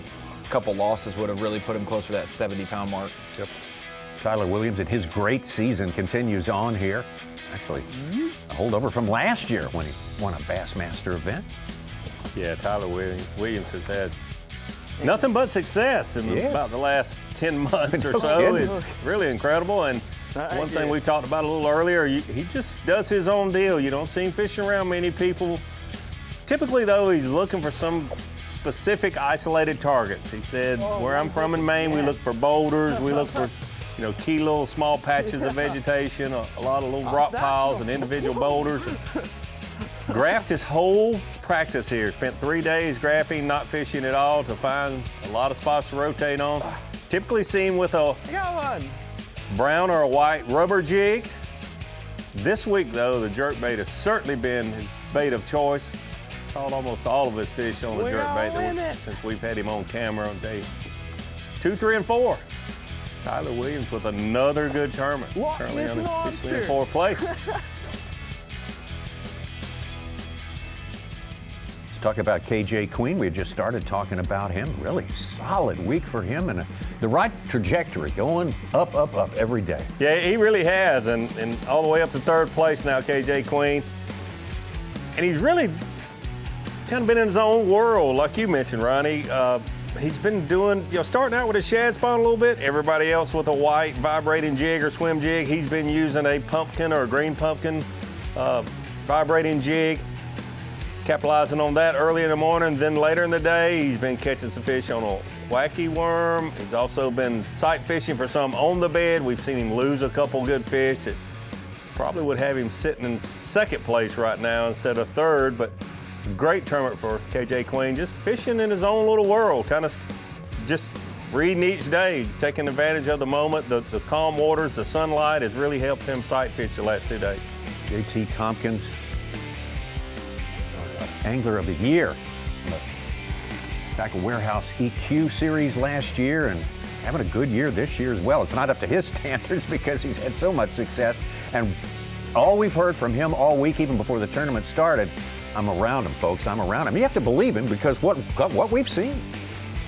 Yeah, it definitely has. He is the only angler that I heard, significant amount of doc talk about, saying that, hey, I think I can catch 28 or 30 pounds if things go right for me out in the lake, using my forward-facing sonar, fishing a glide bait, but then also using it to find these brush piles and throw a jig in the brush piles. And he's done exactly that. Unfortunately, had a big loss about 45 minutes ago that might actually cost him this tournament when John Garrett put a 7-pounder in the boat. He had one on that appeared to be 7+, had it on for about 8 minutes and never got it in the boat. And you know this, Davey, as a tournament angler, you just want to be around the right quality fish. Whether you get him in the boat or not is up to the situation and the moment. And this guy right here, John Garrett, left a couple swimming the last few days that we said, man, he'd be even running away with it more. But today, Tommy, he has landed the ones that matter most. Absolutely, timely, very timely, and time has been sort of what he's had on his side because he can stand those periods of inactivity. He has the discipline to stay after it and stay the course, and so many times that has produced winners for us as we watch these tournaments. Yeah, John Garrett's got a name in this sport. To be a rookie on the Elite Series, he's had a lot of success, but I have to admit, when I talked to him after the first day of this event, I called him that afternoon to talk about his day.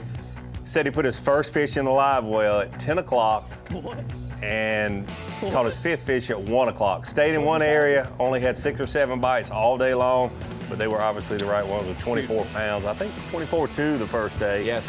And only got 6 or 7 bites. Fishing a little deeper than most people in this tournament and fishing differently using a mixture of crankbaits and a hair jig. Those have been the 2 keys to his success. He's caught a few fish on some soft plastics, but the hair jig and a couple of different crankbaits have certainly got him most of the 82 pounds. 2 things that show that he is a veteran beyond his rookie stature and years is the fact of having the patience to wait it out every single day and then knowing that you can't just rely on what got you here yesterday. And he's mixed in the Carolina rig during the slow points. He mixed in the hair jig, and all of a sudden now you have 3 or 4 baits you're confident in on the final day. It seems like he even started off better today than he has any other day.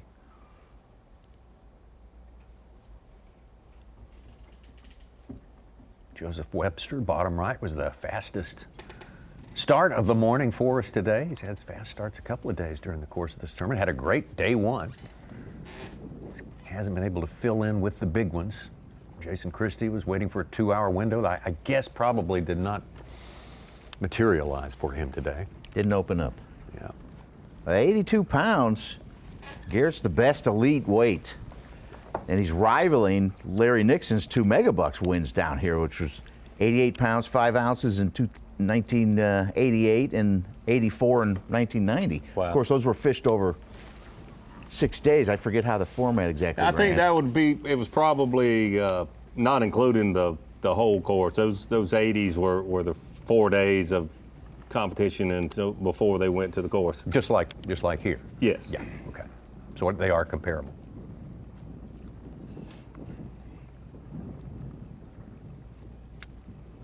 Believe it or not, that was before my time, but I remember reading about it in Bassmaster. You're a youthful.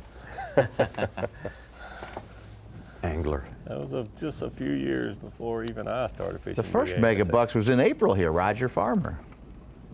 68 pounds. Also, one of the smallest weights of all time was recorded here, wasn't it? For 3 days of fishing, I think, at an open.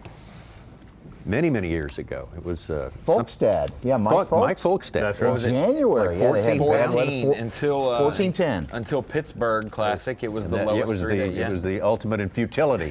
That was the word they used grind at Pittsburgh. Was the word. The word grind was invented in that tournament. And grime, as our friend Zona would say. That's when they sprayed grass with real chemicals. Yeah. Not these diluted down ones that the EPA makes them use now. You didn't get the watered down stuff. Roger Farmer. Wow.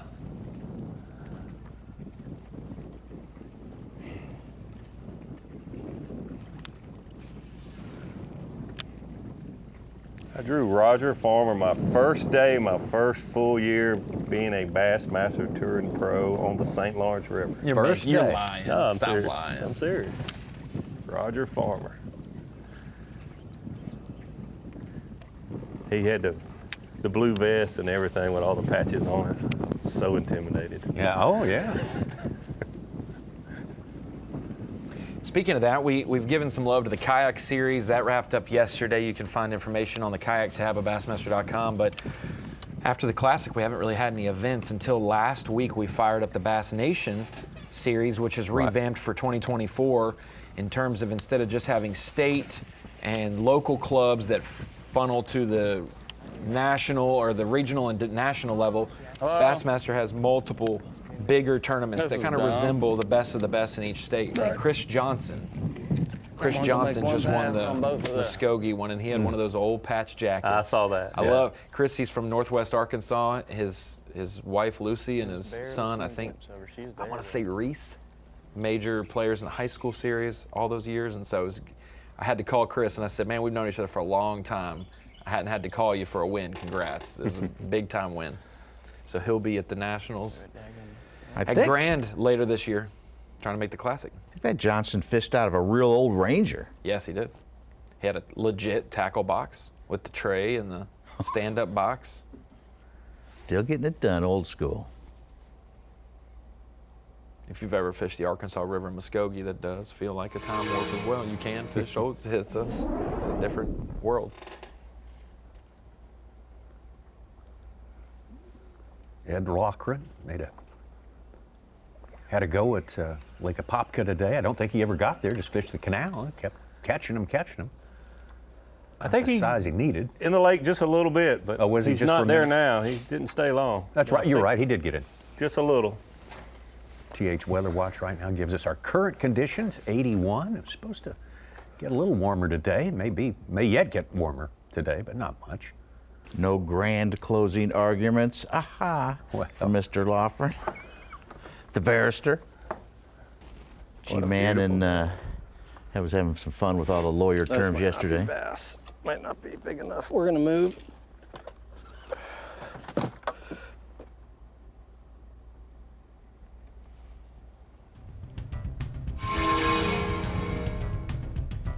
Ed Loughran having one of his best one of the year so far, to be sure. Question about that. Tyler Williams, all his tournaments have been good this year. I think we're he had mixed bags on the EQ last year, though. He'd finish top 10, and then he'd have a 90th. And he was up and down for a while.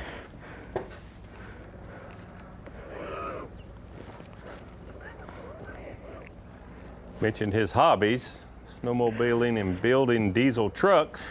He also played some football. I can't imagine him barefoot being a mean guy on the defensive line. He just doesn't look like he'd be like, I'm just glad to be here. All I know knock you over and laugh at you. Tommy, if Tyler Williams lines up on the edge, fingers in the dirt, toes in the dirt, I'm not blocking him. That dude's crazy. I'm letting him go on by. Nose guard, he wasn't on there. You don't tangle with the barefoot bandit. I'm just going to lay that down for you. Leave the manatees alone while you're at it, too. That's a rule around here in the state of Florida. There's one right there. Hey, buddy. Beautiful. Golly. Hanging out, enjoying the spring water. Boy, that's a nice spot right there. That's a good spot.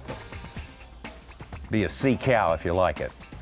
We got plenty more on the way. There is more time, more can be done. We could even have another plot twist. You never know.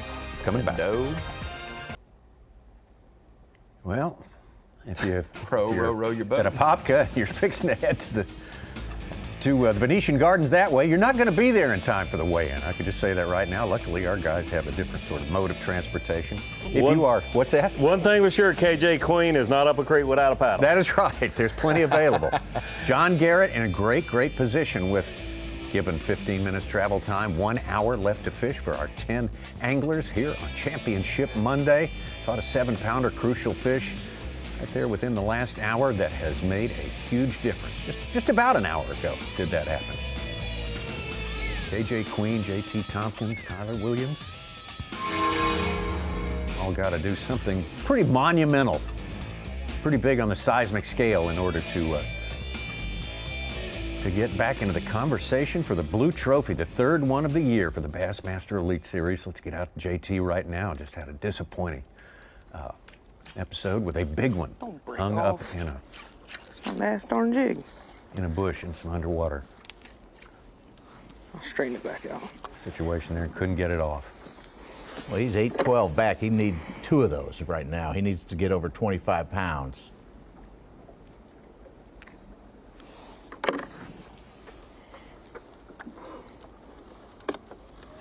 We're gonna idle to the buoy.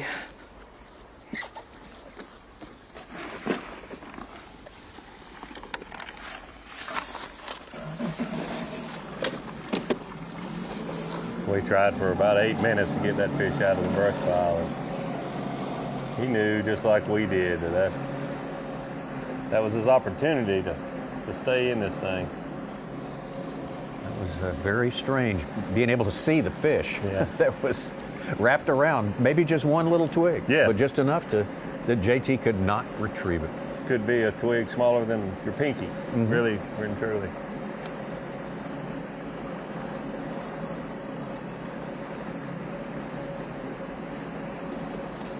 But we saw John Garrett on day 2.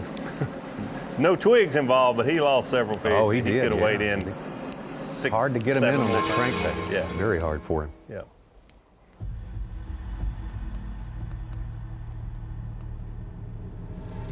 All indications are Garrett will avenge not winning the EQ title last year. I think I'd trade off the 10K for, which was last year's AOI payout. I would trade off the 10K there for the 100K for winning this one.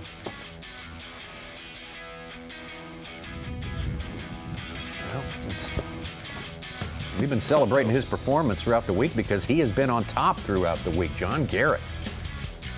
Yeah, baby! Going wire to wire. Very few minutes of this tournament that How about weren't that one from a limit hole? John Let's Garrett go, on baby. top.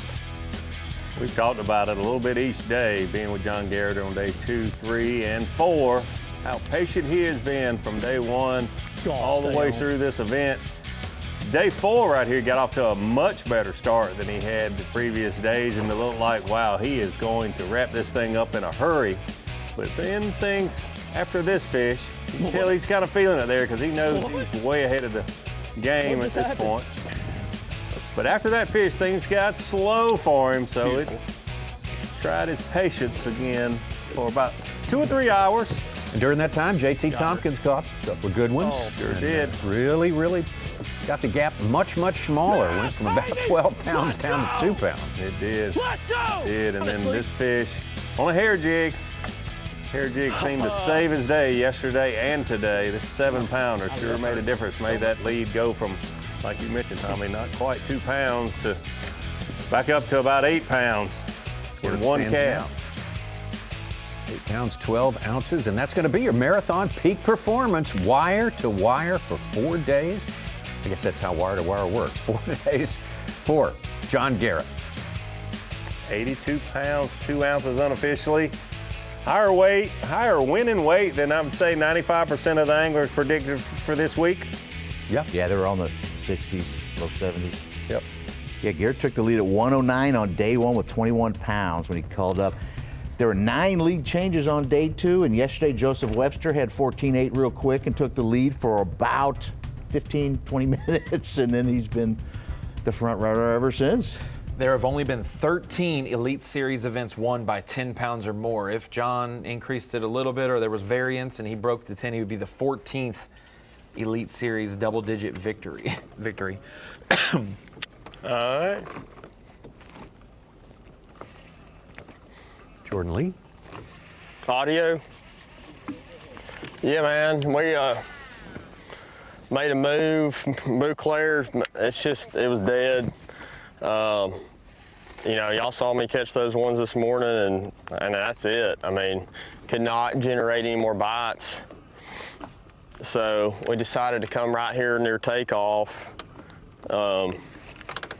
Just trying to fish for some release fish, maybe. There's a little bit of scattered grass out here. Trying to get lucky. Pretty fortunate, honestly, for this whole week, just to go like it has. So I'm happy with the results. I mean, obviously you want to do the best you can, but man, for what I found this week, I'm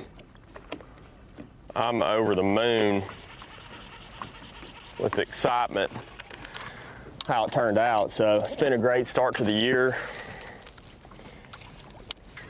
And we just got to keep it up. There's one right there, I think.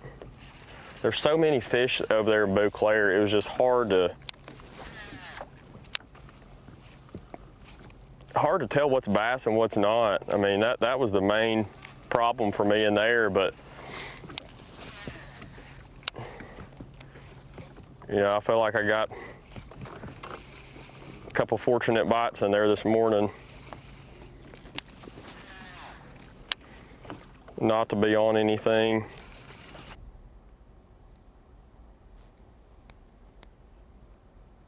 Let's go in there for just a moment. Let's get back over to Jason Christie.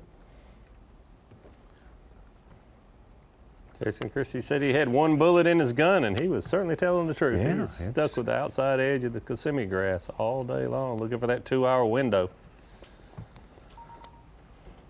You surprised nobody listened to John Cox and Jacob Porosnik that the big fish were out swimming in the marsh up there at Griffin and just checked it out?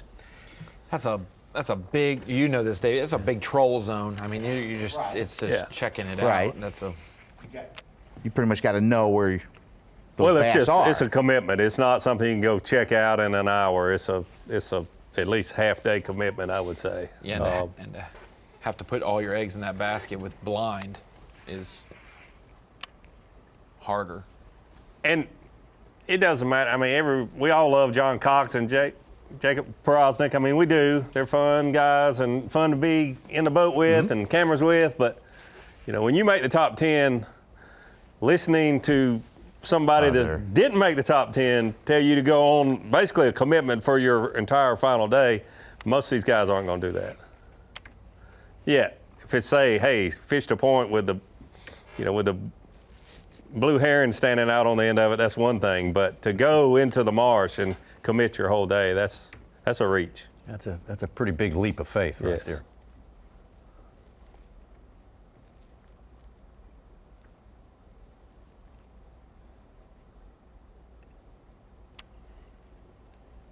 I had kind of said all week during our commercial break, Such, about the marsh and that region, that normally someone has given it enough run and has advanced far enough that we'll see it at some point. But obviously that was like a backup plan for John Cox because he went the opposite way the first 2 days, and so that somebody was going to make it play. But because normally when we come here in February for an open or for an elite, we have had cold fronts, and there's just not a big enough population of fish in that shallow of water to make it last for multiple days, maybe one good day. But in April, you figure there might be a lot more movement, easier to fish in there, you know, but there have been some special moments captured in there for sure.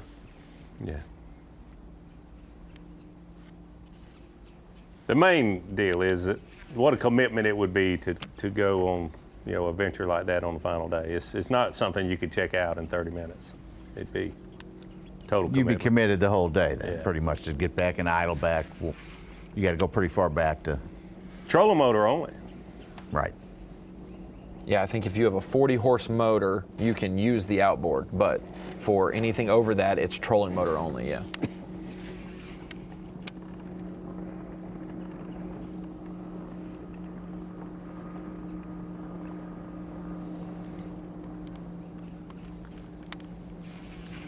It would have been cool to have one of those anglers in the top 10, so we'd had a camera in there today, though, to see what might happen.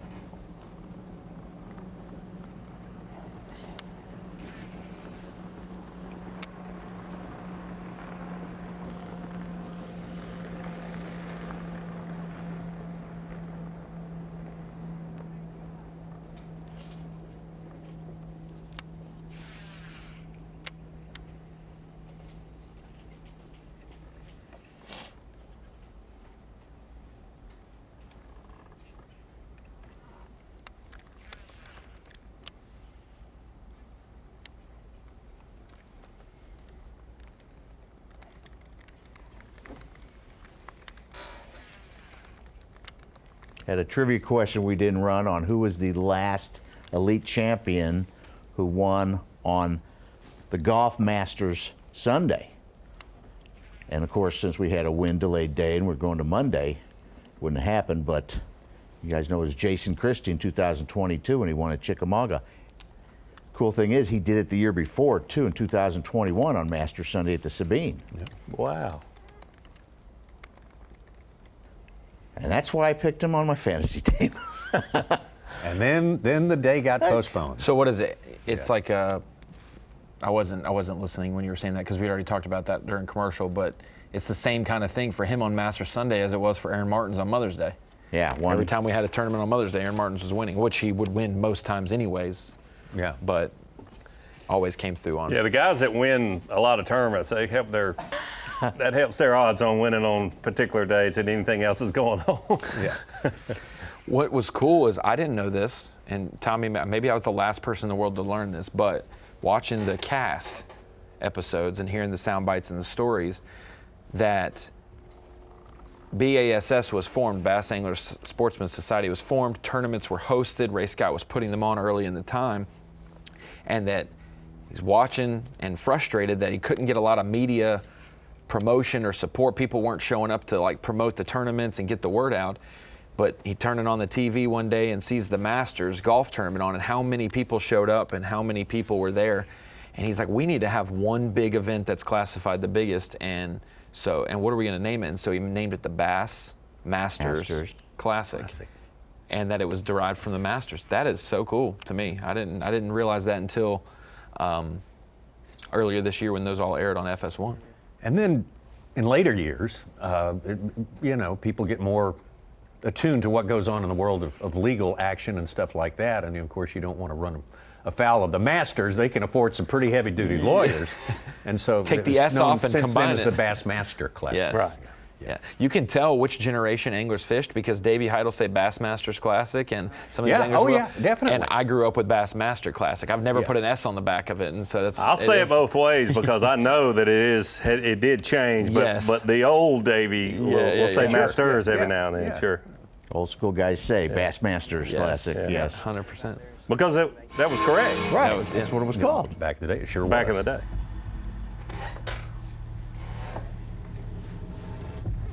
All right, here's a different look at the complex of lakes, the Harris chain. This one includes all 5+ pounders, I believe. Is four that what four plus pounders. 4+ pounders. It's a lot of real estate at Apopka to only have a maximum of 5 4+ pounders, Davey. Yeah, it really is. 5 4+ pounders, and that is the reason a lot of guys we expected to see do well did not do well because they thought a lot more 5 pounders would be called in Lake Apopka. Lake Carlton, a little bit of a surprise, that many being called there, and I think John Garrett called every single one of them. Yep. Few there in Beauclair. You see some Dora there where JT Tompkins. Yeah, you can see where Jordan Lee fished in Beauclair, JT Tompkins and Dora. Got an 8-0. Big Harris, not so many, but just one corner down there. Ooh, that was a hot point there, though. There was about 5 right on top of each other. The one area with some hydrilla in it in Lake Harris. About some Northland Daily Trivia. It's about that time of day. Let's have our question. Here it is. How many anglers that fished in the 2008 Harris Chain Elite remain in the Elite Series? Is it 6? Is it 8? Is it 10? Is it 12? That would have been the 3rd year for the Bassmaster Elite Series. So that's going way back there. How many of those are still here? They would definitely qualify as veterans. So you can probably count them up if you had enough time, but we're going to give you about the length of a break to try to figure that one out. So give it a thought. How many from the original Harris Chain event remain now?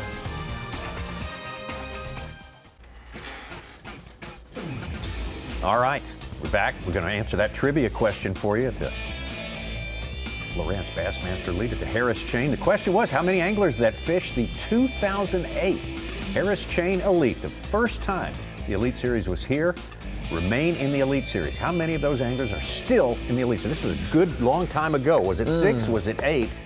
Was it 10? Or was it 12? Davey?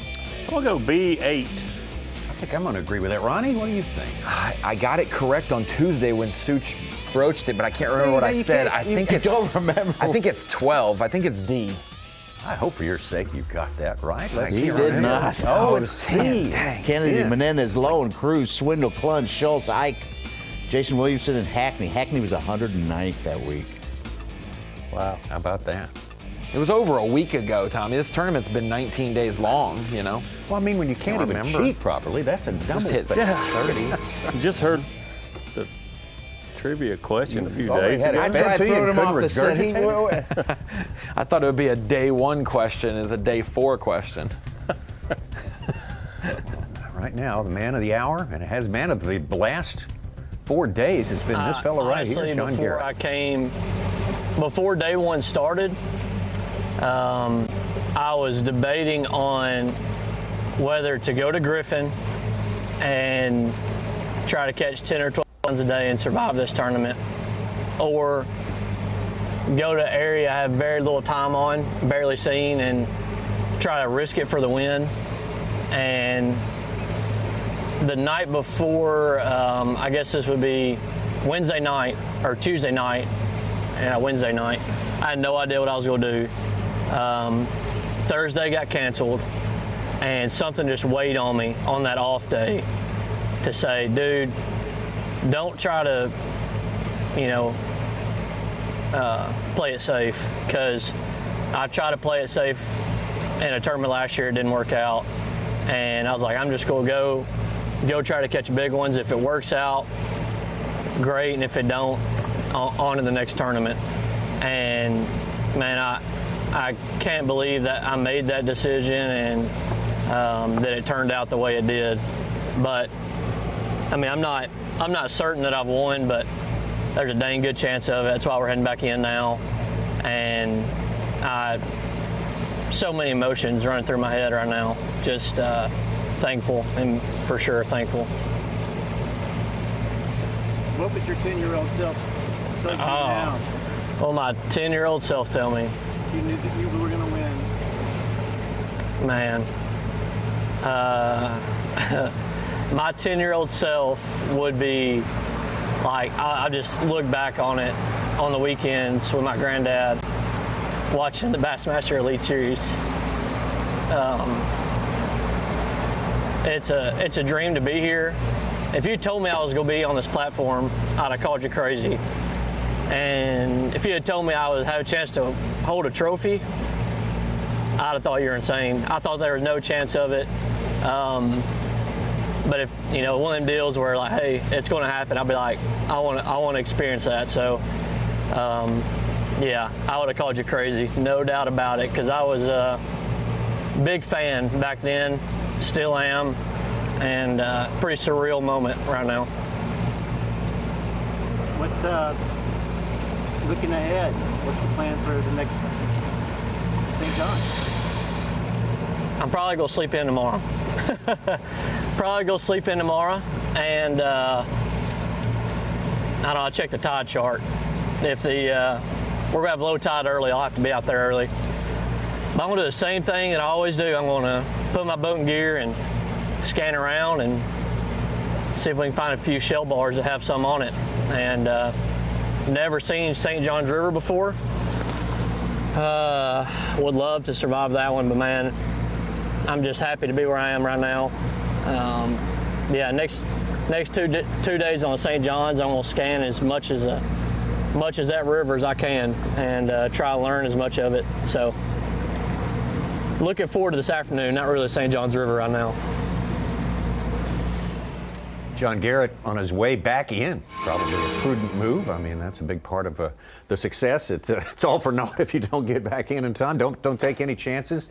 He's got a good position right now. It's very interesting to hear him say that he had 2 ways to go, and the night before he changed to the less of a sure thing. But it turned out great. He mostly left alone, except for maybe one other angler, and he got to and he had the forthright discipline to stay there. That may have been the big thing. Yeah, absolutely. You know, it's impressive to see his performance for the week, but also, you know, honestly, just looking at that footage and him idling through the river there, every boat dock that I saw in the background, about half of the lily pads I've fished years ago, and the number of anglers, you go all the way back to the mega bucks there on that same fishery with Larry Nixon, some of the best footage we've ever had. And to see a John Garrett, see him coming up through the college ranks and so much success, and to see how poised he is and how good he is going to be for the sport, for the Bassmaster Elite Series, pretty incredible. Super proud for him. Yeah, I mean, I got to see, I was just a young kid covering the college series when I graduated, and got to see a John Garrett come up, to see his family.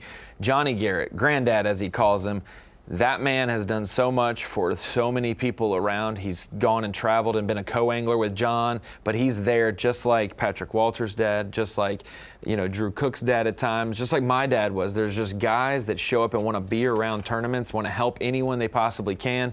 And Johnny Garrett's sacrificed a lot to see his grandson possibly succeed and put him in the positions to be able to be there and support him along the way. So very cool, very cool to see that. One other thing I wanted to point out, the last 6 years, I mean, rookie winners have not been such an unusual thing. We've seen a lot we've sort of gotten used to that idea.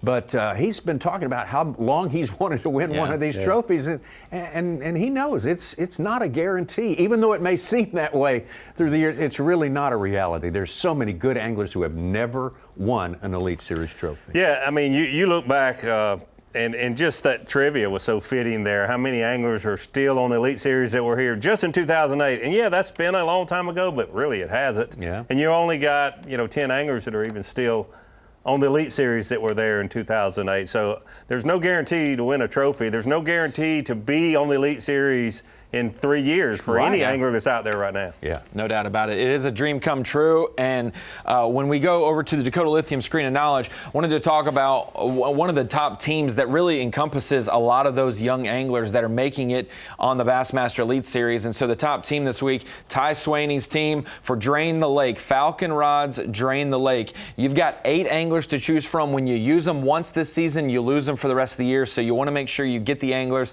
on their best behavior, the ones that really come in big the week you pick them. And obviously it's the top team, so they're all successful for the most part. But Ty Swaney used John Garrett, JT Tompkins, Trey McKinney, and Ed Locker, and those 4 are fishing today. So it's always good when 50% of your team is fishing today. He will get double points. Instead of getting 300 for a normal top finish, if you win an Elite Series event and pick the right guy, they'll get double. So John Garrett will reward him with 300 additional points.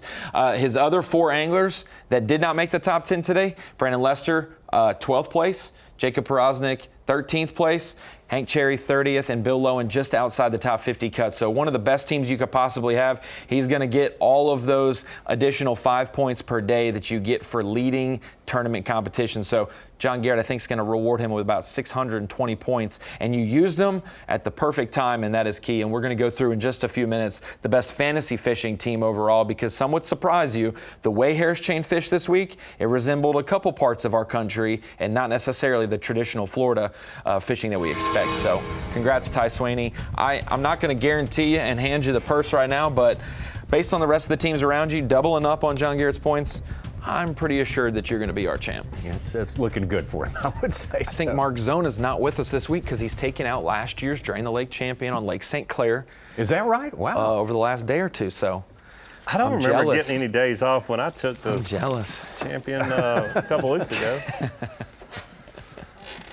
Ronnie, you have so many amp hours. This is championship Monday on the final hour. Dakota Lithium. Yes. Like, are you 12 volt or 36 volt? How many amp hours? Hey, I've got them parallel in a circuit. We are not losing any juice. You got that motion. I can be on the trolling motor all I mean? day long. I do have the motion since birth. Is it the chocolate milk motion or yeah. the Mountain Dew motion? Yeah.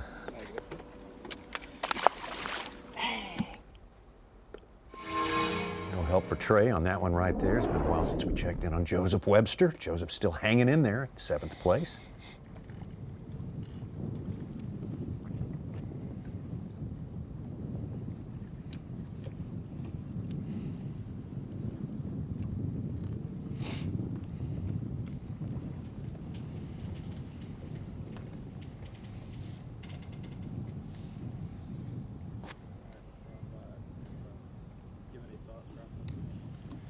Well, you know, today could have went a lot better than it has, but who can complain when you make a top 10 out here, that's for sure, because I don't care who you are, they don't come easy. And you know, in 2 days I've lost one fish. I lost one today, but I went back and caught it. But in 4 days I've lost one fish that might have hurt me a pound. So, man, from the way practice was to how the tournament turned out, I can tell you right now, this is just, you know, I guess you'd say blessed, because I wouldn't know nothing. I had no idea what I was going to do, and I was hoping for 9-10 pounds a day. And these tournaments here seems to be better for me when they're tough, and you just have to kind of get in there and beat around to catch what you can. And you know, it's been a great week. You know, I've had a lot of people I know watching this week, so thanks to all of them. And we'll get us another one before long. So it's been a good day, great week. Yeah, Joseph's had a 20-pound day in the mix, a 16-pound day as well. Catches another one, we'll have another 16-pound day today. Hanging in there, as we say, in 7th place. If he was to slide up and get inside the top 5, maybe a 4th place finish, it would be his best B.A.S.S. finish, I do believe. Okay. His 5th in the top 10 at Pickwick for the Opens. That was also an April shad spawn event that Joey Nania won.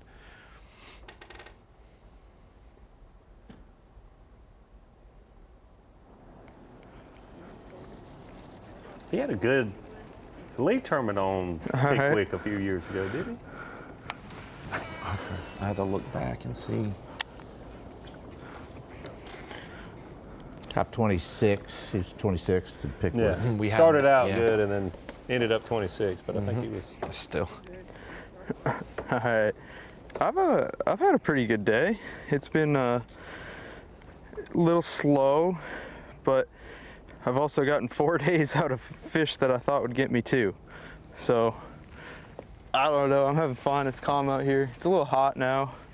I've broken a few things today, but I guess that's part of it. I don't know, we'll see. Probably gonna have to head to weigh-in pretty soon, or at least getting going that way. I'm a little ways out, but I'm trying to get the fish in this brush pile to bite, but he won't. My day would be a lot better if that one bites.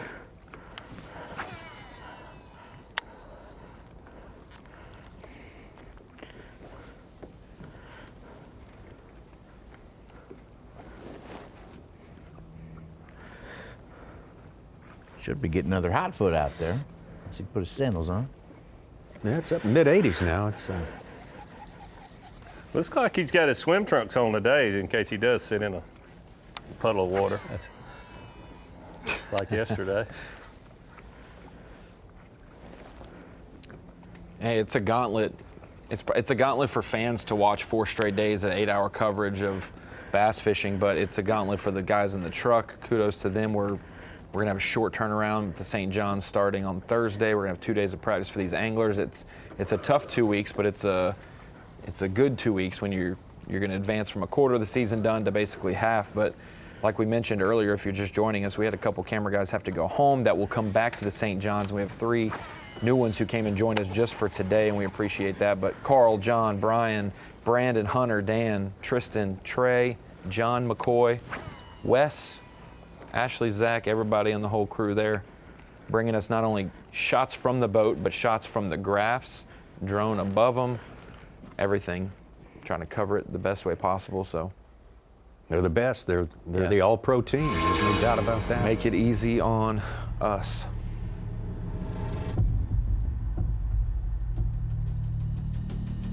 I think we got 7 of our anglers in Harris. Yeah. 1 in Dora, 2 in Eustis. Yeah. Well, I'm getting closer to check-in. Perfect place right here for him to be. Cut this crap off.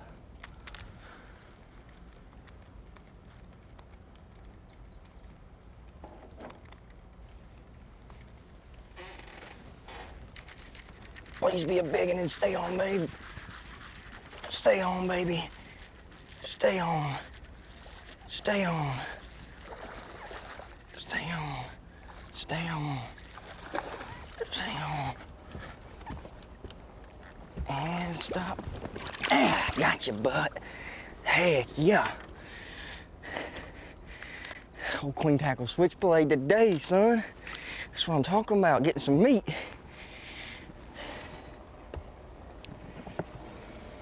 Good upgrade for KJ. Yeah, it will be. Smallest fish, 2 1/3.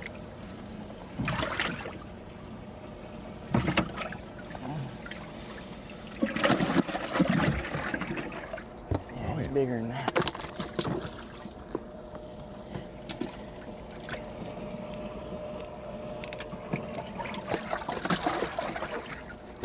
I'm bigger.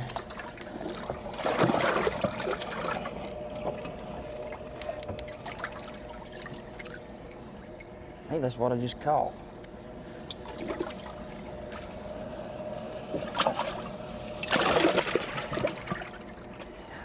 This one.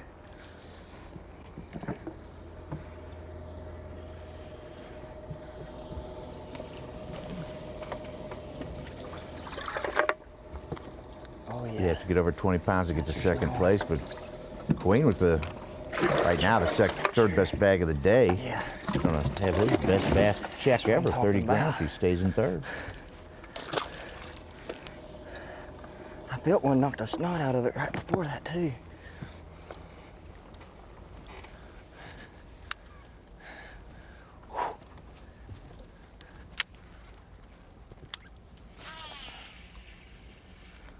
Just catching a 24-pound bag for John Garrett on day 1.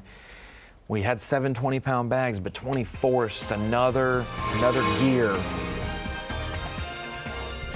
Hey, I want to say a quick congrats to all you anglers who did well at the Yamaha Right Waters Bassmaster Kayak Series event just completed yesterday at Possum Kingdom on the Brazos River out there west of Fort Worth.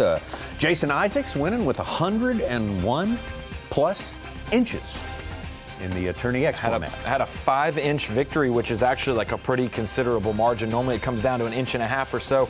If it was a 2-day tournament like last year, you'd think double it. You know, he would have been in 200-ish, but 210 was what the mark was last year. So a little bit less, but still great. 100 plus inches is the goal every day. How many boats in that event, basically? Way too many. A lot. A couple hundred? 100? I do not know, but I'm going to assume yes. I just have top 25 right here. I know they have a lot of participation. It's a Oh, growing man, yeah. sport. I think they got room for more too. There's a QR code right there if you're interested in getting involved in that whole scene there. The kayak series and kayak fishing in general becoming very, very popular. You might want to check it out and find out why. The next event coming up May 18th and 19th on the big one, Lake Guntersville. That should be a lot of fun. We're going to take a break and we will be right back. The Lowrance Bassmaster Elite at the Harris Chain of Lakes, Leesburg, Florida. Sponsored by Toyota. By Nitro Boats. by Dakota Lithium and by Humminbird. Exactly 30 minutes remaining right now till it's check-in time. The limit, the cutoff. Shortly after that, the weigh-in will commence. Check out Jason Christie, most of our anglers in the Big Harris Lake area. That's where Venetian Gardens is found, Leesburg, Florida. Takeoff and weigh-in there.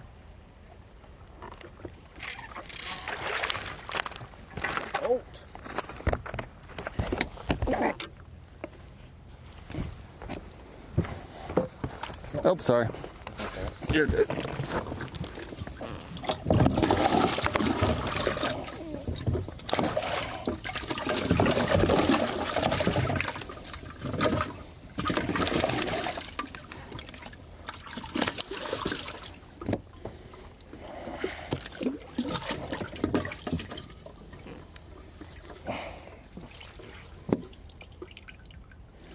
I bet he weighs more than that one.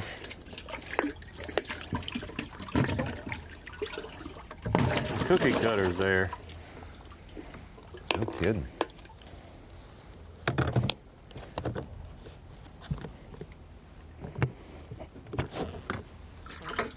Not biscuit cutters though. He said they weren't big enough to be on a biscuit. To make a biscuit. Yeah, make a biscuit.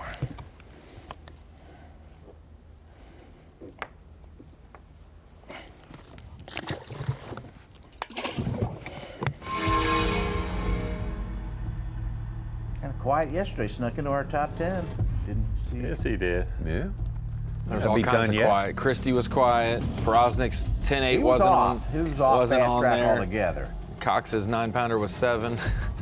Yeah. A lot of sneaky called things. that one. I'm glad I watch weigh-in every day because I got to see it all. When he had that 11-pounder here 2 years ago, he put that in as a 9-0. If you remember that, and Clifford Purchase looked bigger to us here. Maybe it's a camera angle or his size compared to Cox's size, or we thought he had a 10-pounder too, Clifford Purchase. He was the last guy to weigh in. He was kind of upset because he had weighted and he had it over 10 pounds. Wait until the very end, and I lost a little weight. Old dinky fish.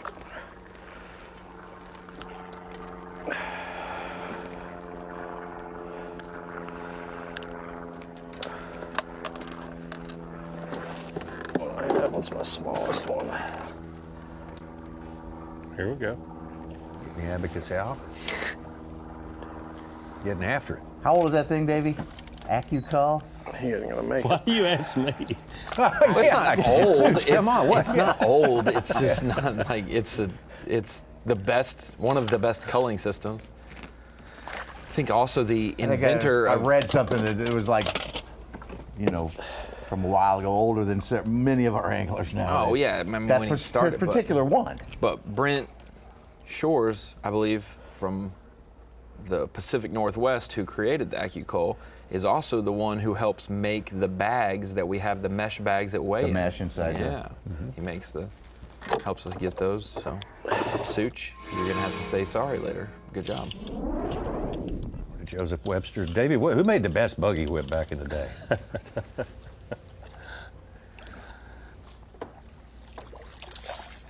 Any PR is good PR, Ronnie.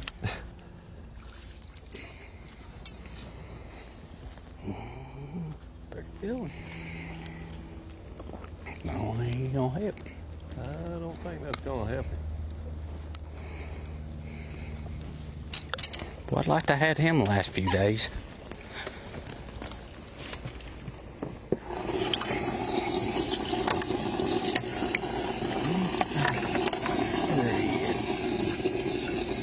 I don't think he's close to that. No, sir. That's a small one. It might have been thin, but he's got a bag. He's got a decent bag. There's no 13 giant. pounds. Yeah, no giant.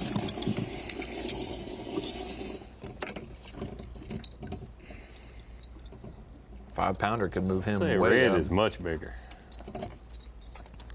Oh yeah, 5 pounds. Well, you know, Get if him all my top fish would 5. have been fat today, it'd have been a hell of a day. I do not disagree.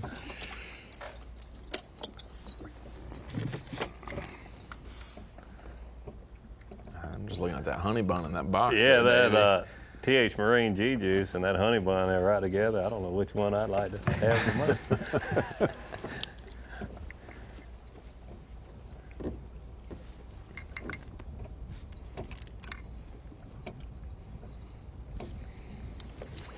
Tell you what, my eyes look big now, but that fish there looks like it would weigh more than 2 pounds. Big eye in him.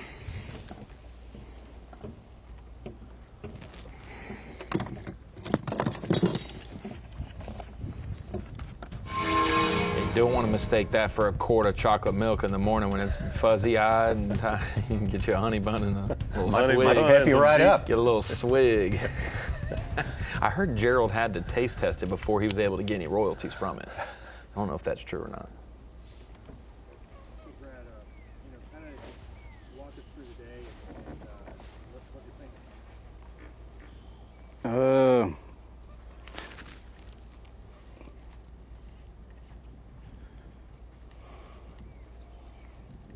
Well, today did not go as planned, but that's fishing. I mean, I went fishing for big ones, tried to catch big ones, they just didn't bite down in Apopka. And you know, sometimes it just goes that way. You don't always catch them, but we're still trying. I mean, I ain't quitting by any means. Never quit. That's pretty much it. I mean, made a long run back. They didn't bite. You know, I really don't know what's wrong with those fish. I figured after a couple of days it would have calmed down. You know, the weather, I figured the lake would have calmed down after the storm, but I don't know. For some reason they're not acting right. But we got a few minutes left. I think we got like 22 minutes or something like that till check-in.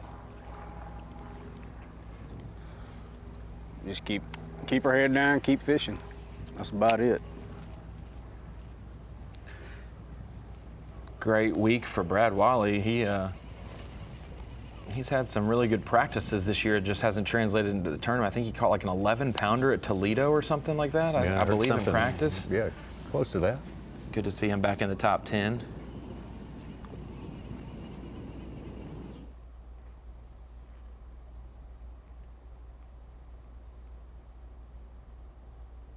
Talking about the calculus of what he did today.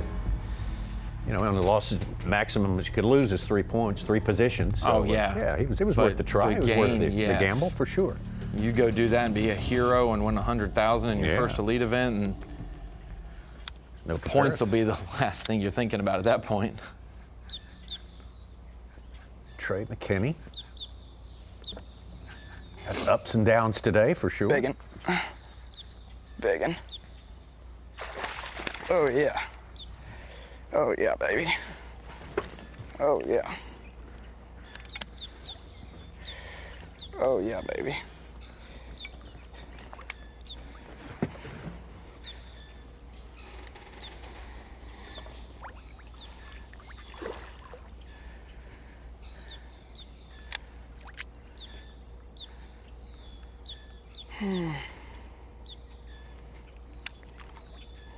Imagine what I'd have if I do land this fish. If I would have caught that one. Oh yeah. Come on, baby. Right there. Woo! Imagine what I'd have if I caught that one. Watch it be like a brutal day. Had a chance to win with that one off.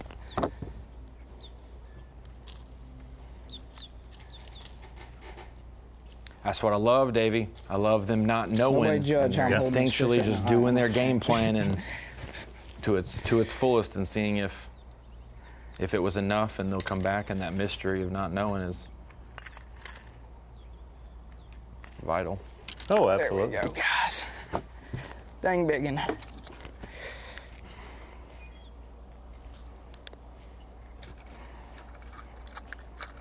Do have to ask yourself, what would he have if he had that fish where the jerkbait was pegged in its mouth? Oh, son. Be a pretty strong weight.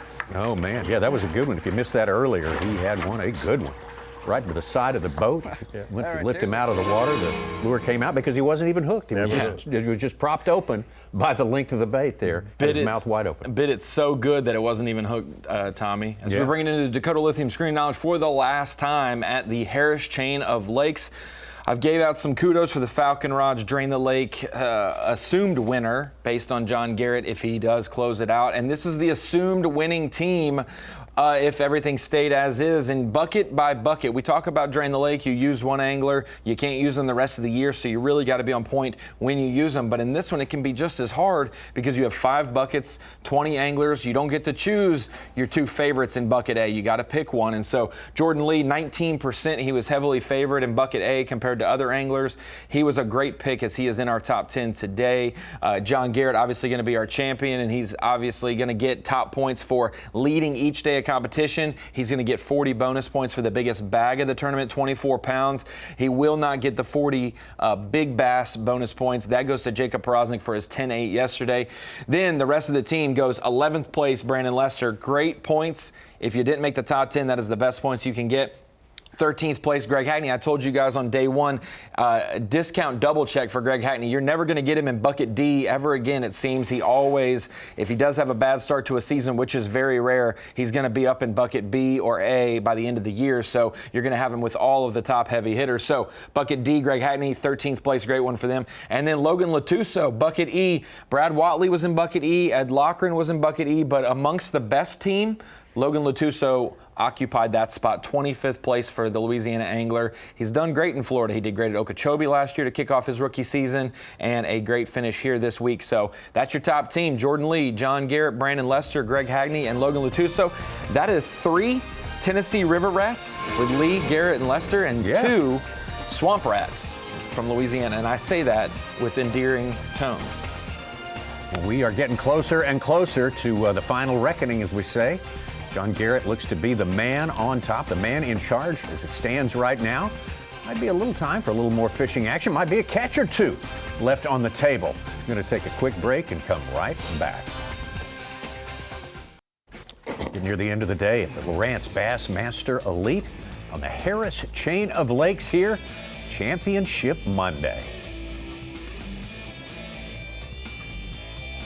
So right now, I'll tell you what we do. Let's take a look at what an incredible week it has been. Only the 4th time ever for the Bassmaster Elite Series to come to this incredible place. Here we go with our Humminbird Unlock the Lake. Yeah, get a good look at the Humminbird Unlock the Lake here. Lake Griffin, which is always seems to be a big player when we come to Harris Chain of Lakes. Tyler Williams spent a lot of his time, all 4 days, spent a fair amount of time there in Lake Griffin. More color than a lot of the other lakes. Like I said, a lot of history, whether we're here in January, February, April, whatever. This time of the year, late April, it doesn't really matter. Harris Chain of Lakes, Lake Griffin is certainly a player. Every morning it seemed like, at least on day 1, it was all jig fish for him. We got to see him on day 2, 3, and 4. He started working that jerk bait early in the morning. Davey capitalized on maybe an offshore shad spawn a little bit. He caught his biggest fish yesterday doing that. But that offshore game in Griffin, after he'd make a move over there, he'd start to upgrade throughout the day. And that started to fade off the last 2 days, but overall, plenty of good fish and plenty of good weight to be had in Griffin for our top 5. Yeah, absolutely, and not as many people over there this year. Typically, it's not surprising to see half of the field just over there in Griffin, but Tyler Williams has kind of got the MO in his early on in his Elite Series career of fishing away from the crowds, fishing isolated pieces of cover, and he certainly was able to do it over there fishing a few brush piles and then also some grass beds. 17-2 on day 1, 17-9 on day number 2. 16, 14, super consistent throughout this tournament. We saw him really utilize Griffin last fall in the Bassmaster Open. He lived in Griffin and was able to get a top 10 in Griffin, so we might just rename it Barefoot Bandit's favorite lake, Lake Griffin.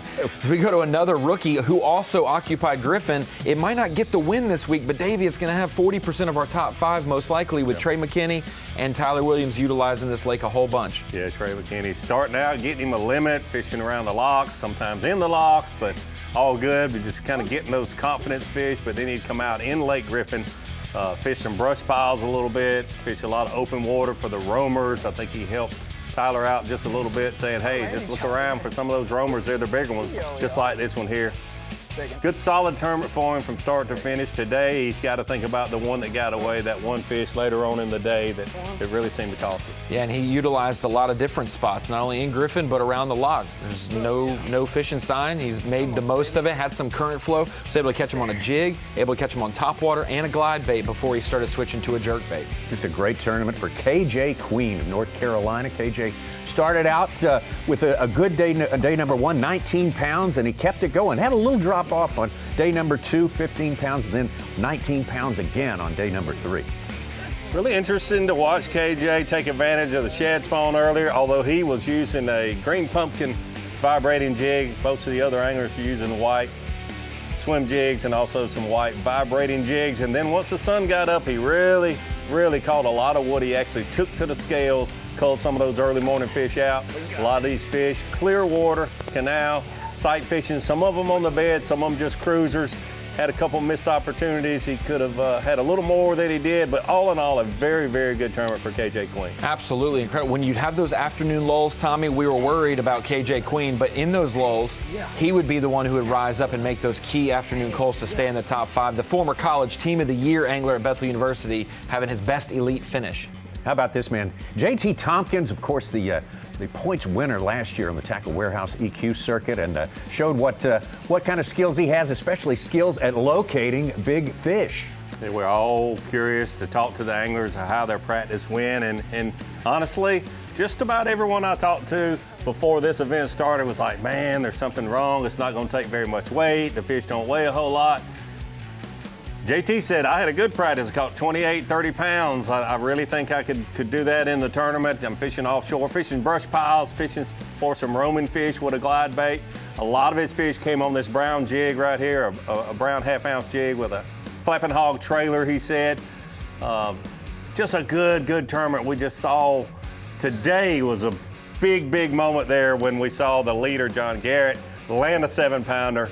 And JT Tompkins had a 7-pounder, maybe even an 8-pounder, hung up in a brush pile for about 8 minutes, and he was not able to land that fish. And for our eventual leader and champion throughout the 3 or 4 days of this tournament, John Garrett, him and JT Tompkins, both very young, 22 and 26 roughly in age, have been to the Harris chain over 10 times in their semi-pro and college and other tournament trails. These two guys knew this lake, and JT used it well in the offshore brush, but John, he said, I'm gonna try to win this. I'm so tired of fishing conservative. That was his worst opens finish last year, was in the state of New York fishing conservative. He said, I'm gonna go for it. It's the Bassmaster Elite Series. Put up or shut up. And boy, Davey, did he find a spot and was patient enough to see it come to fruition. Yeah, he might be a rookie, officially a rookie on the Bassmaster Elite Series, but I don't know of any part of him that I would call a rookie other than you have to call him that on the Bassmaster Elite Series. A lot of experience, a lot of poise, a lot of patience, and you have to give him credit for sticking to his guns, wanting to catch the 5 biggest fish he could. And we talk about that all the time, and why wouldn't anybody and everybody want to do that? Well, that's a lot easier said than done when conditions are tough. To go out there for 8 hours and truly only get 6 or 7 bites and stick with that plan, John Garrett did just that. Tommy, we got to see out of just our top 5 for Unlock the Lake, 4 different lakes represented. You got Dora, you've got Carlton, you've got Griffin, and you've got Harris. We can add a pop gift for some of our top 10. Eustis was a player for guys like Lester as well. What a performance. 8 lakes, and that's your Humminbird Unlock the Lake, Tommy. First time ever to see this Harris chain of lakes this time of year, and I think it's been wildly entertaining and a great performance. First of all, starting out with 24 pounds and never letting his foot off the gas, John Garrett, and that is your Humminbird Unlock the Lake.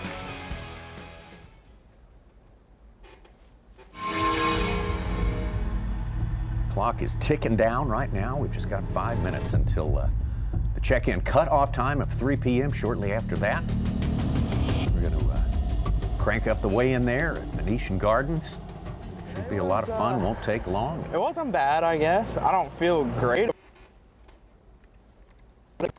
I guess it's part of it. I'm happy to be fishing day 4. It was a good day. Caught a bonus fish in front of the lock. That was pretty cool. Caught him on a jig, so that was really cool actually. And then I lost one that would have helped a lot. But with being down so much, I think I would have needed a lot more of the ones that I lost than just one. So who knows? The whole tournament was good. Like to fish 4 days out here on Harris chain, being from Maine in Florida, it's crazy. I'm happy to have a good tournament in this one. I knew if I could survive Texas with certain anglers, I could probably do okay in a few of these, but to top 10 another one was very unexpected. And I'm hoping to keep it going, but we're gonna have a short practice on the next one, and I'm gonna be half asleep for the first day, so we'll see how it goes. If Tyler can make it through next week and make each of the 4 days there, man, that's quite an accomplishment. Yeah, there. He hasn't missed a day yet. Yeah, exactly. 250. Oh, Trey. We might have to run that hummingbird. He might not finish in the top 5 if he's late, Tommy. He might be upset. So that coal at the end helps, but looked like an emergency look at the watch there, huh? Oh my gosh! Wow. Let's keep our fingers I saw crossed my for clock. Trey. There he goes. I saw my clock said 2:57. I didn't know it meant 2:57. Like. There they go. Yeah, somebody's making some time getting back there. There's no time. Remember, you got the full minute. You're not late till it says 3:01. 3 minutes and 55 seconds. You're still good. So don't push it. Don't make it complicated though. Yeah, 3 o'clock is 3 o'clock. Why play with fire if you don't have to? That's right. Oh, what a great day. Had a All good week. excitement you want. We had some drama in the middle of the day there. That was all spawn, good stuff. sight fishing, jerk bait, glide bait, jig, top water. I mean, we saw almost you want every diversity. Lake. I've been hearing all year we want diversity. We got it this week, Davey. No, we always do. There's never been any question about that. That's what makes the world go round at Bassmaster Live. Interesting to see how the different anglers approach every single tournament we have. Yeah. I think this was a great test for him. I think this was just a really, really great stop. And I think next week, or not next week, this week, technically. Yeah. In a couple days. Yeah, it's Monday. Yeah. Brad Watley's best finish in a good days while. 1 and 2 went good. You know, actually fished some areas that I didn't think were going to be as big a player and wound up being a bigger player just due to the wind kind of dictating where I could fish at. And then days 3 and 4, I planned on fishing Apopka the whole time, and that's pretty much what I done. I'm just lucky, really, to be honest with you, that I kind of had a bad boat draw for Apopka, because I probably wouldn't be here today. Now, the practice was that good over there, so things work out for a reason, you know. We're here fishing on Championship Monday. Day didn't go the way I wanted, but I mean, I couldn't win fishing around here or even move up, really. I probably could have stayed around here and caught 11 or 12 pounds, which I don't have 5 pounds maybe today, but, you know, that's part of it. I had to go try to catch a big bag, and they just didn't bite, but that's fishing. Could have not been here, so I'll take it.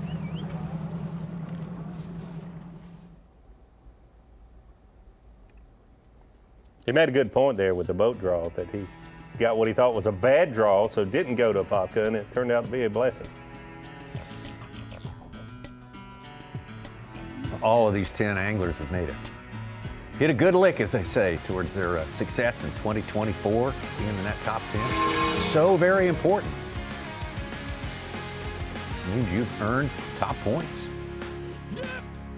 Sometimes, Davey, when the world says no, you just say thank you, and you just roll with the punches. And we saw a lot of anglers doing that. Jordan Lee on camera a couple days, off camera a couple days. Joseph Webster, same thing. And then everyone else who's been on camera all week has just had to adjust and adjust and adjust. A lot of creative thinking going on out there. A lot of guys using their brains, trying to make the timing just right. Make changes when they had to, but not just for the sake of making changes. I think they all fished pretty smart this week. Yeah, I totally agree. It's been fun watching the anglers we've had on camera this week. Fishing different lakes, different baits, different approaches like we mentioned. John Garrett, certainly deserving champion, being so patient with an area that he thought was the only area he could have a chance to win. It's been great spending Championship Monday with you, and it's not over yet. The weigh-in begins. Basically, well, the festivities start right now. It is 3 p.m. Eastern Time. Everyone's checking in and just moments away from Dave Mercer getting on that stage, rounding up the top 10 anglers who are left in this thing, and someone we think we know who it is going to hold up that blue trophy, but we'll wait till they make it all official. We will see you in less than 3 days at the St. Johns River, just up the road. Can't wait.